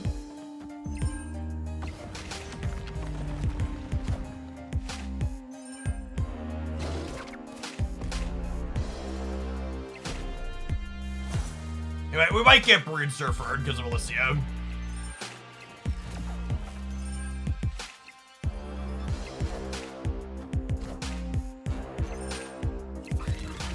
Oh, come on. That's so frustrating. Alright. Well, that's a sad end to this run. Our deck was very capable of winning both of those games, but my sequencing timing bit us both and their draws were exactly perfect. So I could have played this on 3, but like, what are the odds of this flipping up TVA? It's right to hold it any game where this isn't TVA. And then they had Nakia with Brood to clean up exactly for our Xandar and beat us by a little bit. Without the Nakia bonus, they end up short here. So a solid run for first draft of this deck. I don't think I'd change anything. All of our pieces seemed solid. Yeah, Lizard would have beaten White Widow there, is noteworthy. Would have won the game if Widow had been Lizard. We got to showcase this into a couple of Professor X decks, which was exactly the reason why I started with this. Being able to Silver Samurai Professor X as they're trying to dance on your Werewolf by Night Parade. Lizard would have been the same power as White Widow. No, their path was only full because of White Widow. So if White Widow was Lizard, it would have been 6. Red Guardian. We had played decks similar to this back when this was 3 last time, and they felt good then. And White Widow and Red Guardian both feel like really solid upgrades. Red Guardian in particular is a card that'll be good to play into opposing Werewolf by Night decks. Because if you can catch their dog before it starts jumping, you can keep it down, which is nice. And things like White Widow give us a good chance to have priority going into that 4th turn. All right, looks like it's time for an Admiral. We're gonna go ahead and tap that. We'll be back with another Werewolf by Night deck when we return. Thanks for hanging out. Don't go anywhere. You do Lizard or Medusa if you're missing White Widow. It's probably like Cable or Medusa. I think I'd be trying to play Cable. Baron Mordor might be playable. Jury's out on him.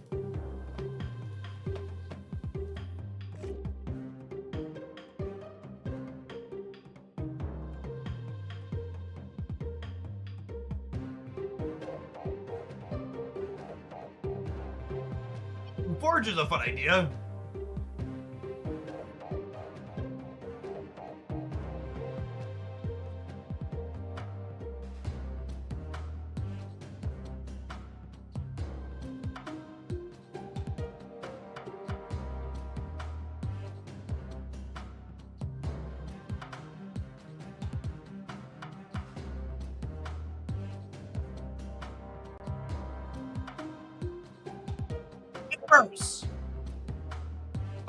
Obi Heaven. I'm pretty sure that's their same name here on Twitch. So another content creator making Marvel Snap stuff. They're 49 followers off of 1,000. There's someone that hangs out and chat with some frequency, and I'm actually going to be going on their channel Monday night to do an interview podcast style thing with them. So if you wanna make sure you catch me on their channel Monday night, tap the heart button over the chat. Give them a follow. There's 2,000 people in here. I bet we can get them to 1,000 right now. Press the button. It's a free button press. I'm gonna do a collab with them on Monday evening. Which I think is actually gonna be the only Hoagland content you're gonna get on Monday. I think I'm gonna take Monday off for being live because we're going out to the camper this weekend with the kids. So I think I'm gonna hang out there most of Monday. Yeah, the thing will be live on Twitch Monday night.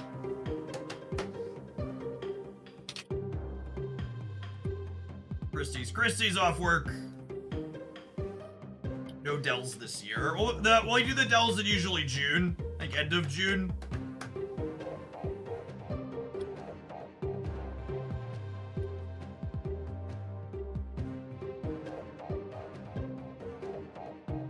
Not great. Rocks and dogs, chat. Rocks and dogs. Should we bounce? We should probably bounce. People are gonna ask about bounce. Start here. Let's start here. Let's wolf bounce. People want to know. People asking about Loki and Annihilus.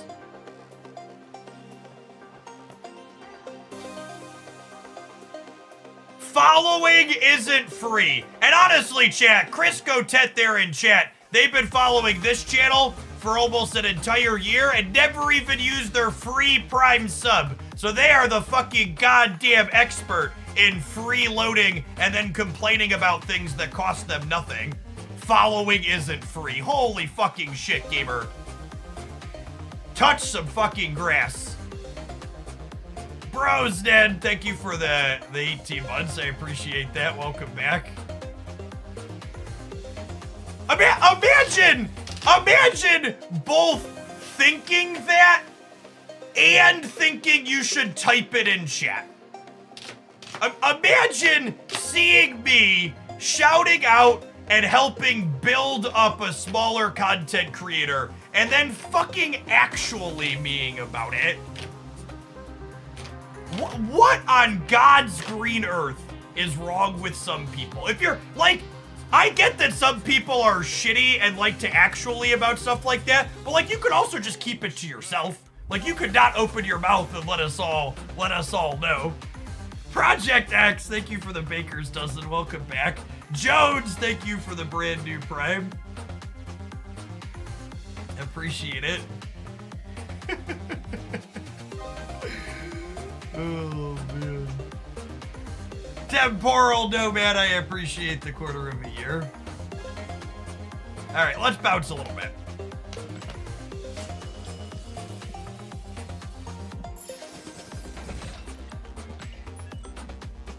Took out a mortgage to follow someone the other day. It's unfortunate.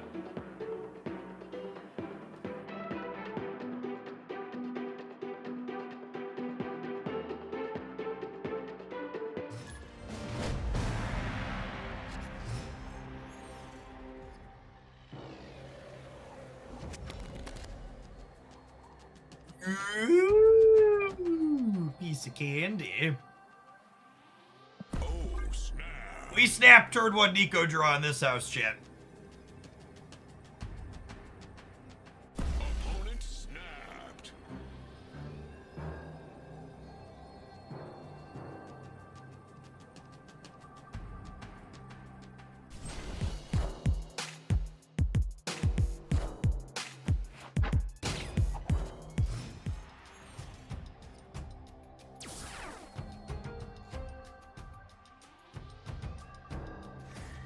Yeah. So Nico's demon and card draw modes always hit the leftmost Mysterio. What percentage of your Twitch viewership is US based? I forget if I can see geolocations of viewership. I can see geolocations of subscribers. I bet I can see geolocations of viewership too, but I don't know offhand. The sub metrics are easier to see.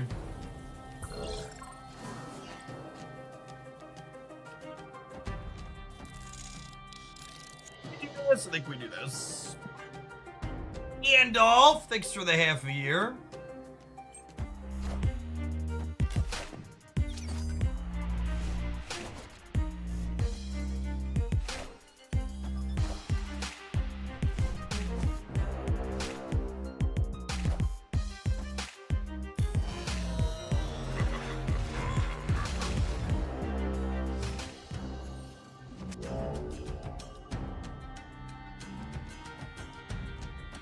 I think it's this into Beast tier next turn.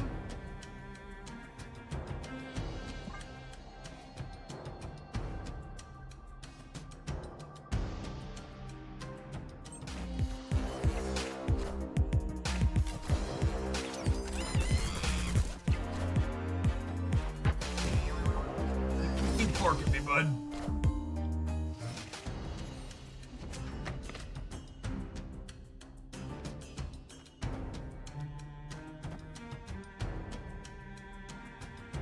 Is Sage just better monkey? Possibly.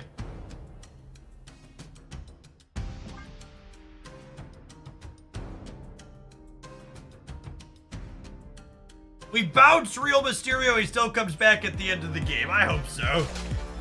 I'd be really disappointed if he went out for a pack of smokes and didn't come back.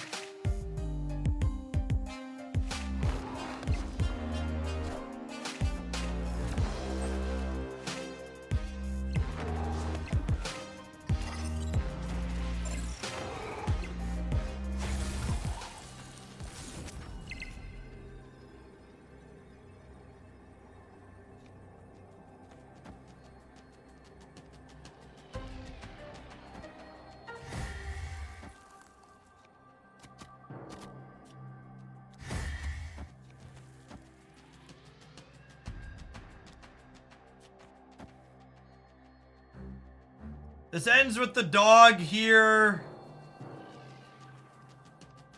And he gets +8, so he'll be 11, 13, 17, 19 over here. And then the monkey is 2, 4, 6, 8, 12. So I'd be at 12, 19, 14. I'd be at 11 over here. So I'd be at 11, I'd be at 40, I'd be at 19.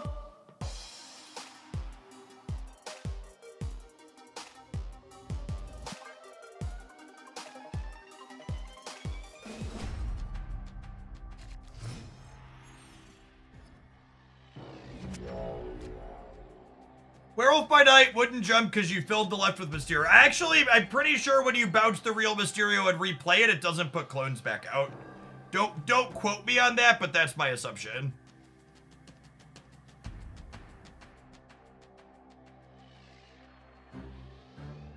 It does not. Okay, cool.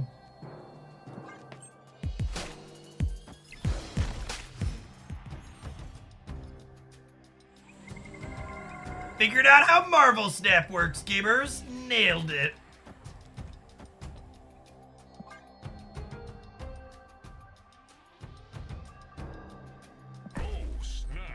I'll snap the Falcon draw. Don't quote me on that, Jeff Hoagland 2024. Damn it, Twitch chat. It's the thing I explicitly asked you not to do.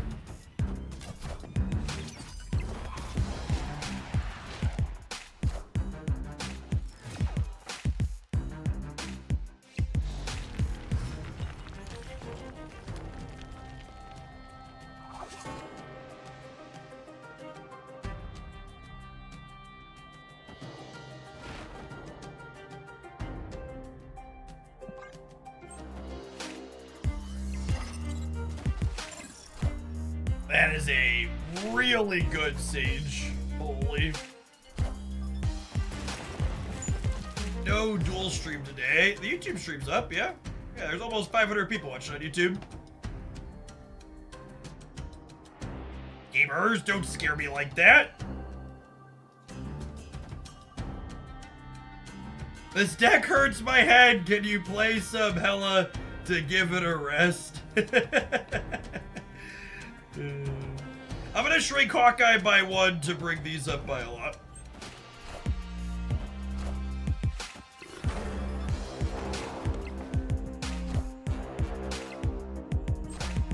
I do not have a strong opinion about Sage versus Hitmonkey. Do not ask me for one. I don't know is the answer to your question.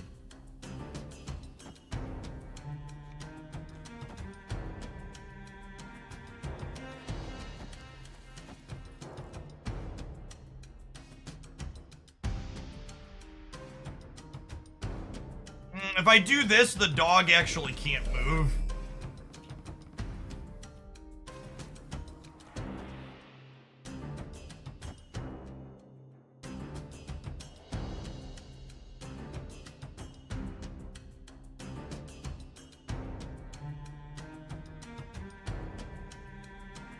just this. Actually, maybe it's this, then I just leave the dog in the middle.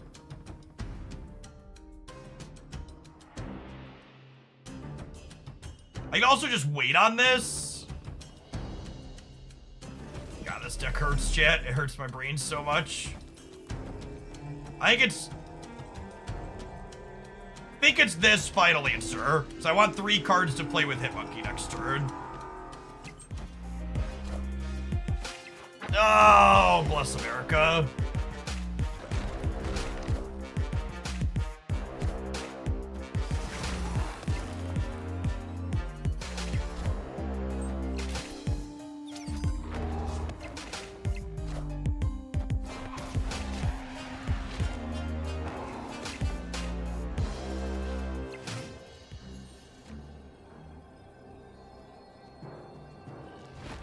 So this here, what am I going to here? So this is +3, so that's 8, 11. I'm at a base 11. This will give me 19.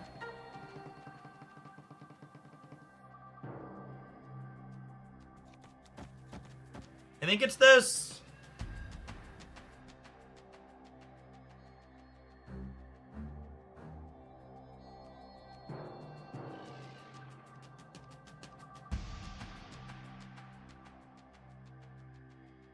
Pig's bigger than Angela, sure is. Cool. Victory.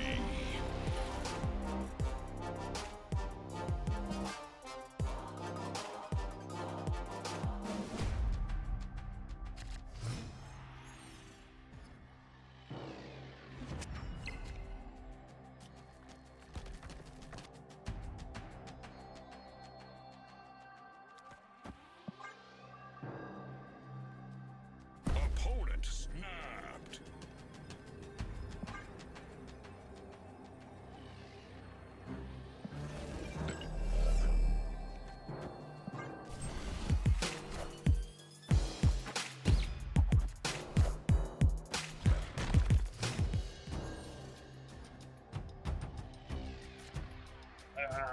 Punished. Does Mysterio get in the way of the wolf? I'm gonna lay some fat knowledge on you, chat. You get to choose which cards you play to the board every turn. Unless there's a Dr. Octopus involved.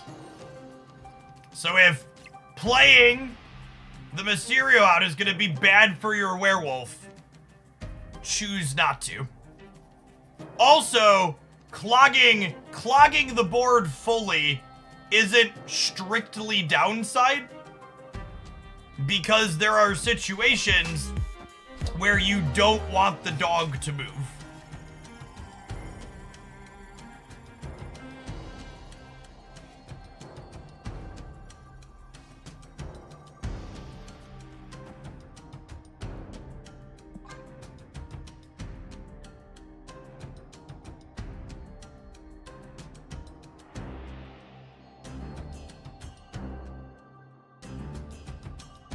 Which cards are worth 6,000 tokens? You should check out my updated tier list video.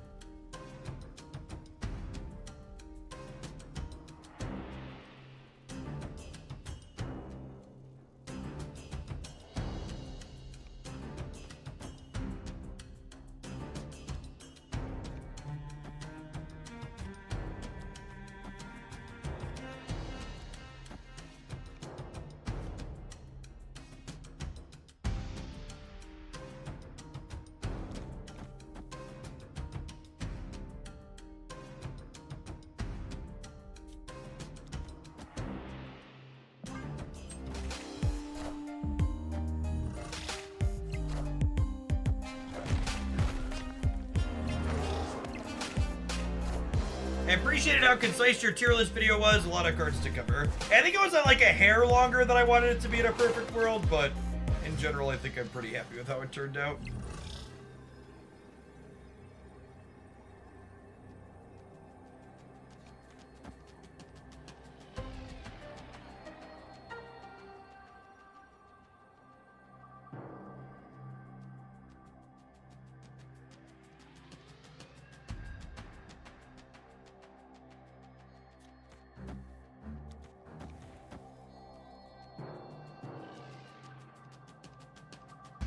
So this adds 5, 9 in the middle up to 12, so they can't beat me here. And then on the right, the dog gains 2, 4, 6 up to 14, and then I'm adding 4 up to 18, and I'm adding 3 up to 21. Their dog can jump once up to 7 for 14, so they need an 8 power thing here. There's a 3 power Mysterio coming here, chat. Sage middle is 10. 2, 4, 6, 8. No, Sage middle is 8. They have priority. Sage right could get us though, I suppose. I didn't actually have time to count. Oh, we win. Cool.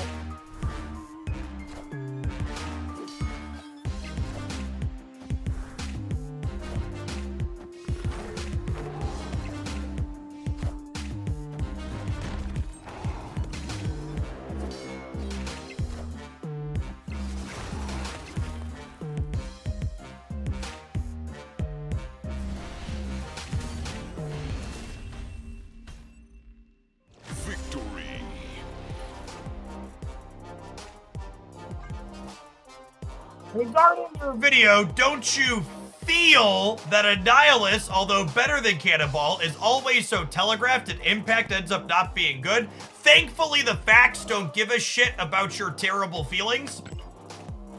And Annihilus is quite literally one of the top performing cards in Marvel Snap and has been for some time. And it's literally the reason why they tried buffing Leech to 4 energy, and it's also the reason why when they moved Leech back to 5 energy, they downgraded Sentry to an 8. So you're right that, like, Annihilus has agency and your opponent can play around it, but also, like, it's objectively a very strong performing card.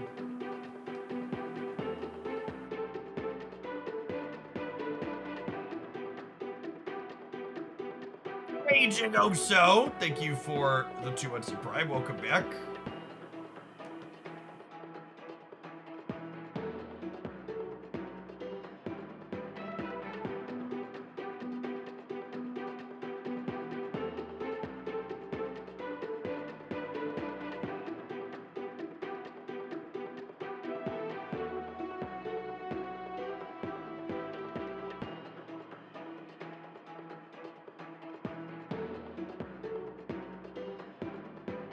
You have to completely rebuild this deck without Werewolf by Night? Probably not.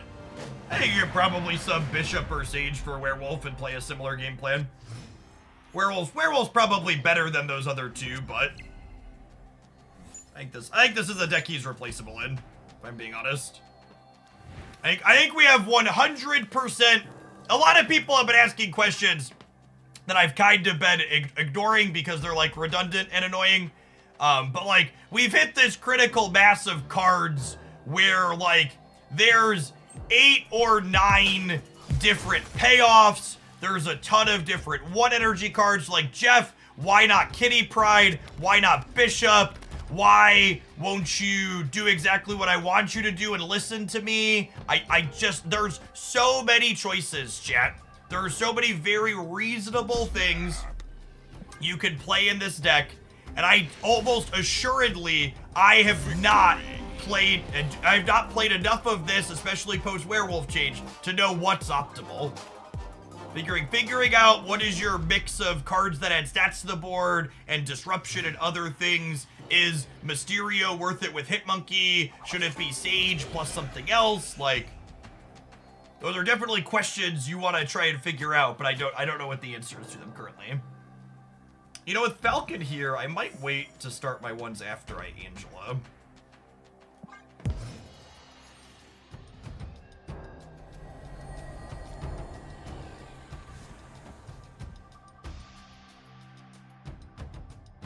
This location might be hostile to Angela, and we're gonna get to Falcon the Ninja anyways here, so. Snap. Snap. And we'll go from here. The OTA's been out for over an hour. I want my answers and I want them now. It's fair, honestly.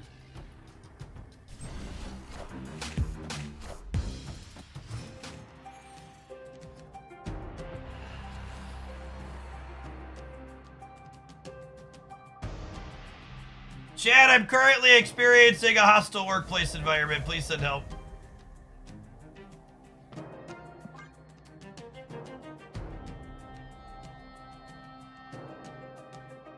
Our lack of location variance mitigation outside of Nico is going to get felt here for sure.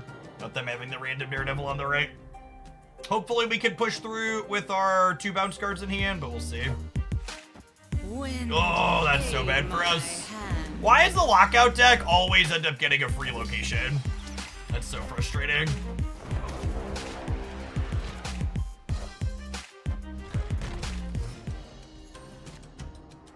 And then without an eco in hand to be rolling for a location change, we're just at this point. I've talked about this, and like, I would love for a deck like this to be good, but I think there's a very real chance that Professor X and Storm and Co. are all gonna be more than good enough to make sure this deck stays solidly B tier despite the Wolf Pump. We started with the Silver Samurai Wolf deck earlier today, because that deck has better play into, yeah, hello Darkness, my old friend.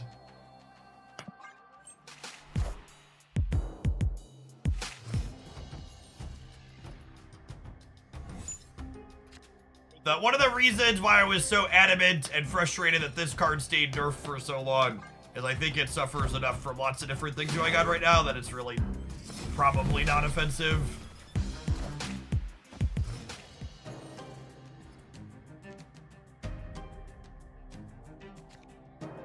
Execution is technically bad for us too.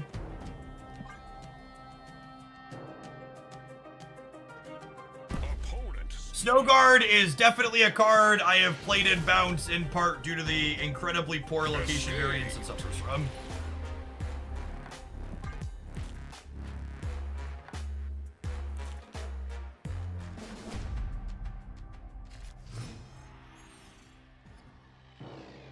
I don't have Werewolf, so I'm just playing Living Tribunal to make bigger numbers than they can hope for. Sure, that's one of the reasons why Iceman and Korg are so important in a deck like this.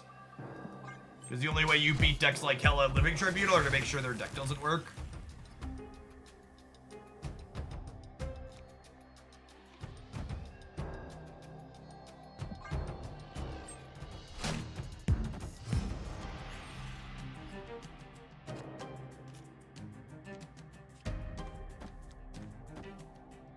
Truly classic lockout deck gameplay. Just like hard matchup, queue into favorable locations for them constantly.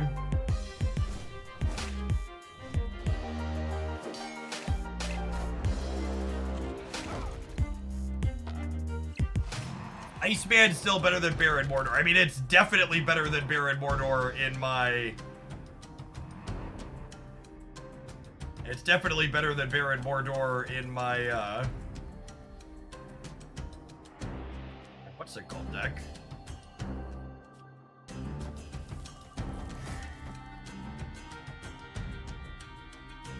My Falcon deck. This guy.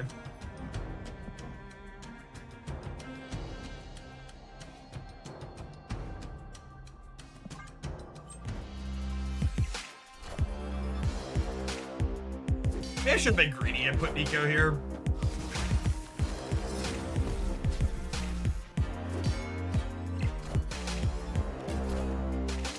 Wind, aid my hand.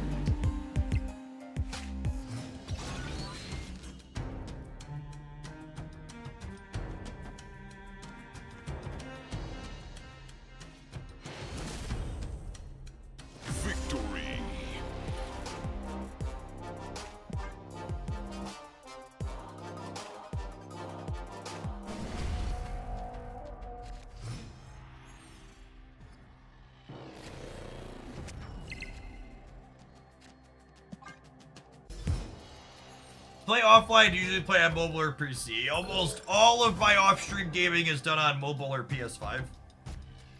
With Snap obviously not having a PS5 client.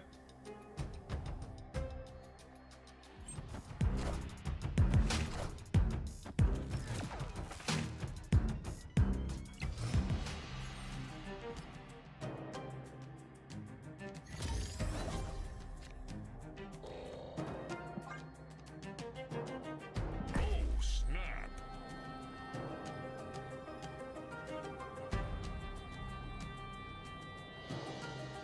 Storm's kind of mediocre for us, but other than Storm, we're in a great spot.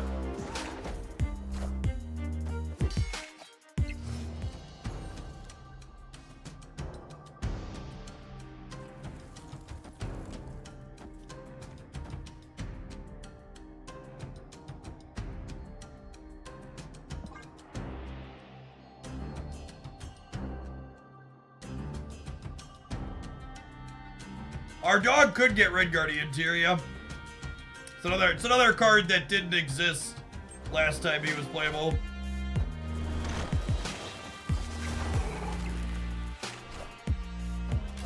Oh, I'm gonna brick a draw here now, yeah.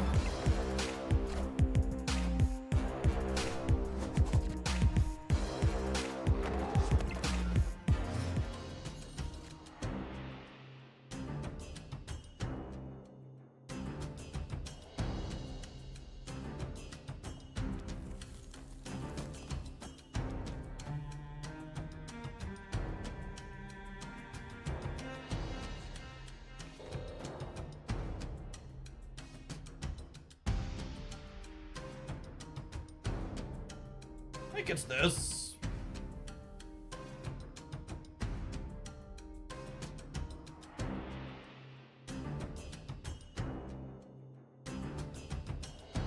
I want the rock to play next turn with my Hitmonkey.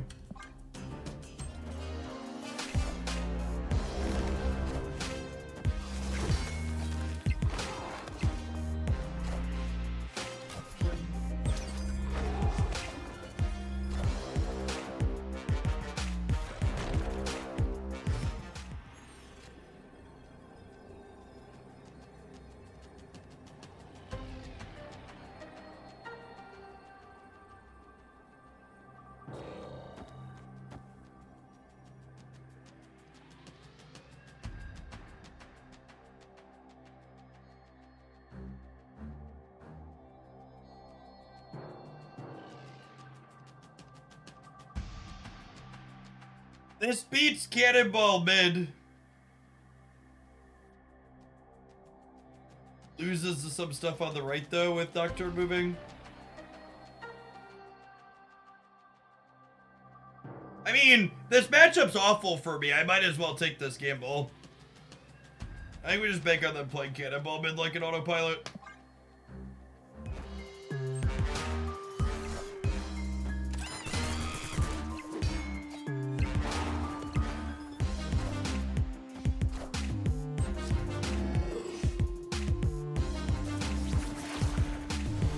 I think this matchup is incredibly polarized in their favor, and I would be kind of surprised if Bounce is super competitive even with Werewolf.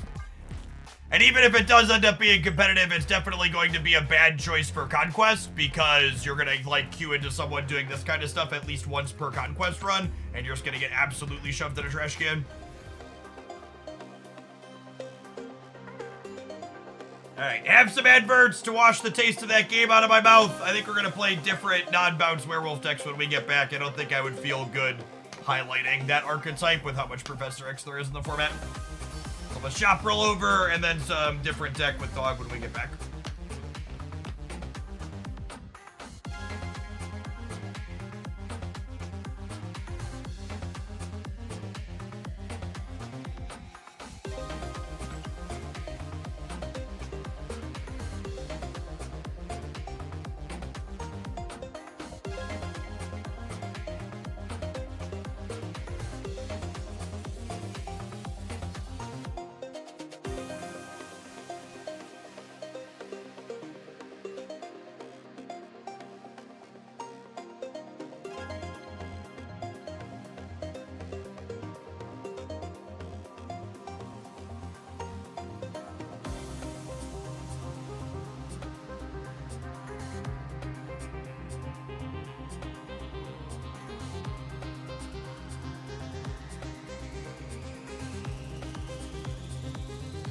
You can tell everything you need to know about a Marvel Snap player's playstyle preferences by asking them if they think Professor X or Loki is a bigger problem. Gamers, did you see what I just did there?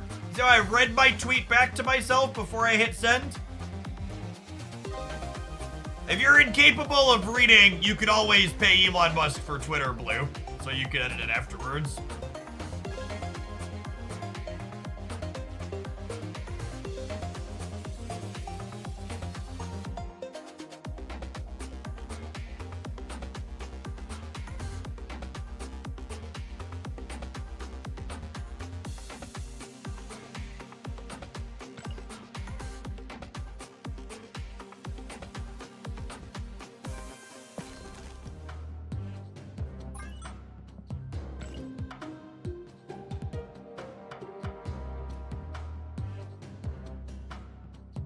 Alright, I owe 2 strong guy splits and then some White Widow attempts, yes? I believe is what is owed to the class.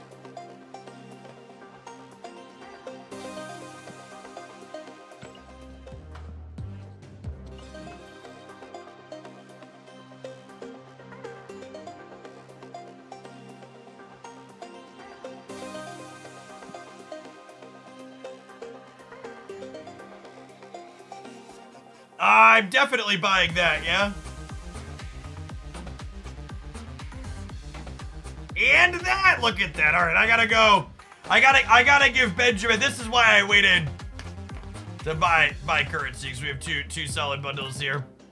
Gotta go give Brood his due. It's time to wail.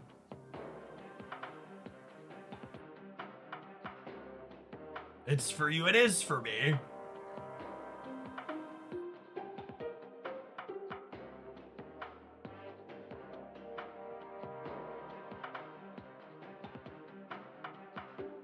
For little old me?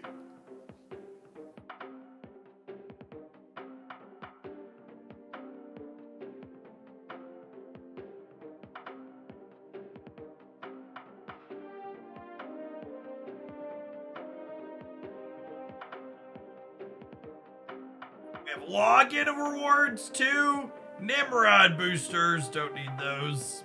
Sedge. Alright, let's see what avatars I get out of my premium mystery variants, eh, gamers?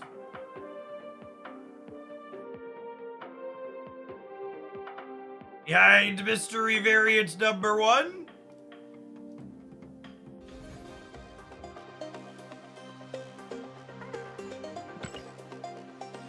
Oh, God, it's hideous. Oh, no. Listen, can't you feel the premium, chat? Do you feel the premiumness of this mystery variant? I can feel how premium it is.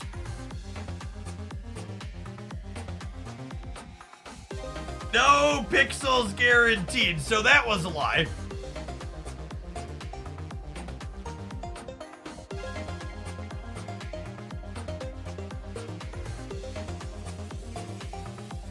Alright, there's 2 premium mystery variants in this next one. Ooh, we got an actual variant. Moon Knight, nice, okay. Oh, God, it's hideous! Why, Brood, why? What did I do to deserve this? No!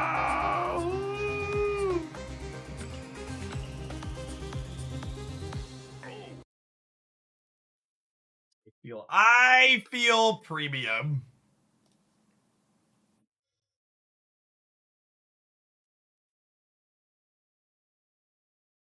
Why do you get avatars if there's still variants available? Because I'm 700 gold variant complete. And once you collect all the 700 gold variants, the premium mysteries don't just give you guaranteed 1,200 golds. Whenever you would get a 700, you instead get a random avatar.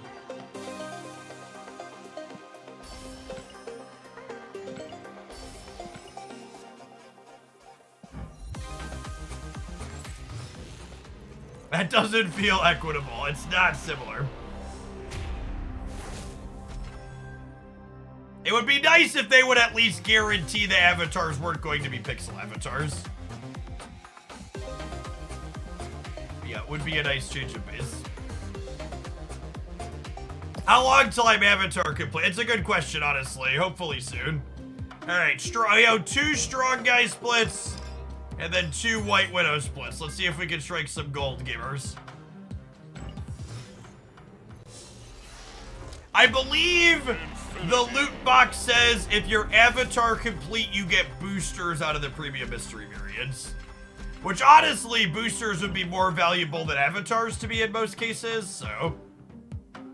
Sleepy dog! Ahoo to you too! Thank you for the 27 months. 1, 2, 3, 4, 5, 6, 7, 8, 9, 10, 11. Alright, 12th splits the charm, gamers.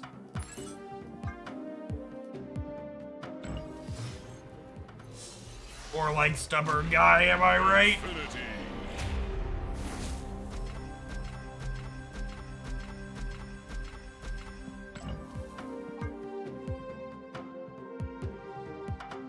Gold with a crackle?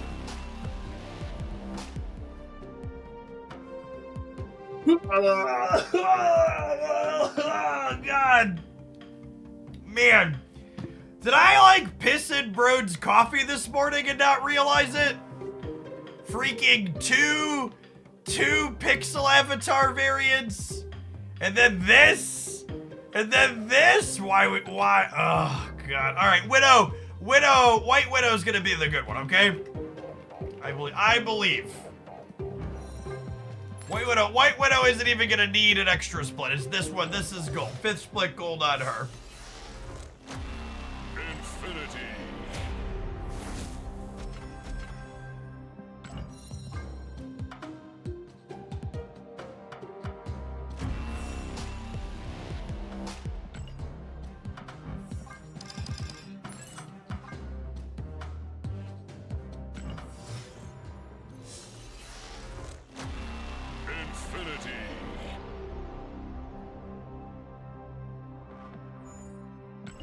All right, we got two shots here, gamers. We got 2 shots.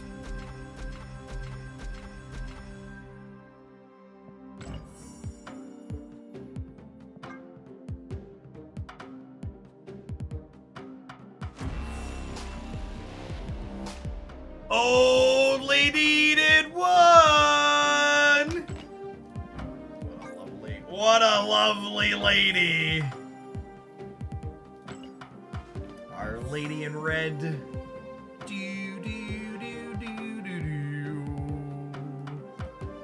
So now you gotta do one more strong guy. No, I'm gonna grab another lady. Jace cheered for Golden Girls. They're the Golden Girl gamer. Who's a lady I'm missing gold on? We could do Mirage. They'll buff her eventually, right, Copium? Oh, I could do Ravona. I play a ton of Ravona. I would like a Ravona split.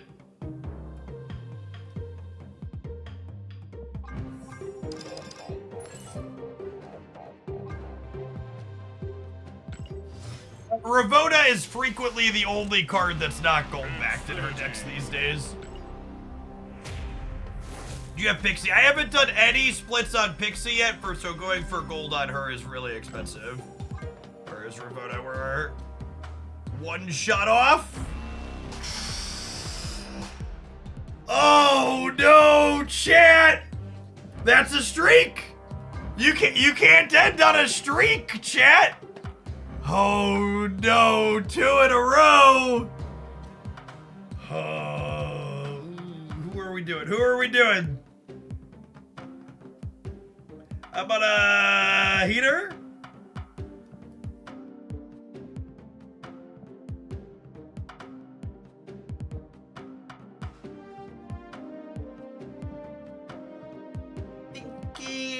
I'm thinking. Tiger is a goal. Oh, Spectrum. I want to do Spectrum. We're many splits deep on Spectrum without gold. And now, chat, if we're really unlucky and get a third gold split in a row, I'm gonna be obligated to spend some money so we can go for 4. So hopefully we'll be lucky enough to miss.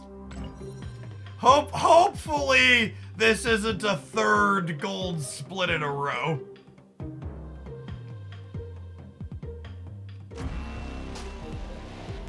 Whew. All right, credit card safe. We can put it back in the pocket.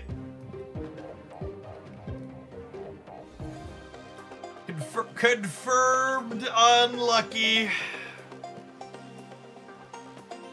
Two in a row is a good beat, gamers.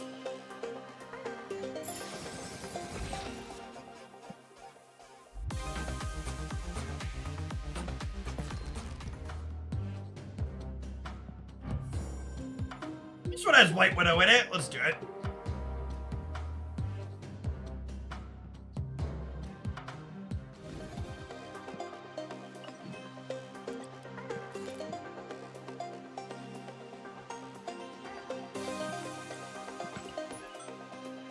Does War Machine let Werewolf by Night jump into the X-Lane? It does not.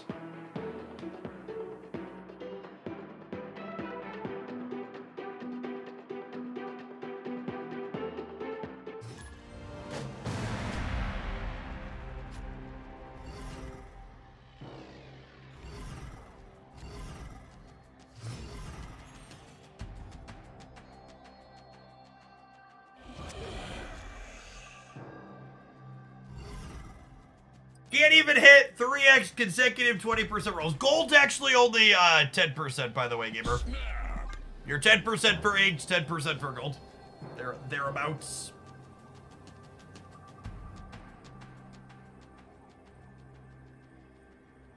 Technically, since you can't get a repeat split every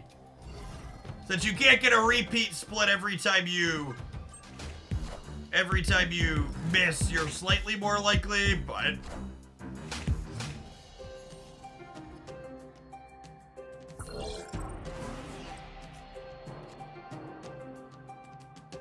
we'll go doggo here, jump the dog.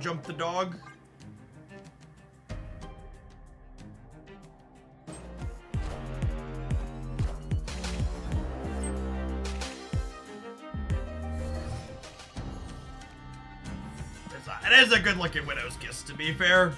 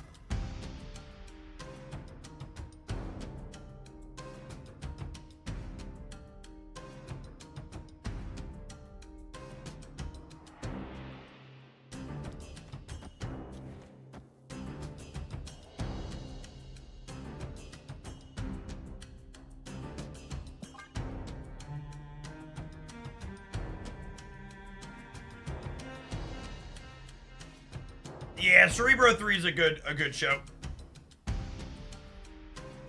This is a 2 or a 3, depending on if it had a Ravona discount, so it could be Cerebro.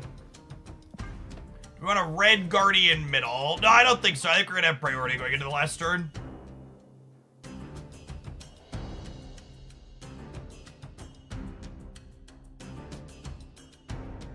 Why do you prefer bundles that offer gold over bundles that offer credits? I mean, the ratio of the things you're getting is the most important part of that. The TLDR.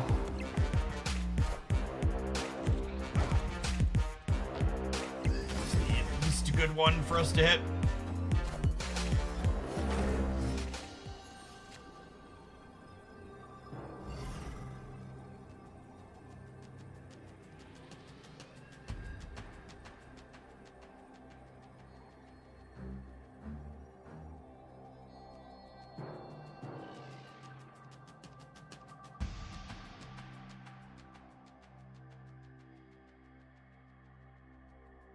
It's a huge shame that we didn't draw Iceman or Korg here. Why didn't the wolf move on the on reveal trigger? Does this card say on reveal on it?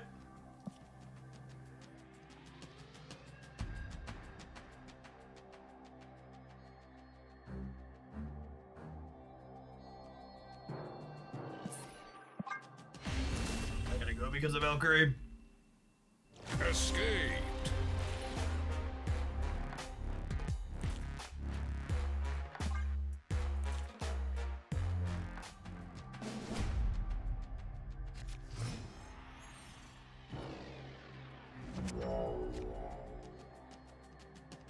Snap.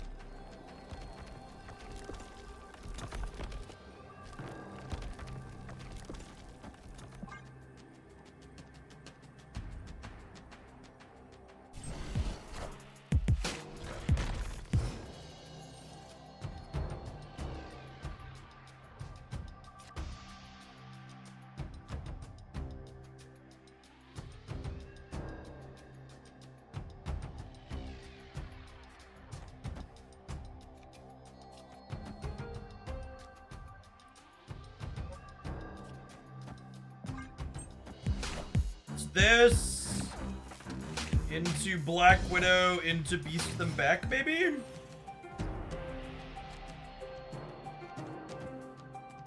And we like Wolf and stuff on the last turn, or on the turn 5.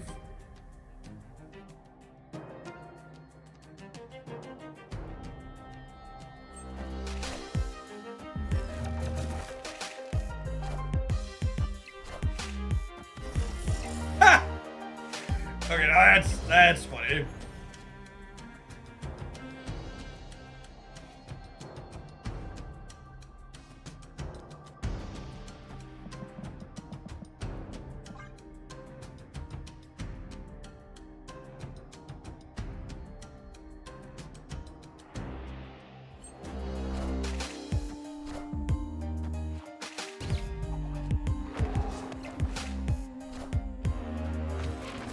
Oh, if we Red Guardian, they can't Mystique.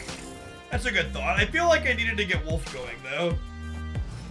Oh, and the Widow's Bite gives them insurance. Man, we done fucked up, huh?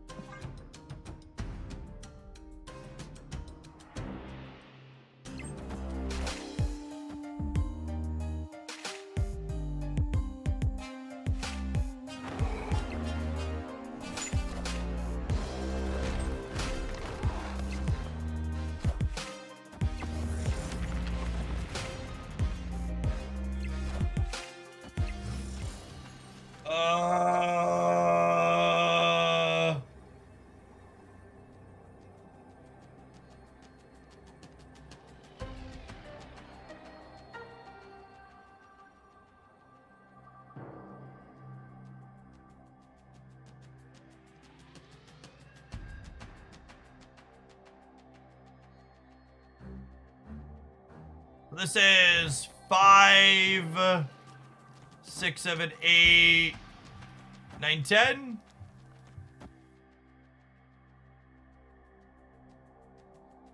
Can Nico change? I mean, she can, but why would I want to?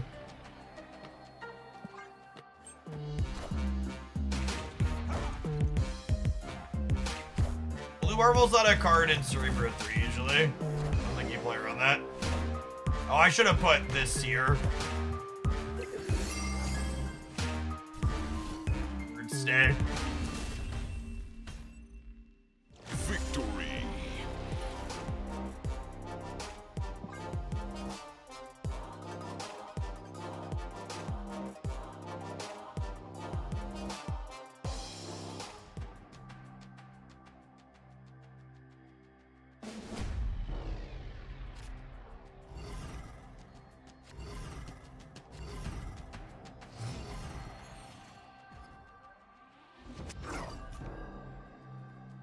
Annoying. Quake was the best card for you that game. She really was.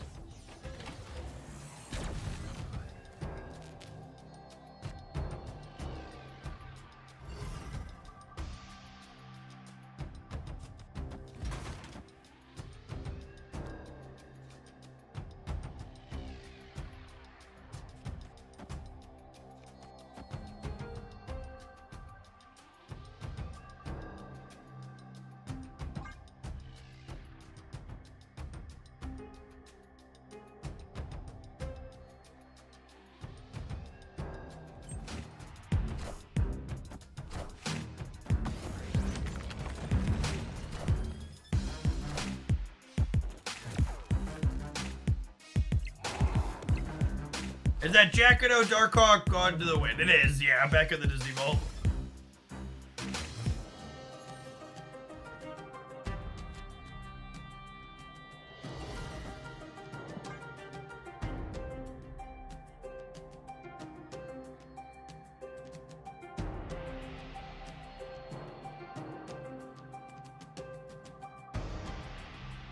Yes, this was Benjamin Darkhawk. And not as in Benjamin Broad, as in, Benjamin Bill.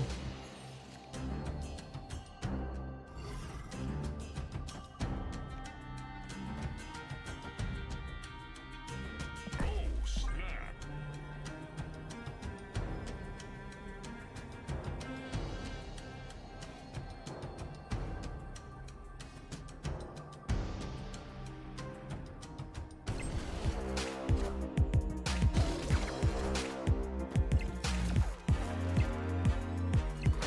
Yes, we should assume they're a Luke Cage deck.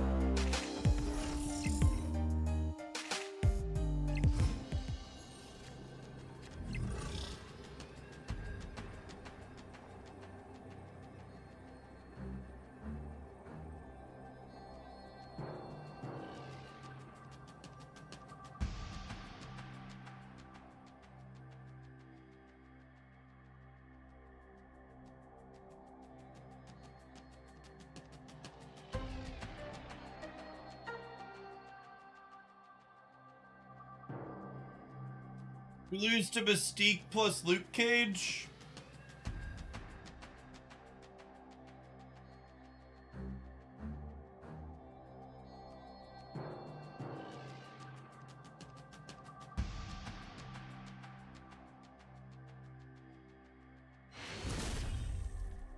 I think the play here is Rock Slide Armor Nico all center.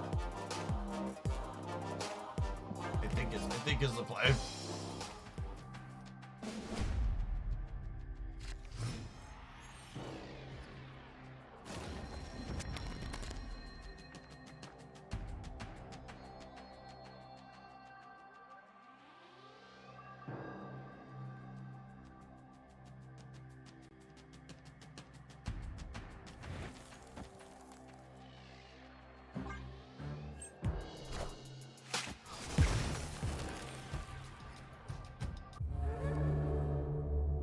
I am Ego, and this is my domain.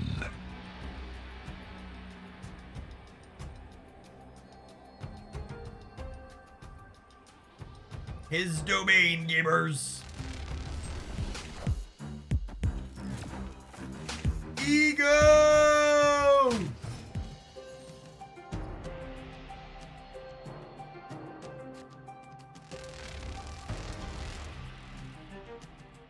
All right. The Chicaglia count is 1.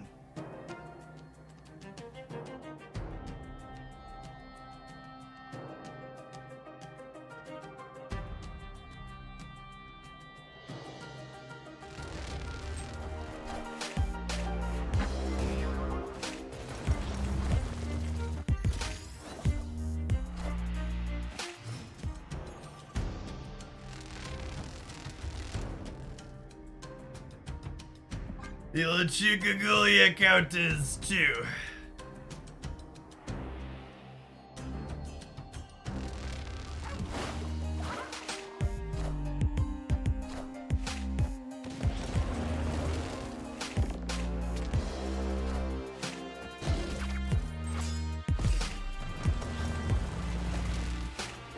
Beast on 6, but we have to draw Darkhawk this turn for that to be a possibility. Okay, cool.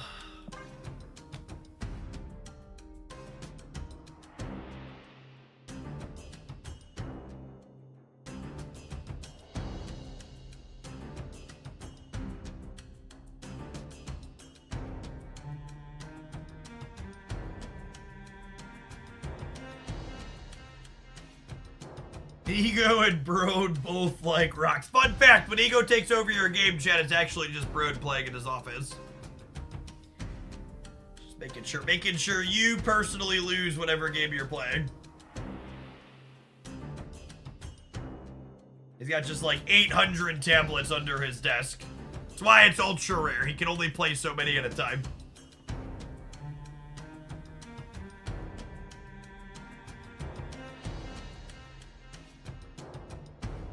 Alright, put it as deep in the tank about this snap, gamers.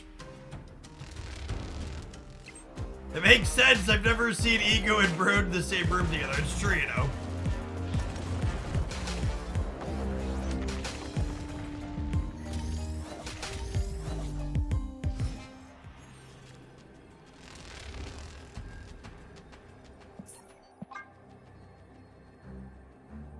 Gonna snap me back, opponent. Could have had 4 cubes. Escaped. Snap me back.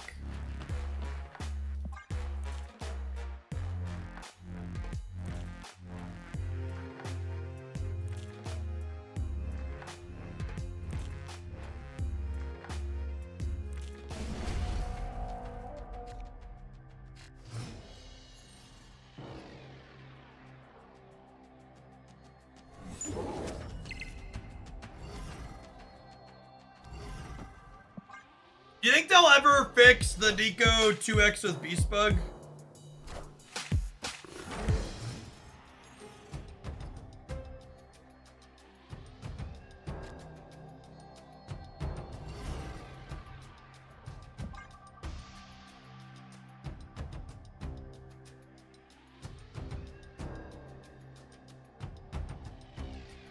Oh, snap. Monster Island being banned for them's a good show.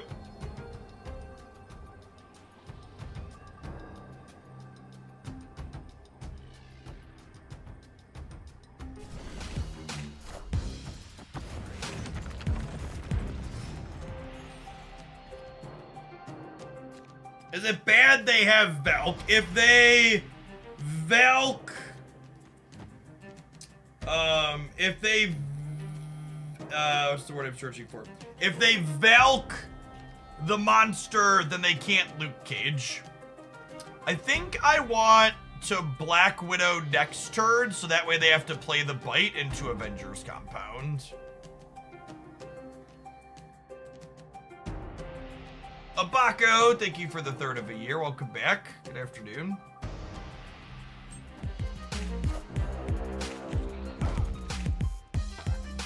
Do we know they run Cage? I mean, technically we haven't seen it, no, but I think it's a very reasonable assumption to be like, hey, they're probably playing Luke Cage in their C3 deck on the day that they made him able to be played in there again.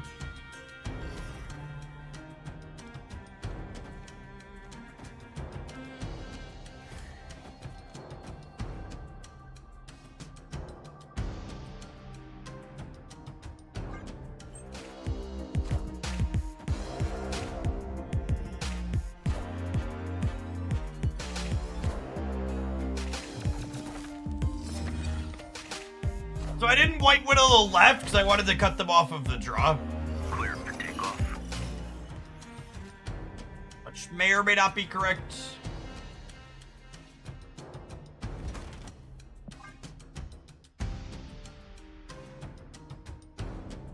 I guess I should have copied Korg instead of Black Widow. Give me another cheap thing to do. I don't need the extra Black Widow because they can't play the fight out this turn, yeah.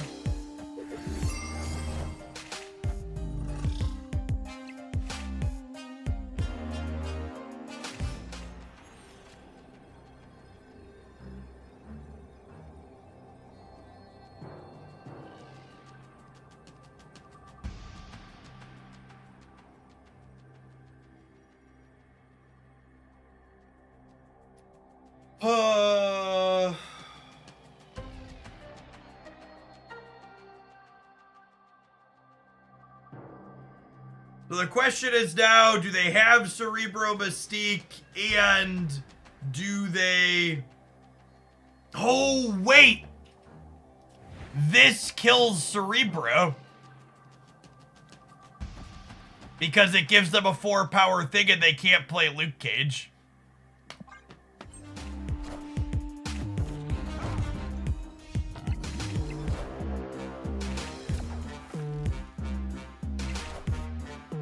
Even if they have Cerebro Mystique both fasted, we're good? Cool. Thank you, Widow. Appreciate you. Victory.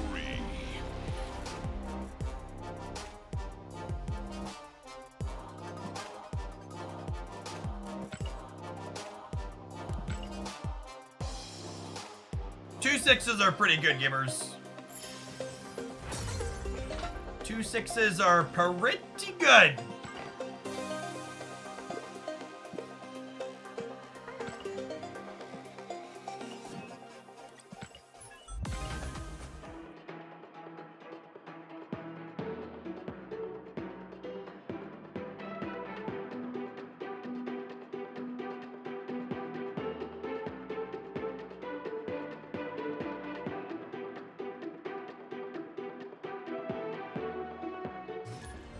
I'd be very surprised if Captain America was good in Cerebro 2. Being awkward with Goose and Blue Marvel is a big drawback. If you're interested in testing a new card in Cerebro 2, I would recommend checking out Grandmaster alongside stuff like White Widow. We'll do that at some point.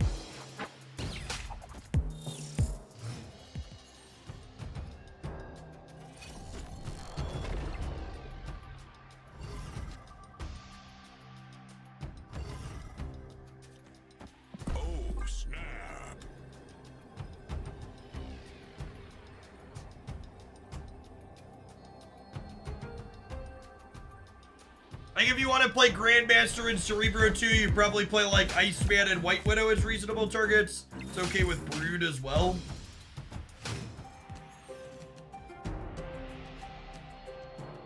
We porked Havoc.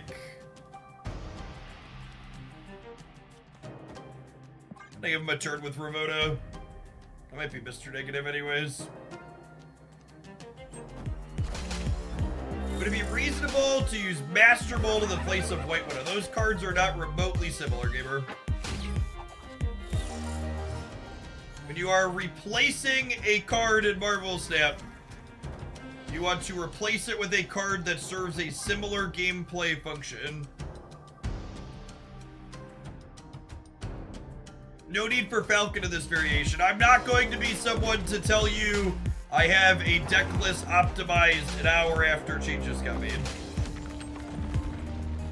So I have no idea what is needed or not in this deck list.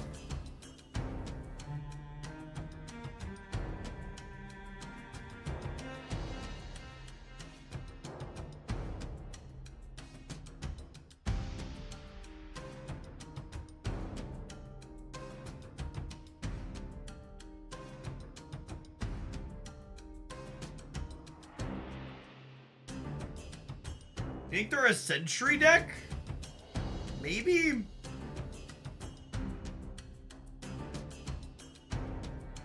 Maybe.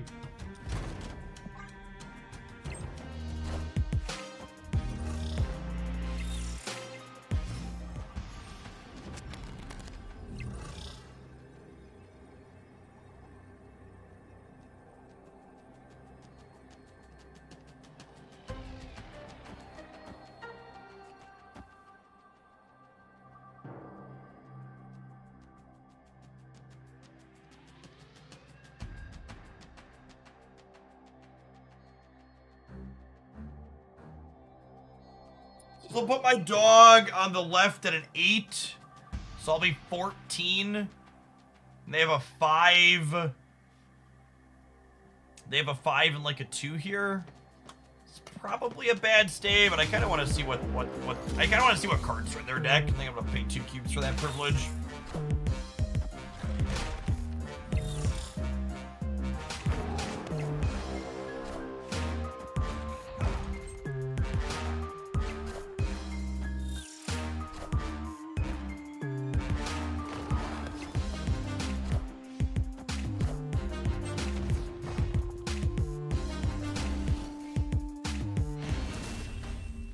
Professor X lockout. I don't think they're likely playing Sentry and Eyeless.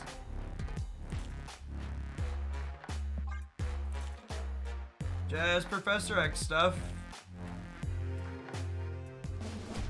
Most revoted XR Professor X next. He's the best thing to be doing with her.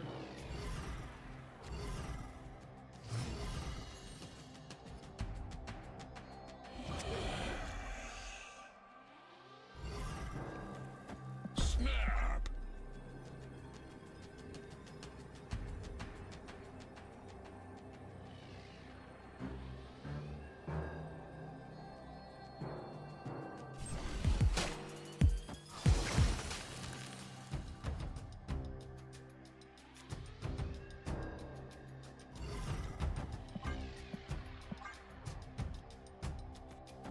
Keisha, she kind of auto wins in the dark. We'll put her over here.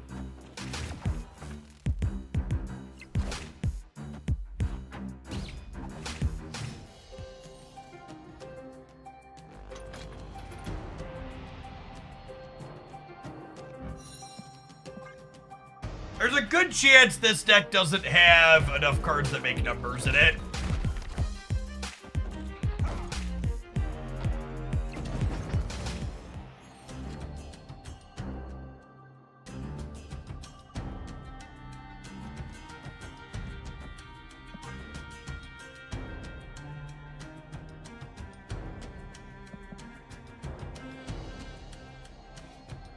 Ham doesn't do anything as long as we keep our 5-3 pick in hand. There's no real compelling reason to play it out, so.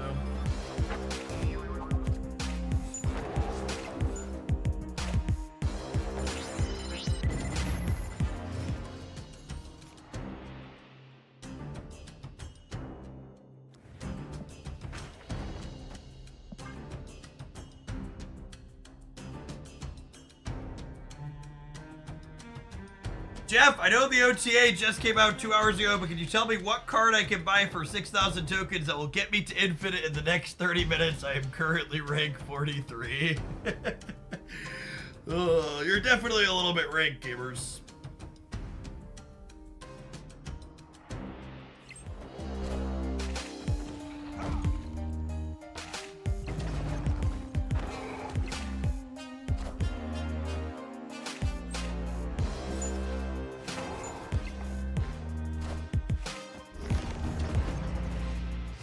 Darkness, my old friend, how it sucks to meet with you again.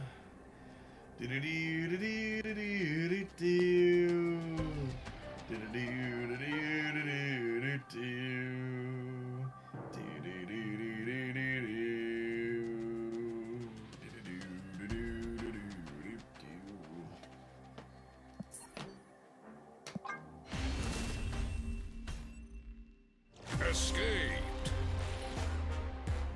Just head to Cannonball, chat. I can put Pig and Vibranium here, or I put Pig and Vibranium here, and I get Cannonball to their 9 to 8. This build's bad. I need. What a good game! A fist bump to you, opponent. Masterfully played.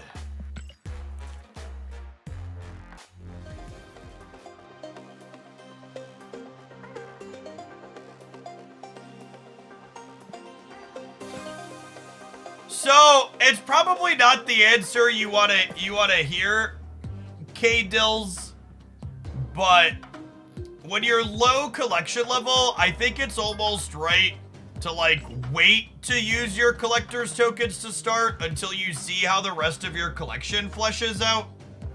I actually think if you're gonna buy a singular card, High Evolutionary is actually one of the better ones, so it's kind of like the entire deck in a single card. But otherwise, kind of waiting to see what other cards you open that makes sense with it, I think goes a long way. So far, this felt good, because it had Silver Samurai to take away opposing copies of Professor X. Our other dog decks have mostly been getting shoved in the trash can. We're not done yet! We gotta run some adverts. I'll see you in 120 seconds. We're gonna play a different werewolf deck when we get back. And a donation to play this. So maybe we'll lose with this for a little while. Although, honestly, this is so bad. There's just not nearly enough on reveals here. I'm actually just gonna refund this one. Ace Crusher, if you want to send something else on another day when we do decks, we can, but I'm looking at this, and this is awful. I can't do it. Have some adverts. We'll play a different wolf deck when we get back.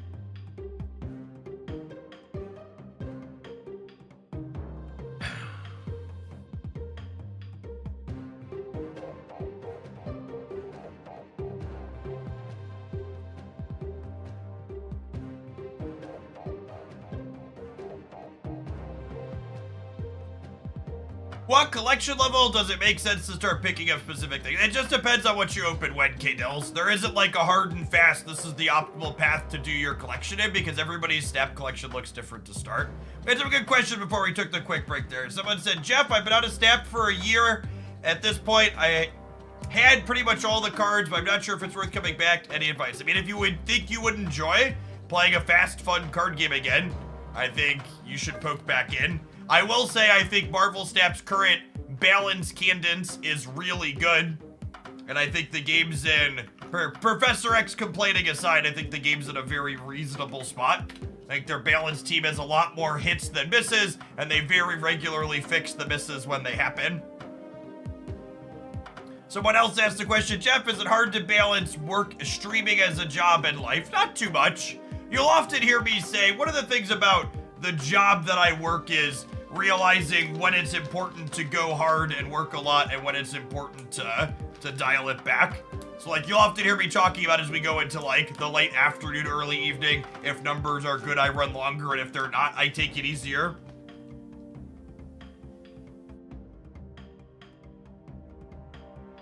Yilnob, thank you for the 21 months. It's probably easier than a normal 9 to 5. That's not remotely true, Ben. So I think, and I don't think this is something that strictly applies to streaming so much as just people who are self-employed, but people who are self-employed, you can work any number of hours, and depending on the job, a lot of the times the more you work, the more money you're going to make.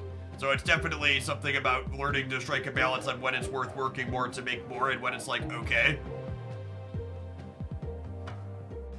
When you work a lot of 9 to 5s, depending on the position, if you're not like a manager and you're just like a regular employee, you get to clock out at the end of the day and be done.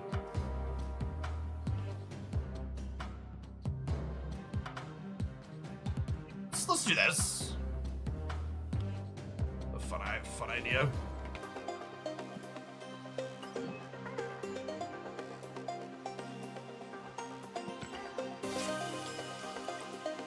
You're a director. Yeah, I mean, as a director, though, that's not really a 9 to 5, right?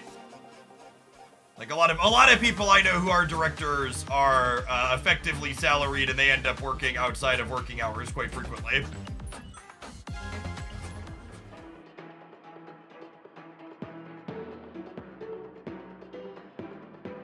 I mean, you could wear these glasses without headsets, yes.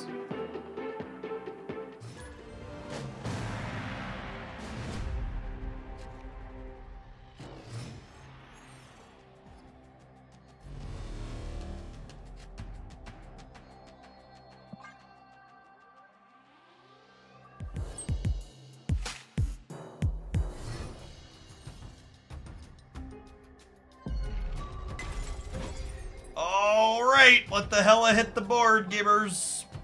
B-Knight, thank you for the 19 months. Welcome back. What led you to streaming? I feel like people in general feel stuck, so to speak, in conventional workspaces / positions. I mean, the thing that led me to streaming is the same thing that leads most millennials to lots of things, which is that, you know, I had a hobby, and I felt like I might as well at least try to idly monetize it. So, like, I was around playing video games, and I decided to turn on a webcam and use streaming software while I was playing those video games.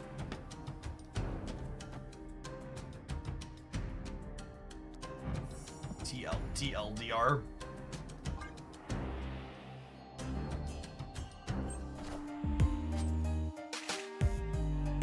So I traveled to play Magic the Gathering competitively for a number of years because I'm stupid.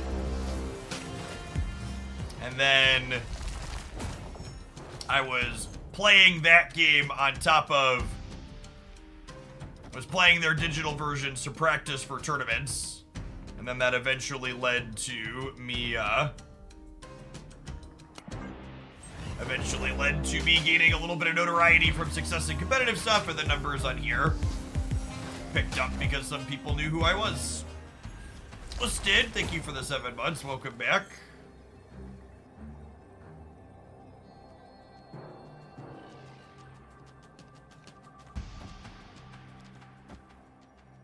Does this ever win the game? They've discarded what? Bunch of cards? Yes, Mystique doesn't trigger the wolf because by the time the wolf is, or Mystique is done being played, she's no longer on reveal, she's ongoing. Mystique only moves the wolf if she doesn't copy something, or if she copies something that also has an on reveal. My wolf would be 7 in the middle, so I'd be 10 there. Or sorry, 12. Be really big on the left. There's some iterations of Hella that this beats.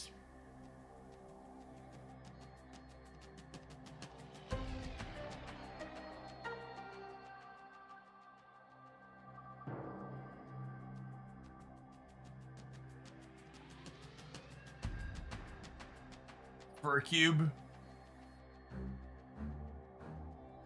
Mystique copying Electro is a werewolf combo. That is exactly what we said. We are the future.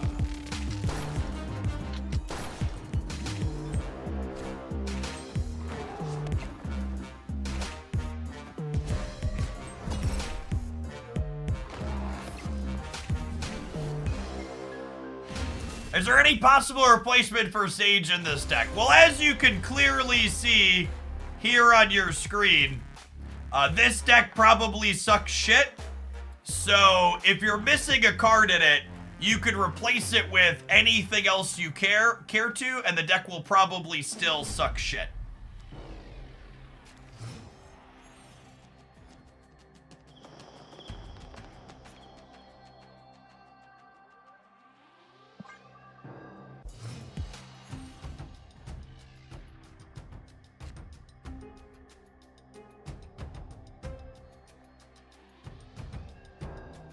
Welcome to Hoaglandia, Kappa. Something you should be aware if you're gonna hang out here is that a lot of what we do on this channel is coloring outside of the lines, which means most of the decks that we end up playing are going to be bad, because for every one good deck you find and figure out, you're gonna play dozens of other really terrible decks, because most decks are bad.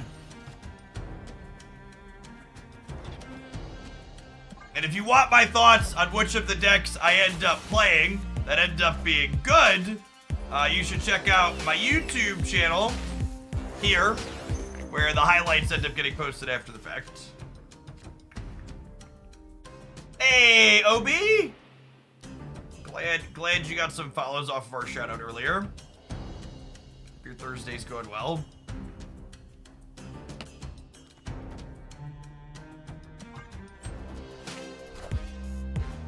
My deck isn't bad, it's just hard to pilot. A tried and true TCG gamer mantra.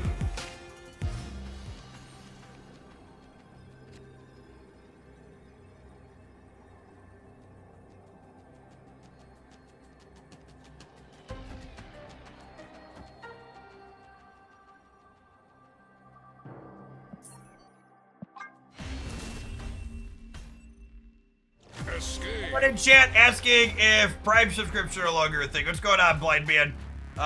If you use this link directly, you could use your Prime sub there, but yeah, Twitch has been burying the option to Prime sub. Making it harder to find. And then naturally, after spending a bunch of time making it harder to find the Prime sub button, the Prime cuts go into effect in 10 days. 10 days? A little over 10 days? June 3rd. Victory. Sure. Get your Prime subs in before Daddy Bezos tightens the purse strings, chat. If you had not heard, all Prime subs are going to get cut by at least 10% in the support that they give.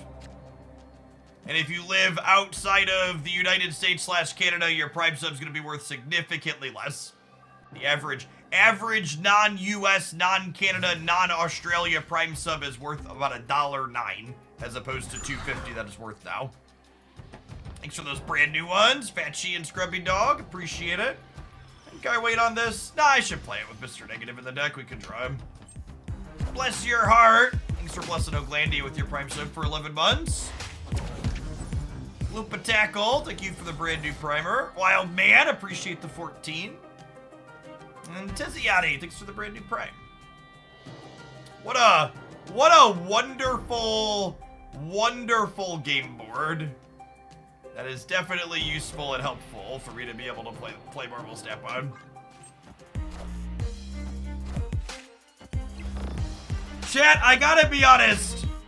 The more I play Werewolf by Night, the more I become concerned they put him back to 3 energy because he might not really be very playable. God, I hope I'm fucking wrong.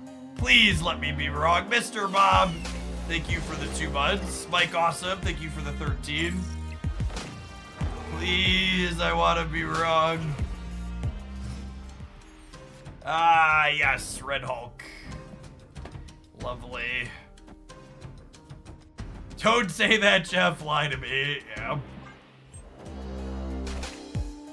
The series drop after the day. Series drops happen with the next patch, so June 3rd. The same day as the Prime cuts, actually. Someone asked how much will the UK Prime sub be worth. I actually don't know all the numbers offhand.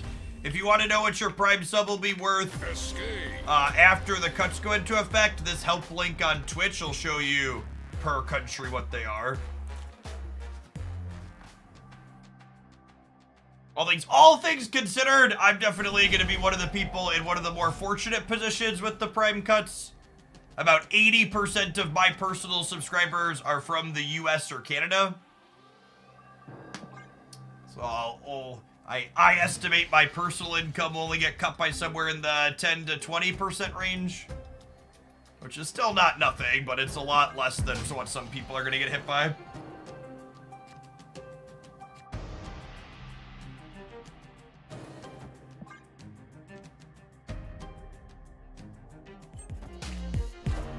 Jan, I think there is a strong chance my Mr. Negative deck is Donkey Doo.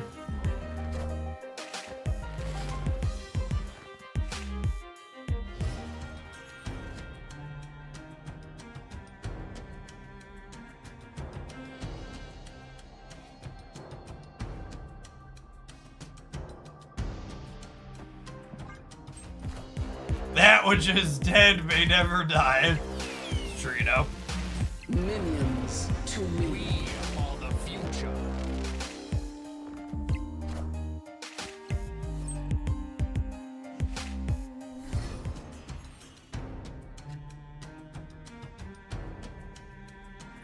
For the record, I am expecting there to be some amount of playable werewolf decks. A lot of people have been talking about this werewolf buff like it's going to bring us back into this bounce renaissance, essentially. And I don't think the decks that are just doing what was previously good are likely to be good. If that makes sense.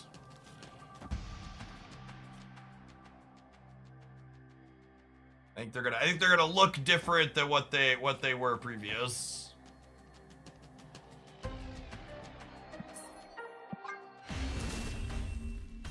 I don't even know what this was. Let's try a traditional surfer list with it and see how that feels.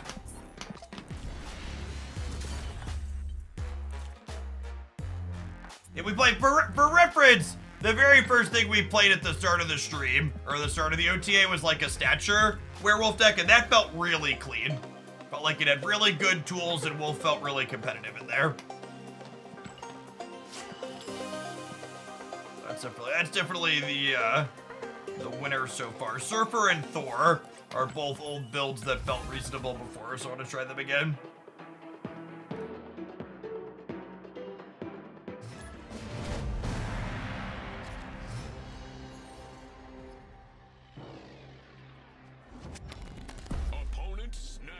If you're playing Snap Bingo this week, by the way, make sure that you check off your mark for every piece of content you see over the next week where someone claims Loki is broken with Werewolf now.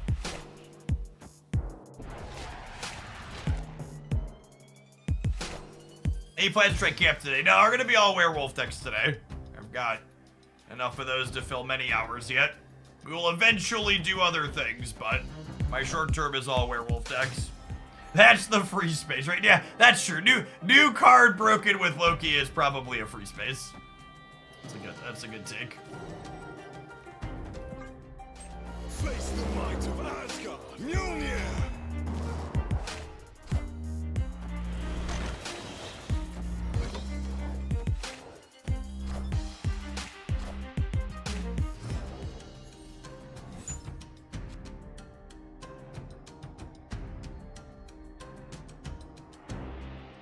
Ninja gamer that decided to piss on people's sandcastles by playing clutter into people trying to werewolf. Thanks for that 33 months, Double Pope.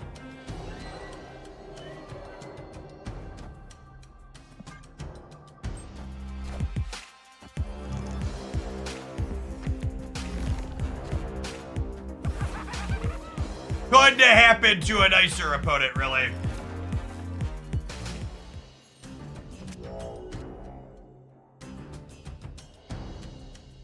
Truly the most interesting of times in which we live. You freaking goblin this turn and curl up and cry.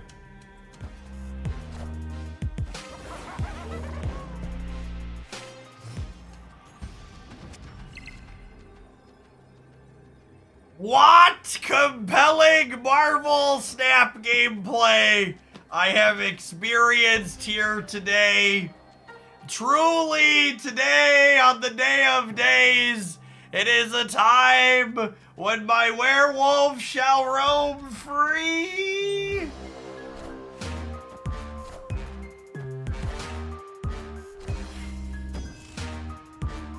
Oh my god, we lost to a Quicksilver gamer. Holy fuck, chat. They could have just put it back to a 3-3, couldn't they? He totally didn't need to be a 3-1. They could have just let him be a 3-3 again, and everything would have been fine.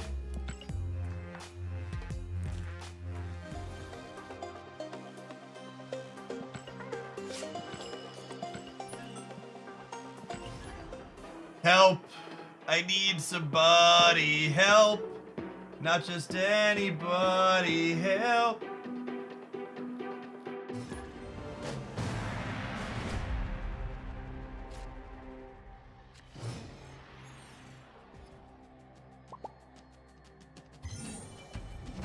It's almost like the initial nerf was unnecessary. I disagree with that.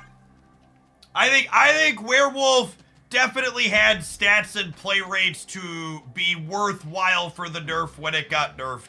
However, to needle second dinner a little bit, deservedly so in my opinion. I think they pulled a Wizards of the Coast to a degree with some of these cards. Where they nerfed cards and it made sense to nerf them, but then they left them nerfed for a long time. Too long. Like the format moved past them. It's like when Stoneforge Mystic and Jace the Mind Sculptor finally got unbanned in Modern, right? Like they didn't take over the format, they were just like playable and fine. But like they were on the ban list for forever. I'm glad Wolf finally got back around to being fixed. I'm glad we have 3 energy dog back. I'm really excited to see the stats here at Untapped at 11. I assume we don't have new patch stats yet. Yeah, it takes a little bit to populate. I'm very curious to see if other people are gonna have success with dog bounce. Good luck on the rest of your conquesting today's dive.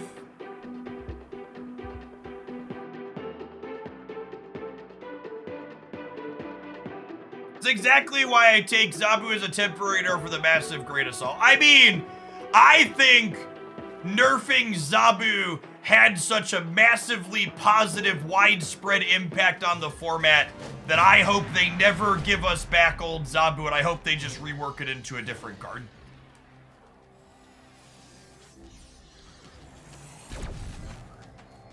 I think Marvel Snap is a significantly better game. Without 2 energies on doing it.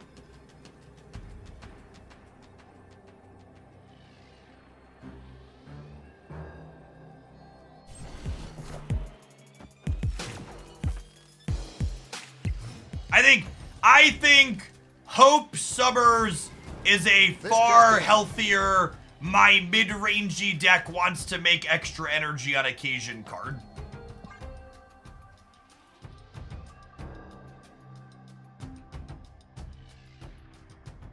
Bud Bane, thanks for the 3/4 of a year. Welcome back. What about Lockjaw? So, I'm not convinced we could have 3 energy Lockjaw back until Hela gets meaningfully changed. Because you gotta remember, part of the reason why that happened was because of Hela. Sun Gotti! Thank you for the 5 gifted subs. That's super generous. Appreciate that. I need to Red Guardian this multiple man before they venom it, so Werewolf needs to wait a minute. And Icy Shark, thanks for the half a year. Welcome back.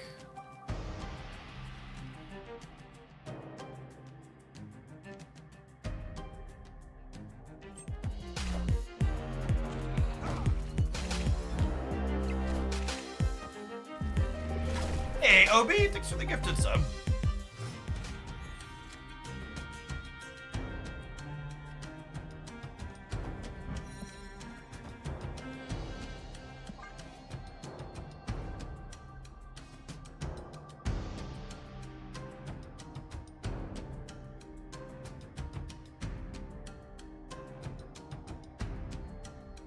You made this poor Phoenix Force player sadder than usual. I mean, their deck might be better than mine. Our deck might be crap, chat.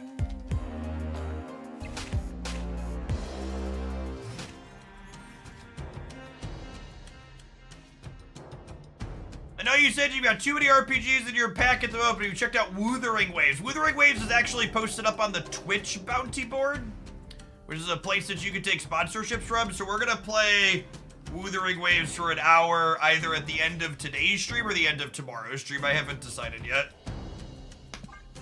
Let's see, probably tomorrow. I think I want to play Wolf decks all day today. Probably tomorrow. Yeah, it's out now for anybody to install Moonflex.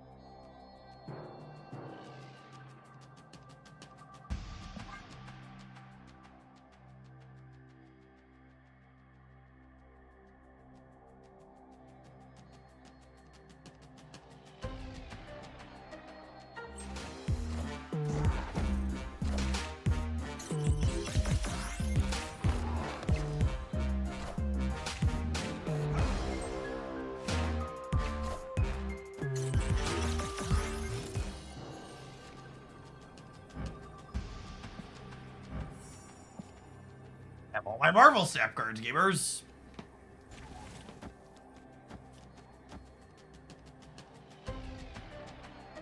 What's this? I think it's this. This is 7. Oh, I guess if I do this, I'm actually losing the center. Do I leave Venom? Do I leave Nocturne in the middle then? I probably leave Nocturne in the middle and then do this. I'm gonna do this. And the dog here. I think they're gonna fill here for the Widow's Kiss. Hey, Spidey, thank you for the 2 months. I appreciate that. Welcome back. We're beating that still, yeah? We'll still jump so we casserole them. Cool. Oh, not quite casserole, but close. Victory.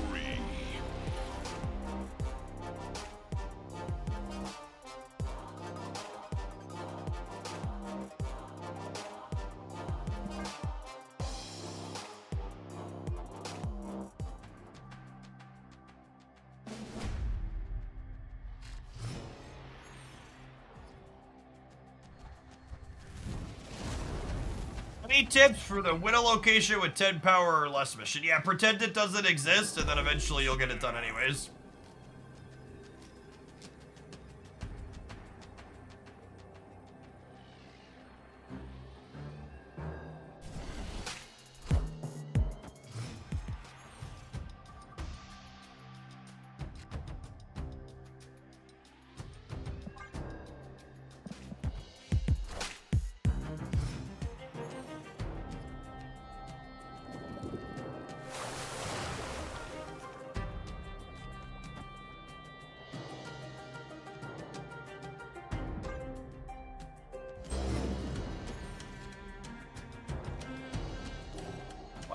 That's a nice one.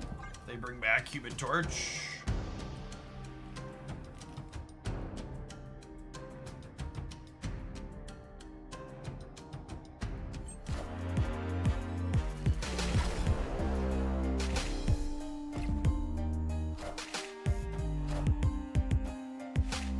Red Guardian, the best designed tech card in the game. I would in fact posit that it's the best designed tech card in the game.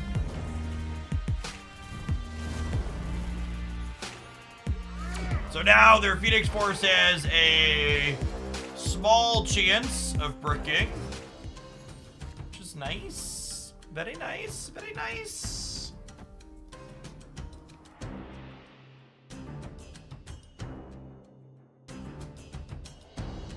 I will say, Hope Summers feels kind of awkward in the games I've played so far.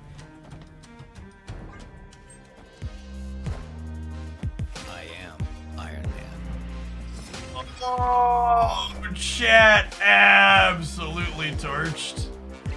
Hold on, let me turn their stream off real quick. This is unfair.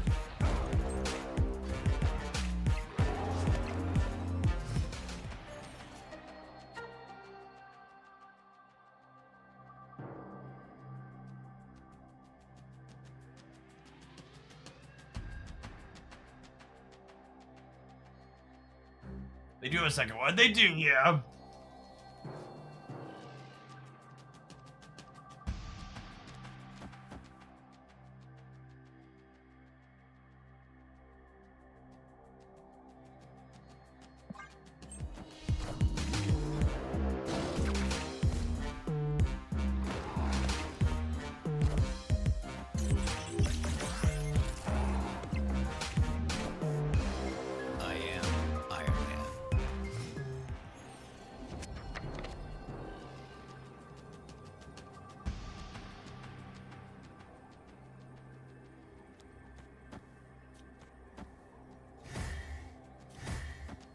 So if they living tribunal here, they have 8 and 9 is 17, minus 2 is 15, times 2 is 30, minus 2 is 28, 28 divided by 3 is not a lot.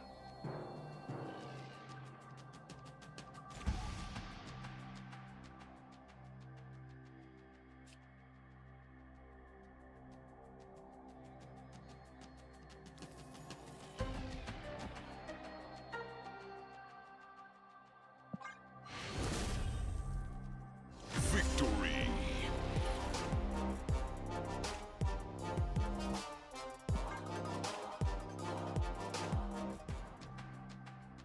That stops the dog jumping. Yeah, but it gives me the most stats in 2 lanes, which I think is what we want to do. So obviously it means the dog can't jump, but in order for the dog to jump, I'd have to take some not ideal end game stats, basically.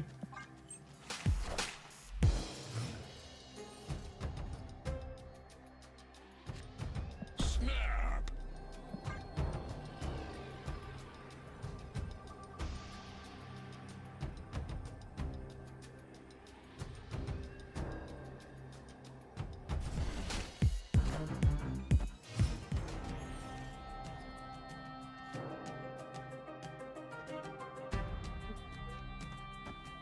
Piece of candy.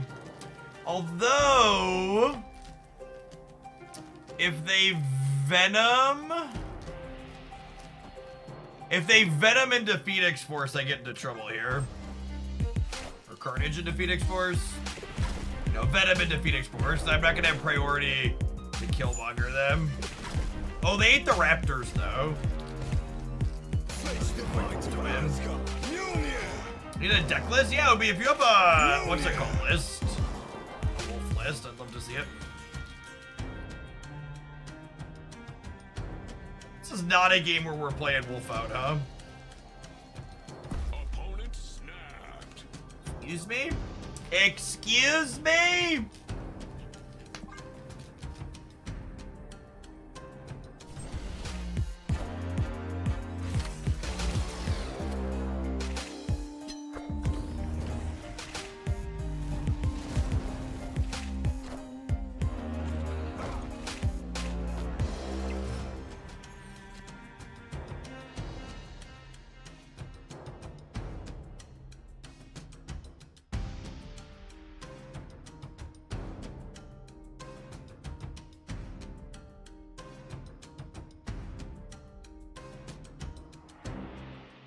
Yeah, they're getting Raptor, multiple man in the middle.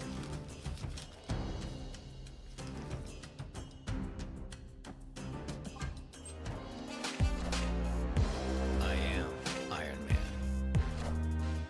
Well, I burned my Red Guardian already. I guess I shouldn't do that as proactively against, a deck like what they're playing, huh?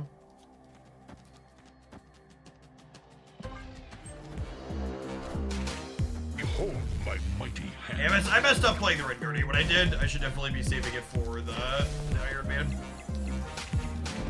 I can snap on the opponent's part when I messed up.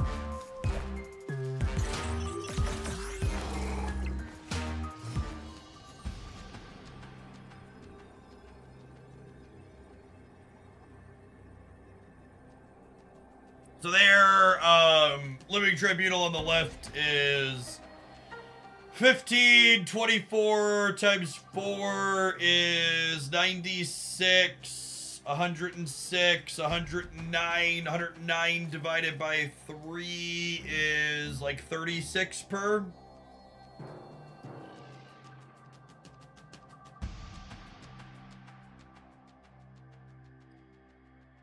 Outsized here.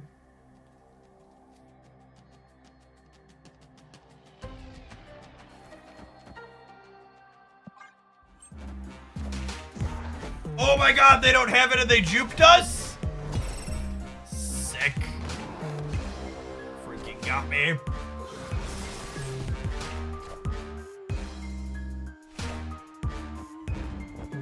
Crunched.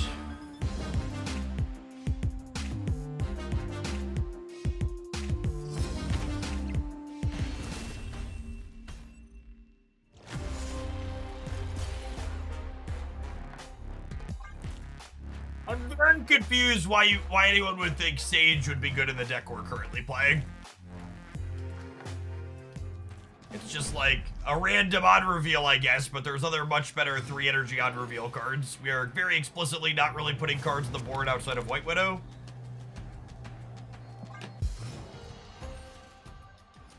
Sage decks want to be playing to the board.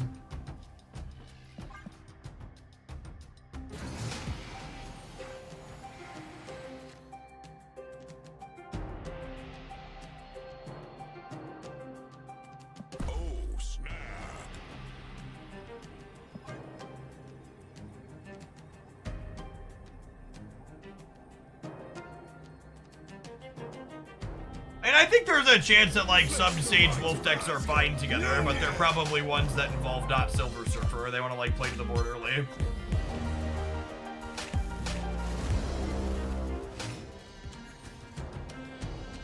We could cut White Widow for Domino. That's true, you know. Accurate.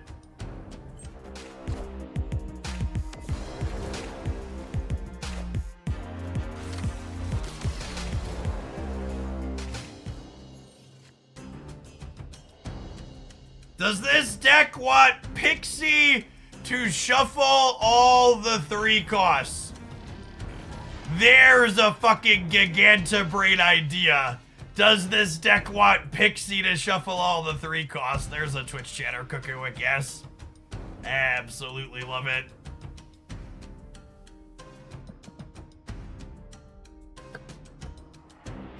Hard hitting exclusives. And they'll never know your output range. Their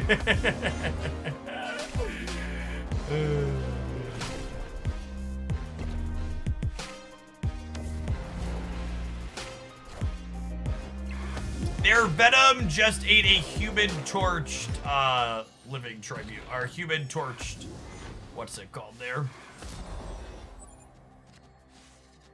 Okay, so we're definitely doing that.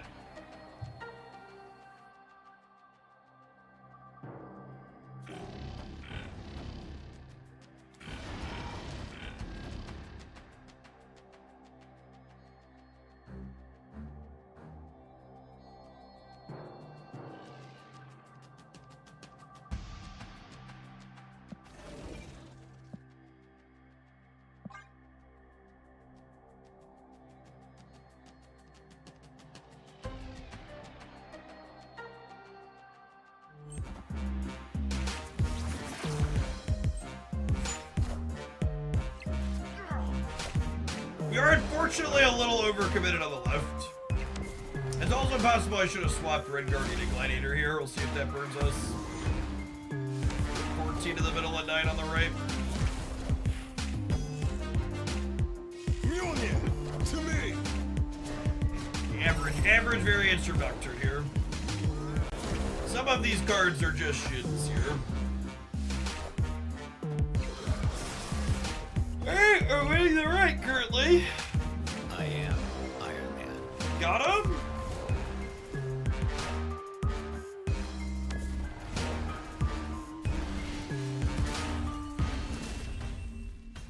Alright, now let's find out what stage of conquest they were sweating profusely in. Hopefully it was at least silver.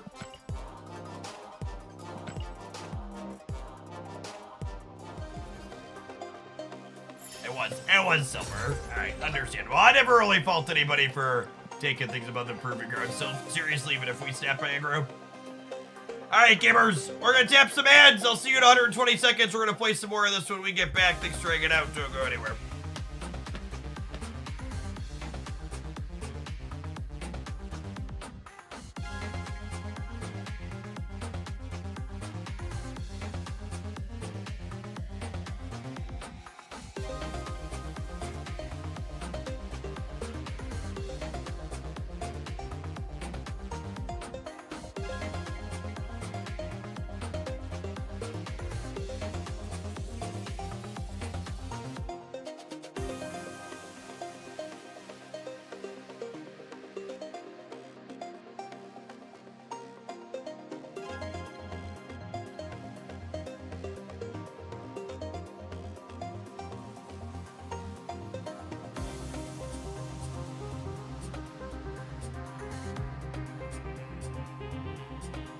Obi, if you're hanging out, I think my only comment on your pile of cards is I don't love Rocket Raccoon and Bounce Stuff. He's just hard to control.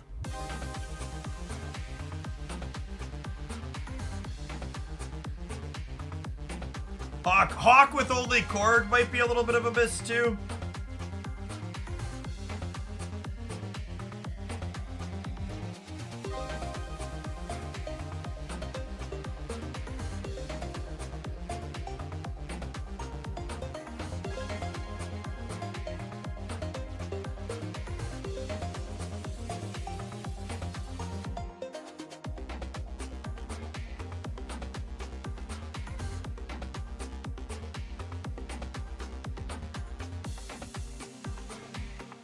Could Hope be replaced with Sarah? Yeah, maybe. It could also just be that you don't need that kind of effect, and like playing something like Forge or another good on-reveal 2-drop could be better there.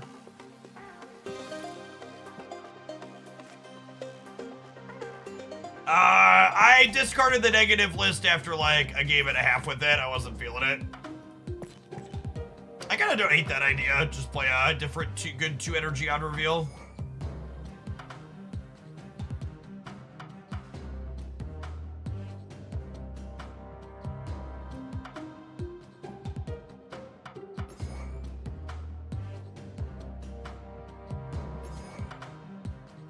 Sleep Induce is probably fine.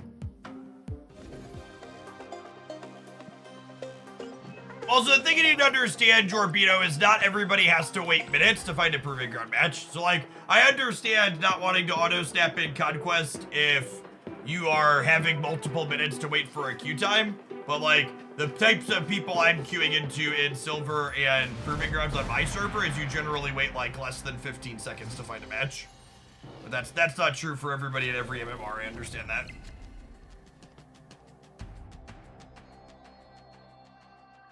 When you click into my Dex history, there is a tab at the top to click over to Conquest. But you are right, it doesn't show Conquest by default.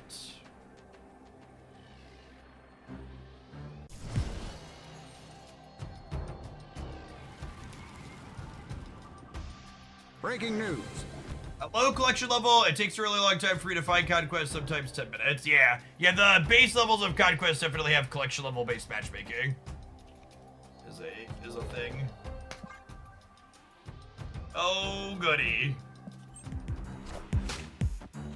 Is Grandmaster any good now? I don't know that anybody knows the answer to that question. Probably gotta play some games and try and figure it out.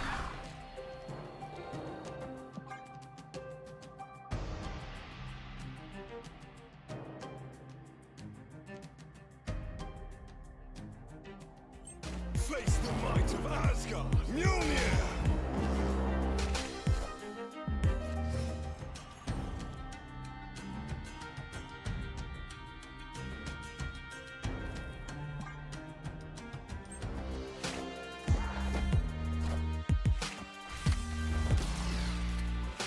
Onslaught singing again.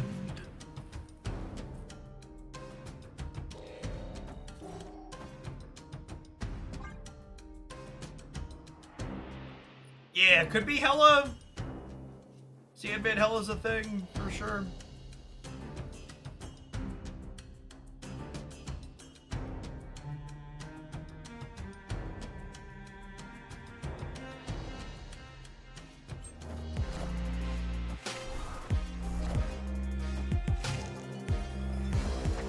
There's no strings on me.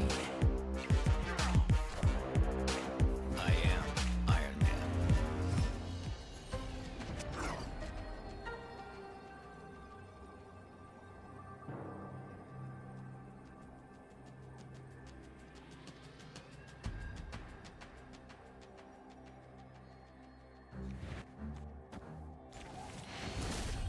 I think we got him with the Red Guardian, yeah?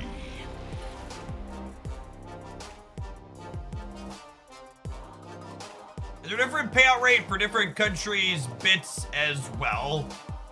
No, bits are always 1 bit is 1 cent USD. 100 bits is 1 USD. Because you pay the conversion on that when you pick them up.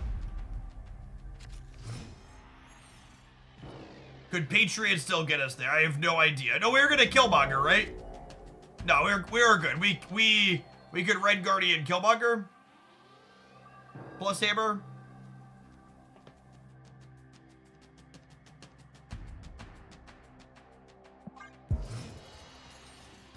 There's an easy place to see what my Prime sub lapse is. It should be listed under the subscribe button, I believe.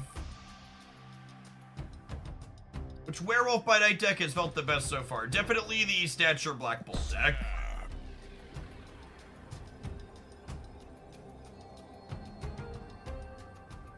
So far, the more linear Werewolf decks I have played have felt like they've been too weak into Professor X and not putting big enough numbers up against stuff like Hela.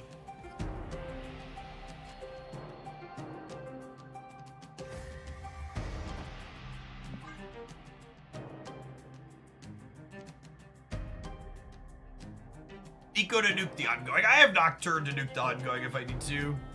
Face the might of Asgard! Mjolnir!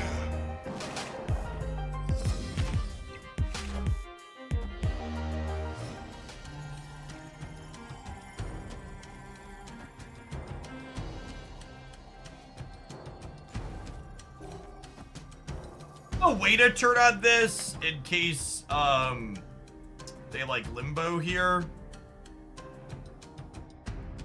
I think the only way they win Hala is if they like Iron Lad into Iron Man. So I don't think I need to contest there further.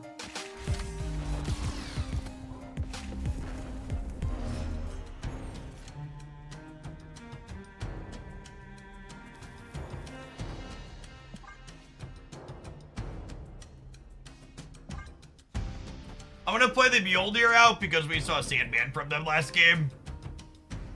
I don't think there's any reason to get caught with our hand in that cookie jar.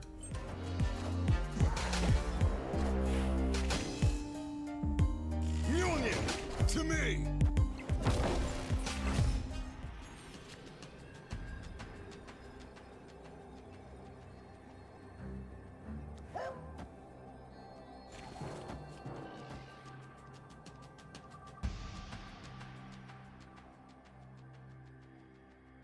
I think this beats most things, yeah?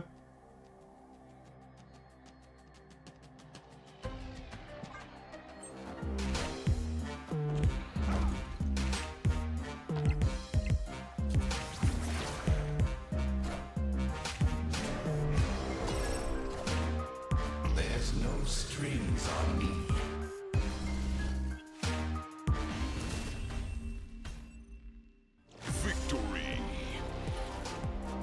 How do you feel about the rumor of Microsoft attempting to buy Steam? I think all of the buyouts that happen are just plenty of examples of the fact that capitalism does not drive innovation because it's more profitable to buy out your successful competitor than it is to innovate a product that's better than theirs. It's probably BS, but in general, mergers are bad, and they're not good for consumers.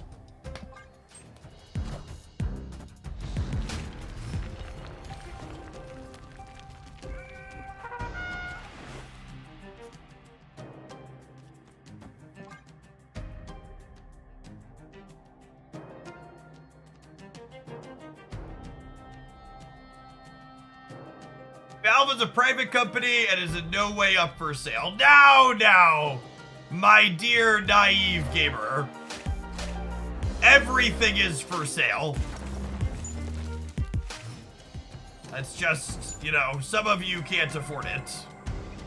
If you have to ask, you probably can't afford it. But everything is definitely always for sale.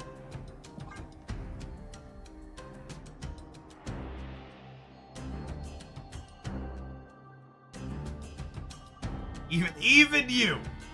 If you think you're not for sale, chat, you're just not being honest with yourself. Your number might be higher than some other people's numbers, but you definitely have a number.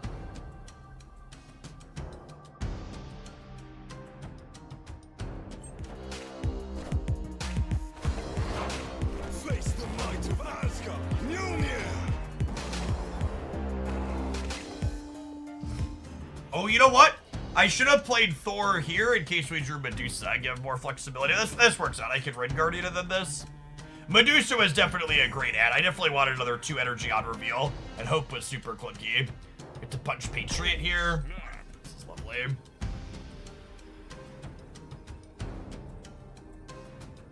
I'd sell myself for 50 million. I'm way cheaper than that.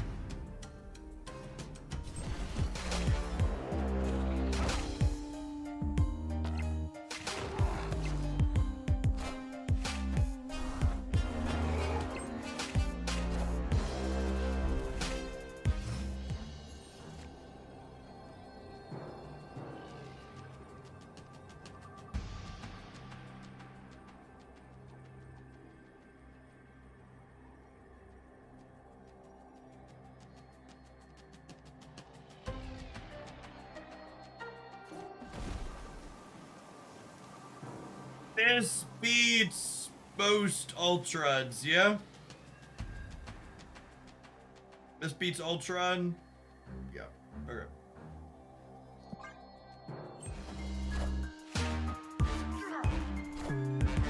There's no strings on Nice hit, man, Deckkeeper. victory.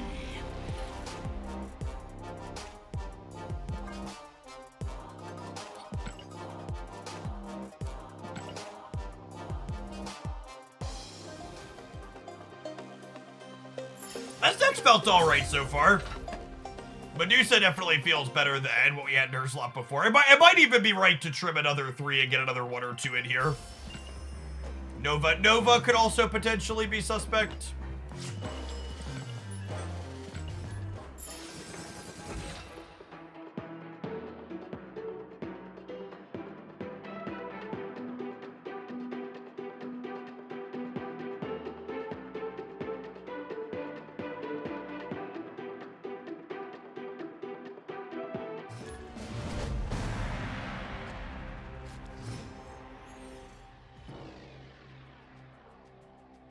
Nova could be like a Yondu or an Iceman. Well, Yondu is terrible, so not Yondu. But yeah, Iceman could be fine.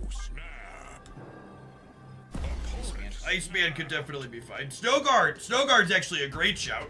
I like Snowguard. She's a 3 energy on reveal and a 1 energy on reveal. I bet that for $1.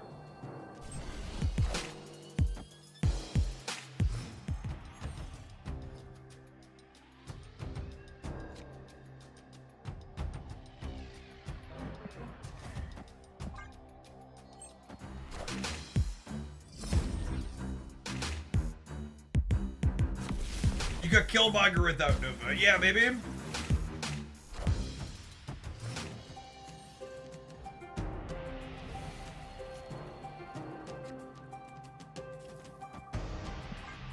I'm definitely getting rid of Dream Dimension, so we'll take a ride on the Hotel Inferno here and see how it goes. Victory.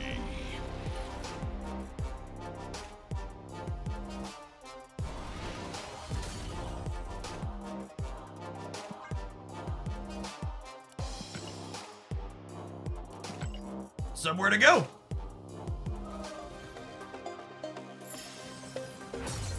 That's fine. We wanted to try and make some changes anyways, yeah.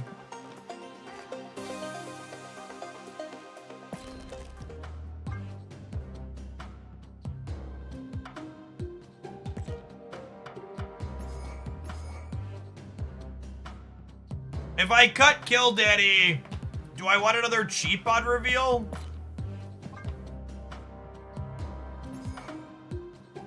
This is probably enough 3s, especially with Snowguard being a pseudo 3.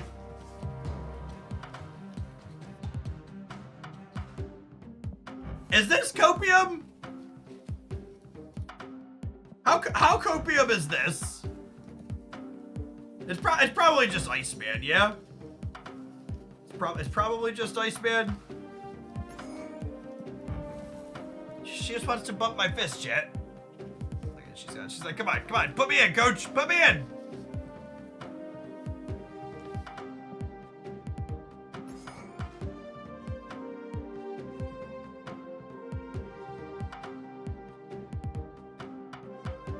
I think I want Iceman or Ham or something that Nico can eat and feel good about it. That's probably Ham. Ham's such good information. I'm happy to play Ham on turn 4 as well. Like Ham's a great 3+1 play. And I'm sure he's delicious to gobble up.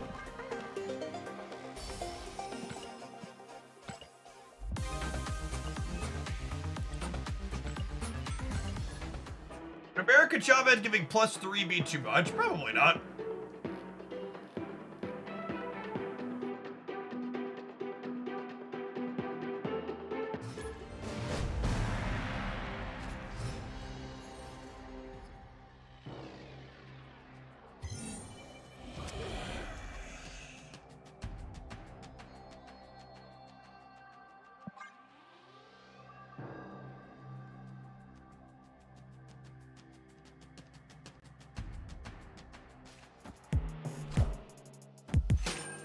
My favorite. The Stature Wolf deck is my favorite so far.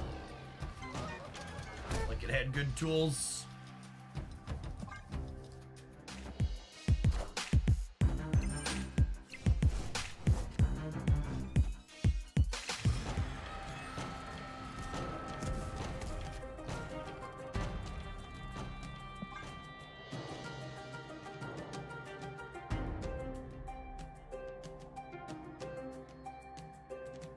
Chavez might get a rework someday. Yeah, maybe. The Wolf decks will continue until morale improves. They're definitely continuing until we're done with the stream in a bit. Got one more already cooked up, and there's probably more past that to work on. Leech is dead. Can I go back to kicking Sandcastle with hammer control? Quite possibly.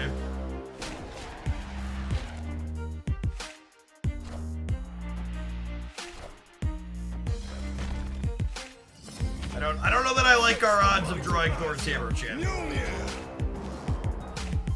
I don't love it.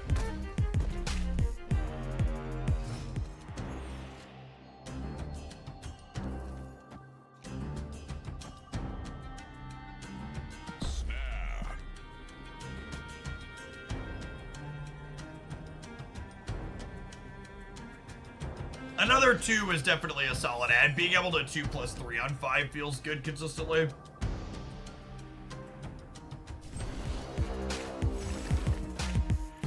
Say what? Look at this sick value.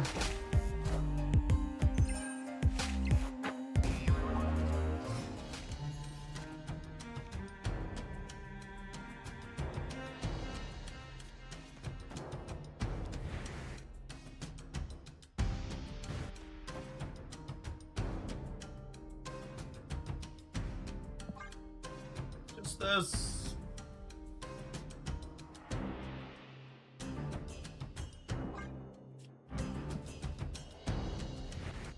I think it's just this. I think if I'm gonna put more stats here, I want to move Nocturne, because they're gonna have more total points than me over here. I have some regret cutting the Killmonger from our deck. We tried a negative Surfer build that felt kind of clunky.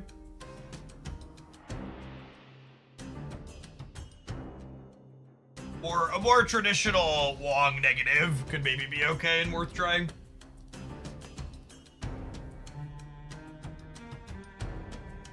Tigers and stuff.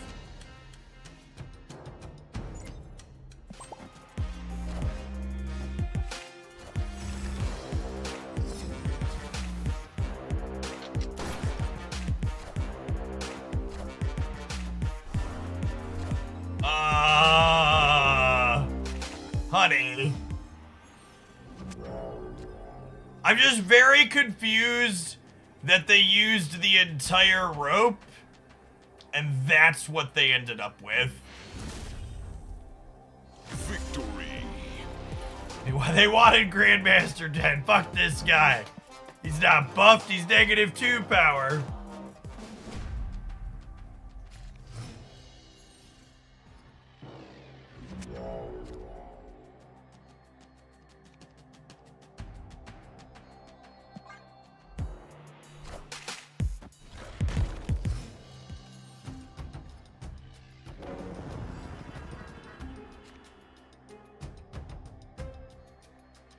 Chat, I really can't make it clear enough that when you see someone like my opponent make a mistake like that, it is almost assuredly being made because they're doing something else while they're also playing Marvel Snap.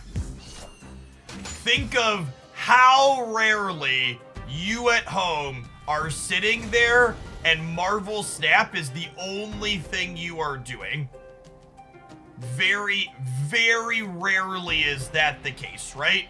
You're watching a Twitch stream, you have the TV going, you're having a conversation with someone sitting next to you. Like, the odds of you only snapping, having your undivided attention are so low. So, like, when you hear someone say something like, "Hoo, an infinite border player made that mistake," it's like, sure, they made a mistake. Like, that happens. Oh, Grandmaster 2X Nico is so good.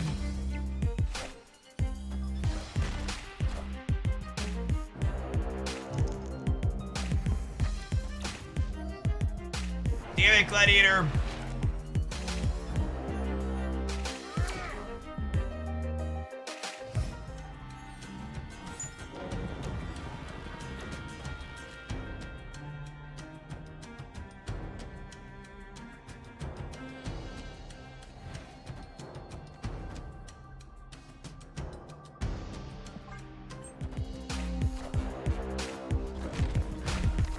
Alright, let's pork a Darkhawk here, huh?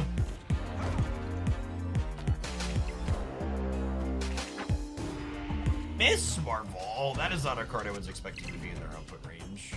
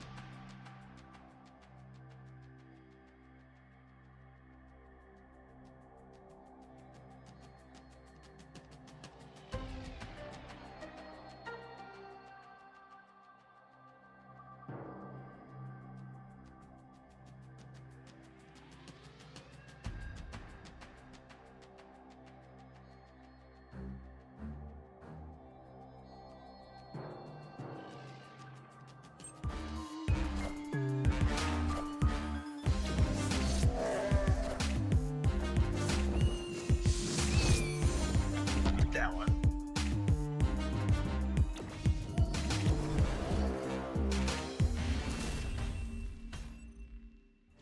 The Spider-Ham variant is crazy good. Yeah, the eyes are delightful for sure. Our deck is definitely good into the location limbo.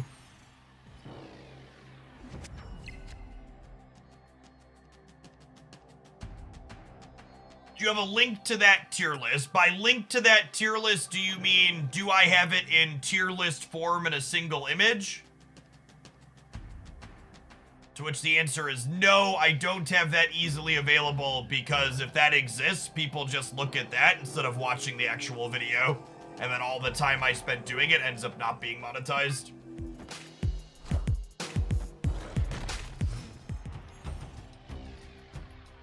So one of the comments people always ask on videos like that is can you put a summary at the end of the video? And it's just a resounding no.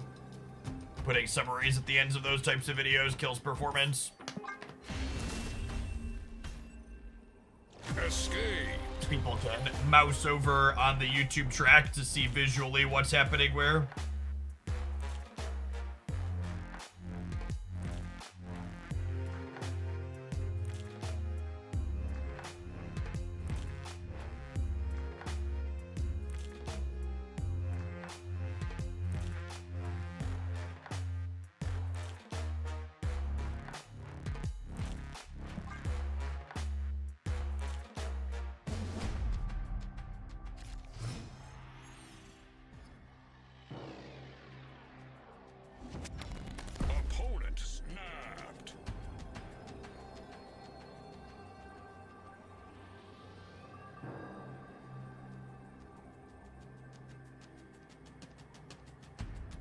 This location's very good for them. Yeah, I'm gonna give him 1 cube again. If there's any reason to let him catch back up here, I'll be 8 to 4. Escaped.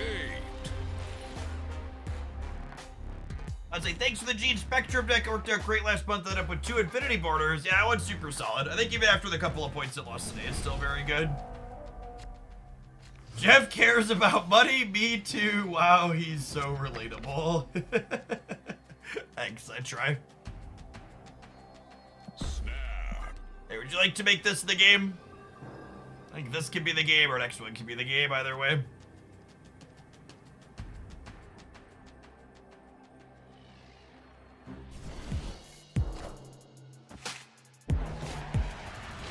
I thought they announced the exact date for the June drops. Yeah, the June patch at the start of the month. I think it's June 3rd or 4th.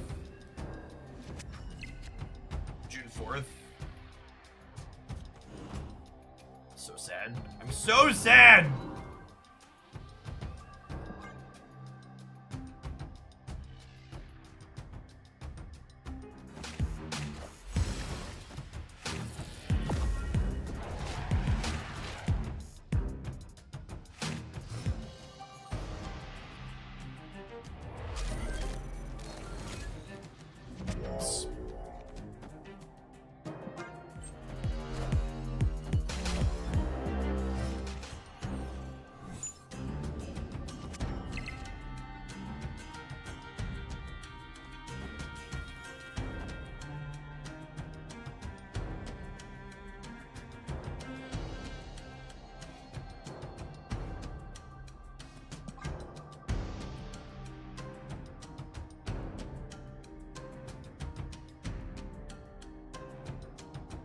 Maybe jump the dog a bit more here. It's close though. A lot of cards on the right gamer. We don't left to collect, could collect them. I mean, their wolf's gonna move.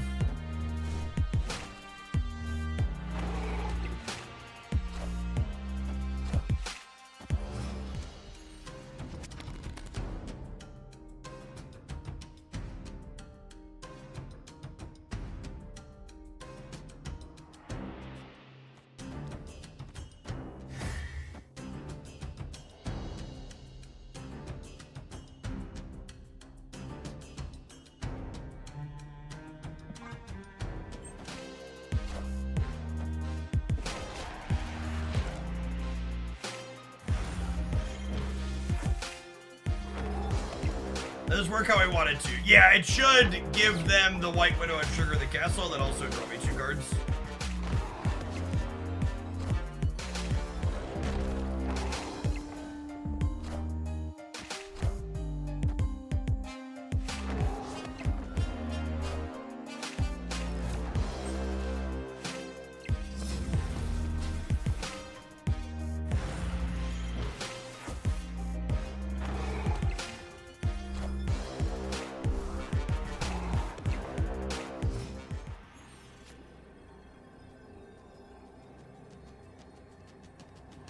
Okay, so that's gotta be a bug. That one's gotta be a bug. For those that missed it, Castle Zemo just pulled White Widow out of the grave.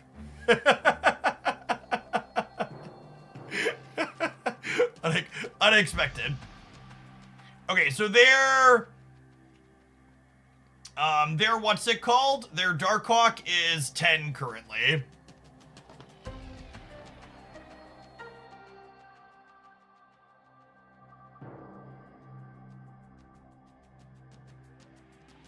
Their werewolf can't move.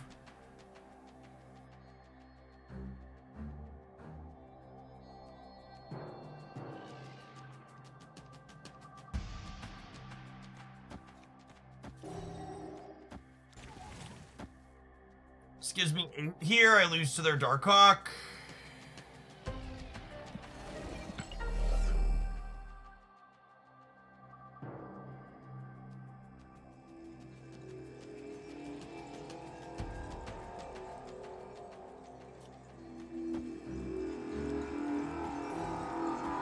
Oh.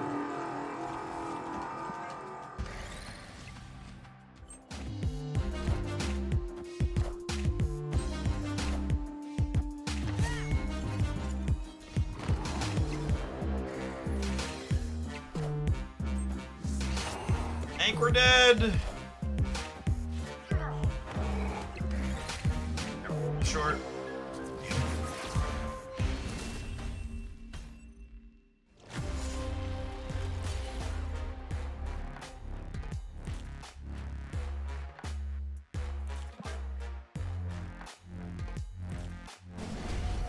Silver Surfer there, I think. 8-power Sentry is weird to see. Yeah, I'm fine with the scene of the game, bud. Let's do it.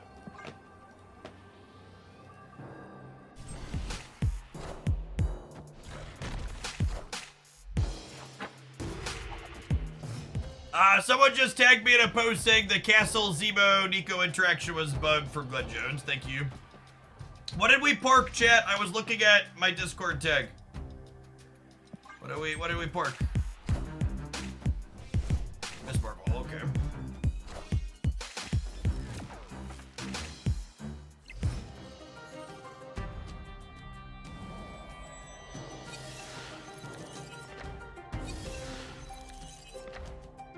They could have any of the cards currently in our hand. Yikes.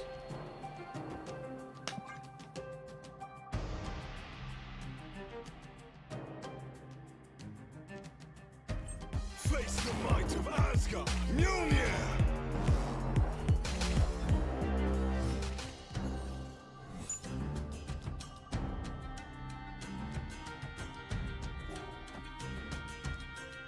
This is just not a dog game.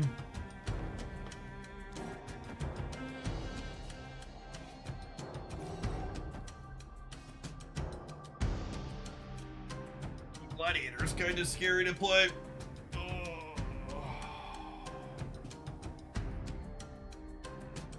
Oh.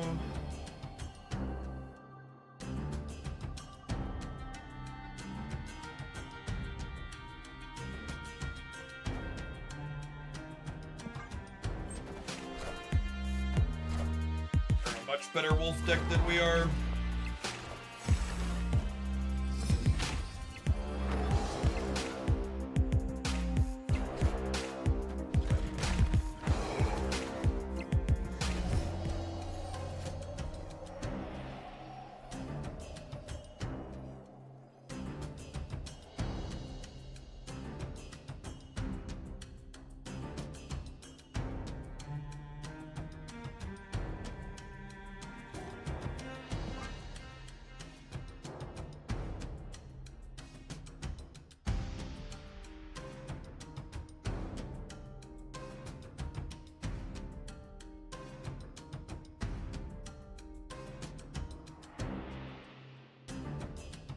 We could pull an Annihilus out of their deck and give ourselves the Widow's Kiss is the problem here. They have priority.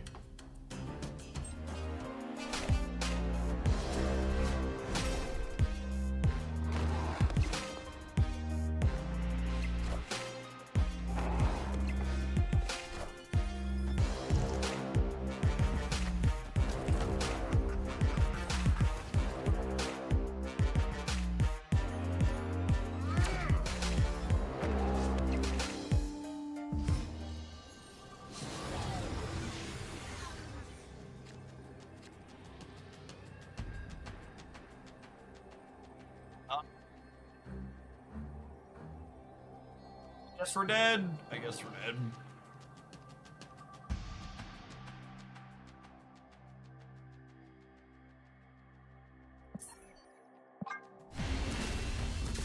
People are playing Domino and not Agatha next because they're bad at math.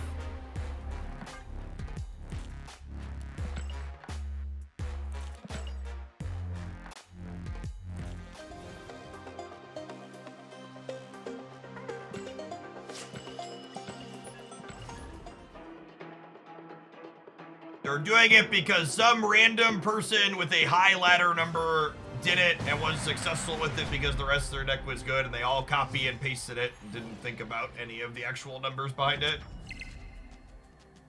Opponent snapped.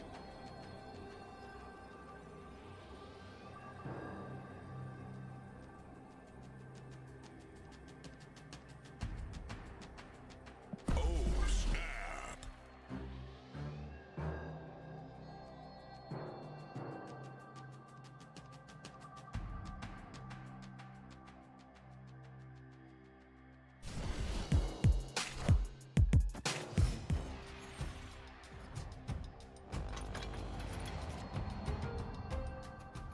definitely gonna vibe on Snowguard for now. We get to go Werewolf on 3 into 3+1 on 4.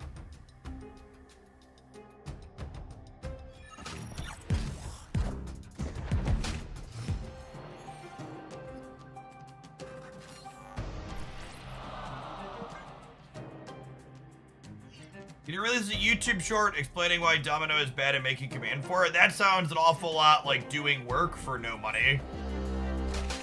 If you're good at something, chat, never do it for free.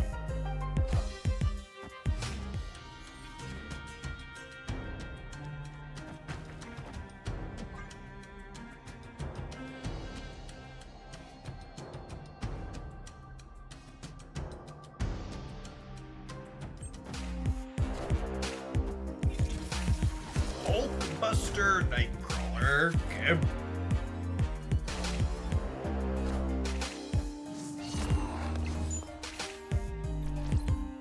Face the might of Asgard. Mjolnir.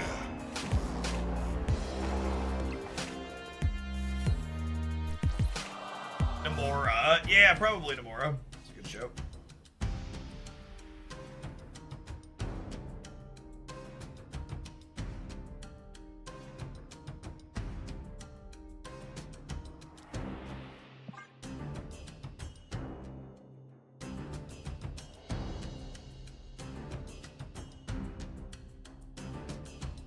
This Red Guardian could be really good if they're on Namora, because I'll like pull one of these out of here, and then we'll get to Red Guardian them off the other. Oh, I can start Namoraing here then? Okay, that tracks.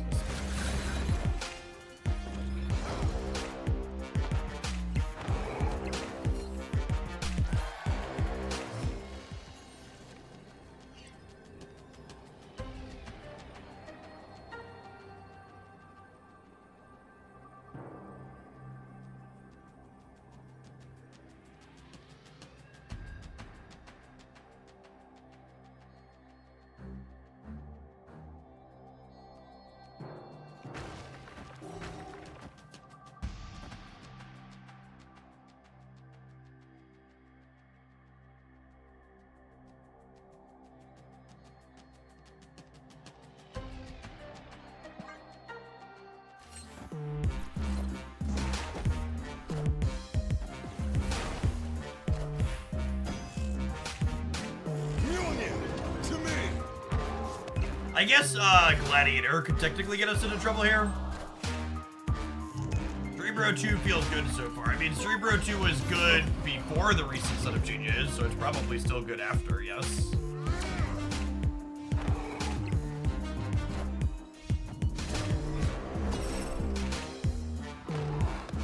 You play to revisit Wolf's Scar. I think that deck played Sentry if I recall correctly.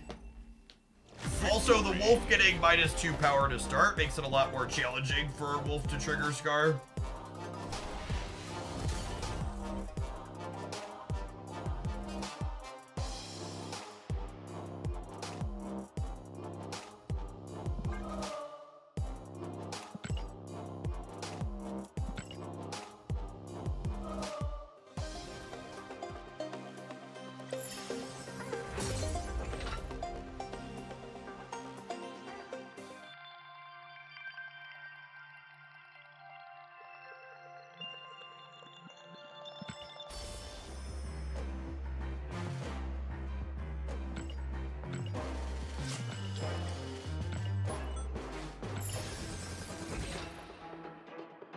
Mordor is so weird. It might be impactful, but you never know. Feels bad to play. It's definitely an asymmetrical information card, right? It's very similar to Iceman.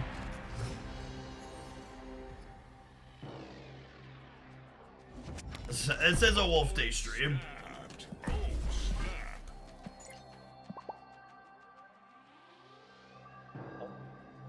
It's all the time.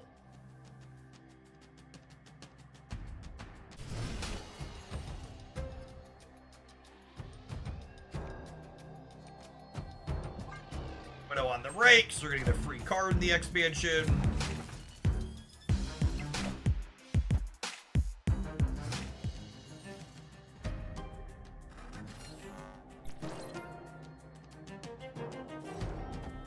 Well, Gladiator should be a free roll against the average Ravonna deck, yeah? changing that location or sending me like an lecture or something. Or sending me Mr. Negative is what they're doing. Colombian Poppy, thank you for the 9 months. I appreciate that. Welcome back.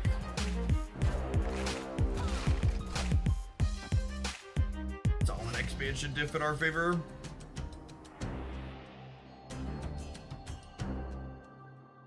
The lag on Dex updating. There's no lag, you just need to click Conquest at the top because that's what we're playing. Updates in real time at the end of each match.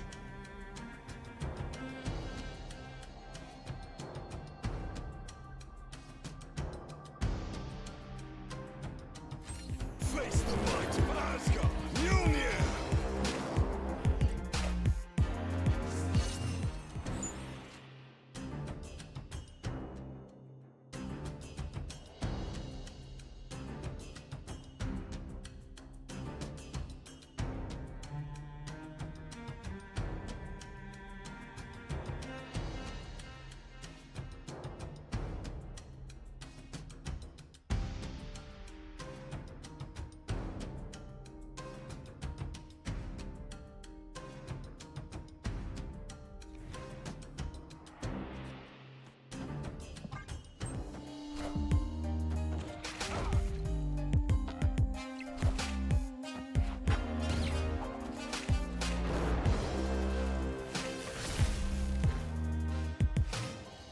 They only drew a single 0 energy card there.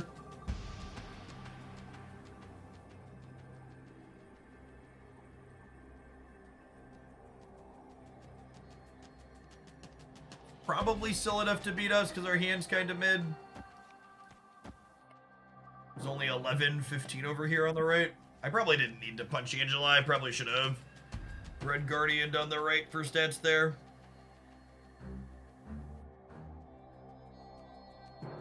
Oh, is Red Guardian a 3-3 when Moon Knight also is? Second Ender is very cautious with effects that interact with the opponent's hand because if too many of those types of effects are good, you just don't get to play the game.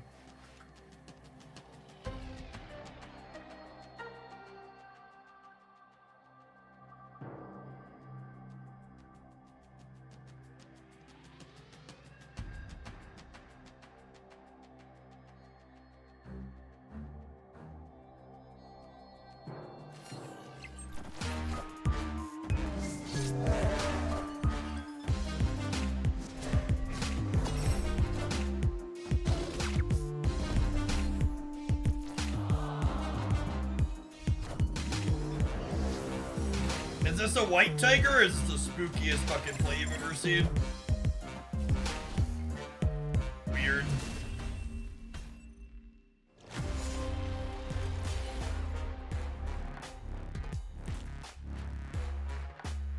Good split.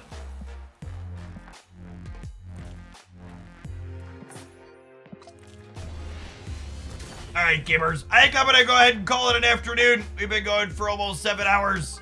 I will be back tomorrow. We'll probably play a couple more wolf decks then.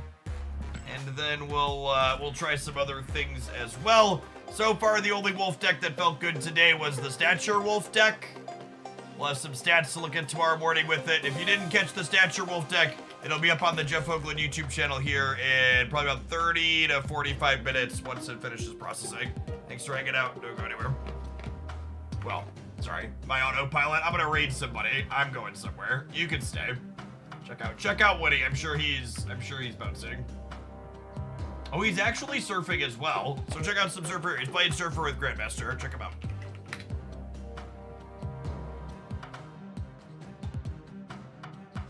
Darling Sensei, thank you for the 16 months. Welcome back.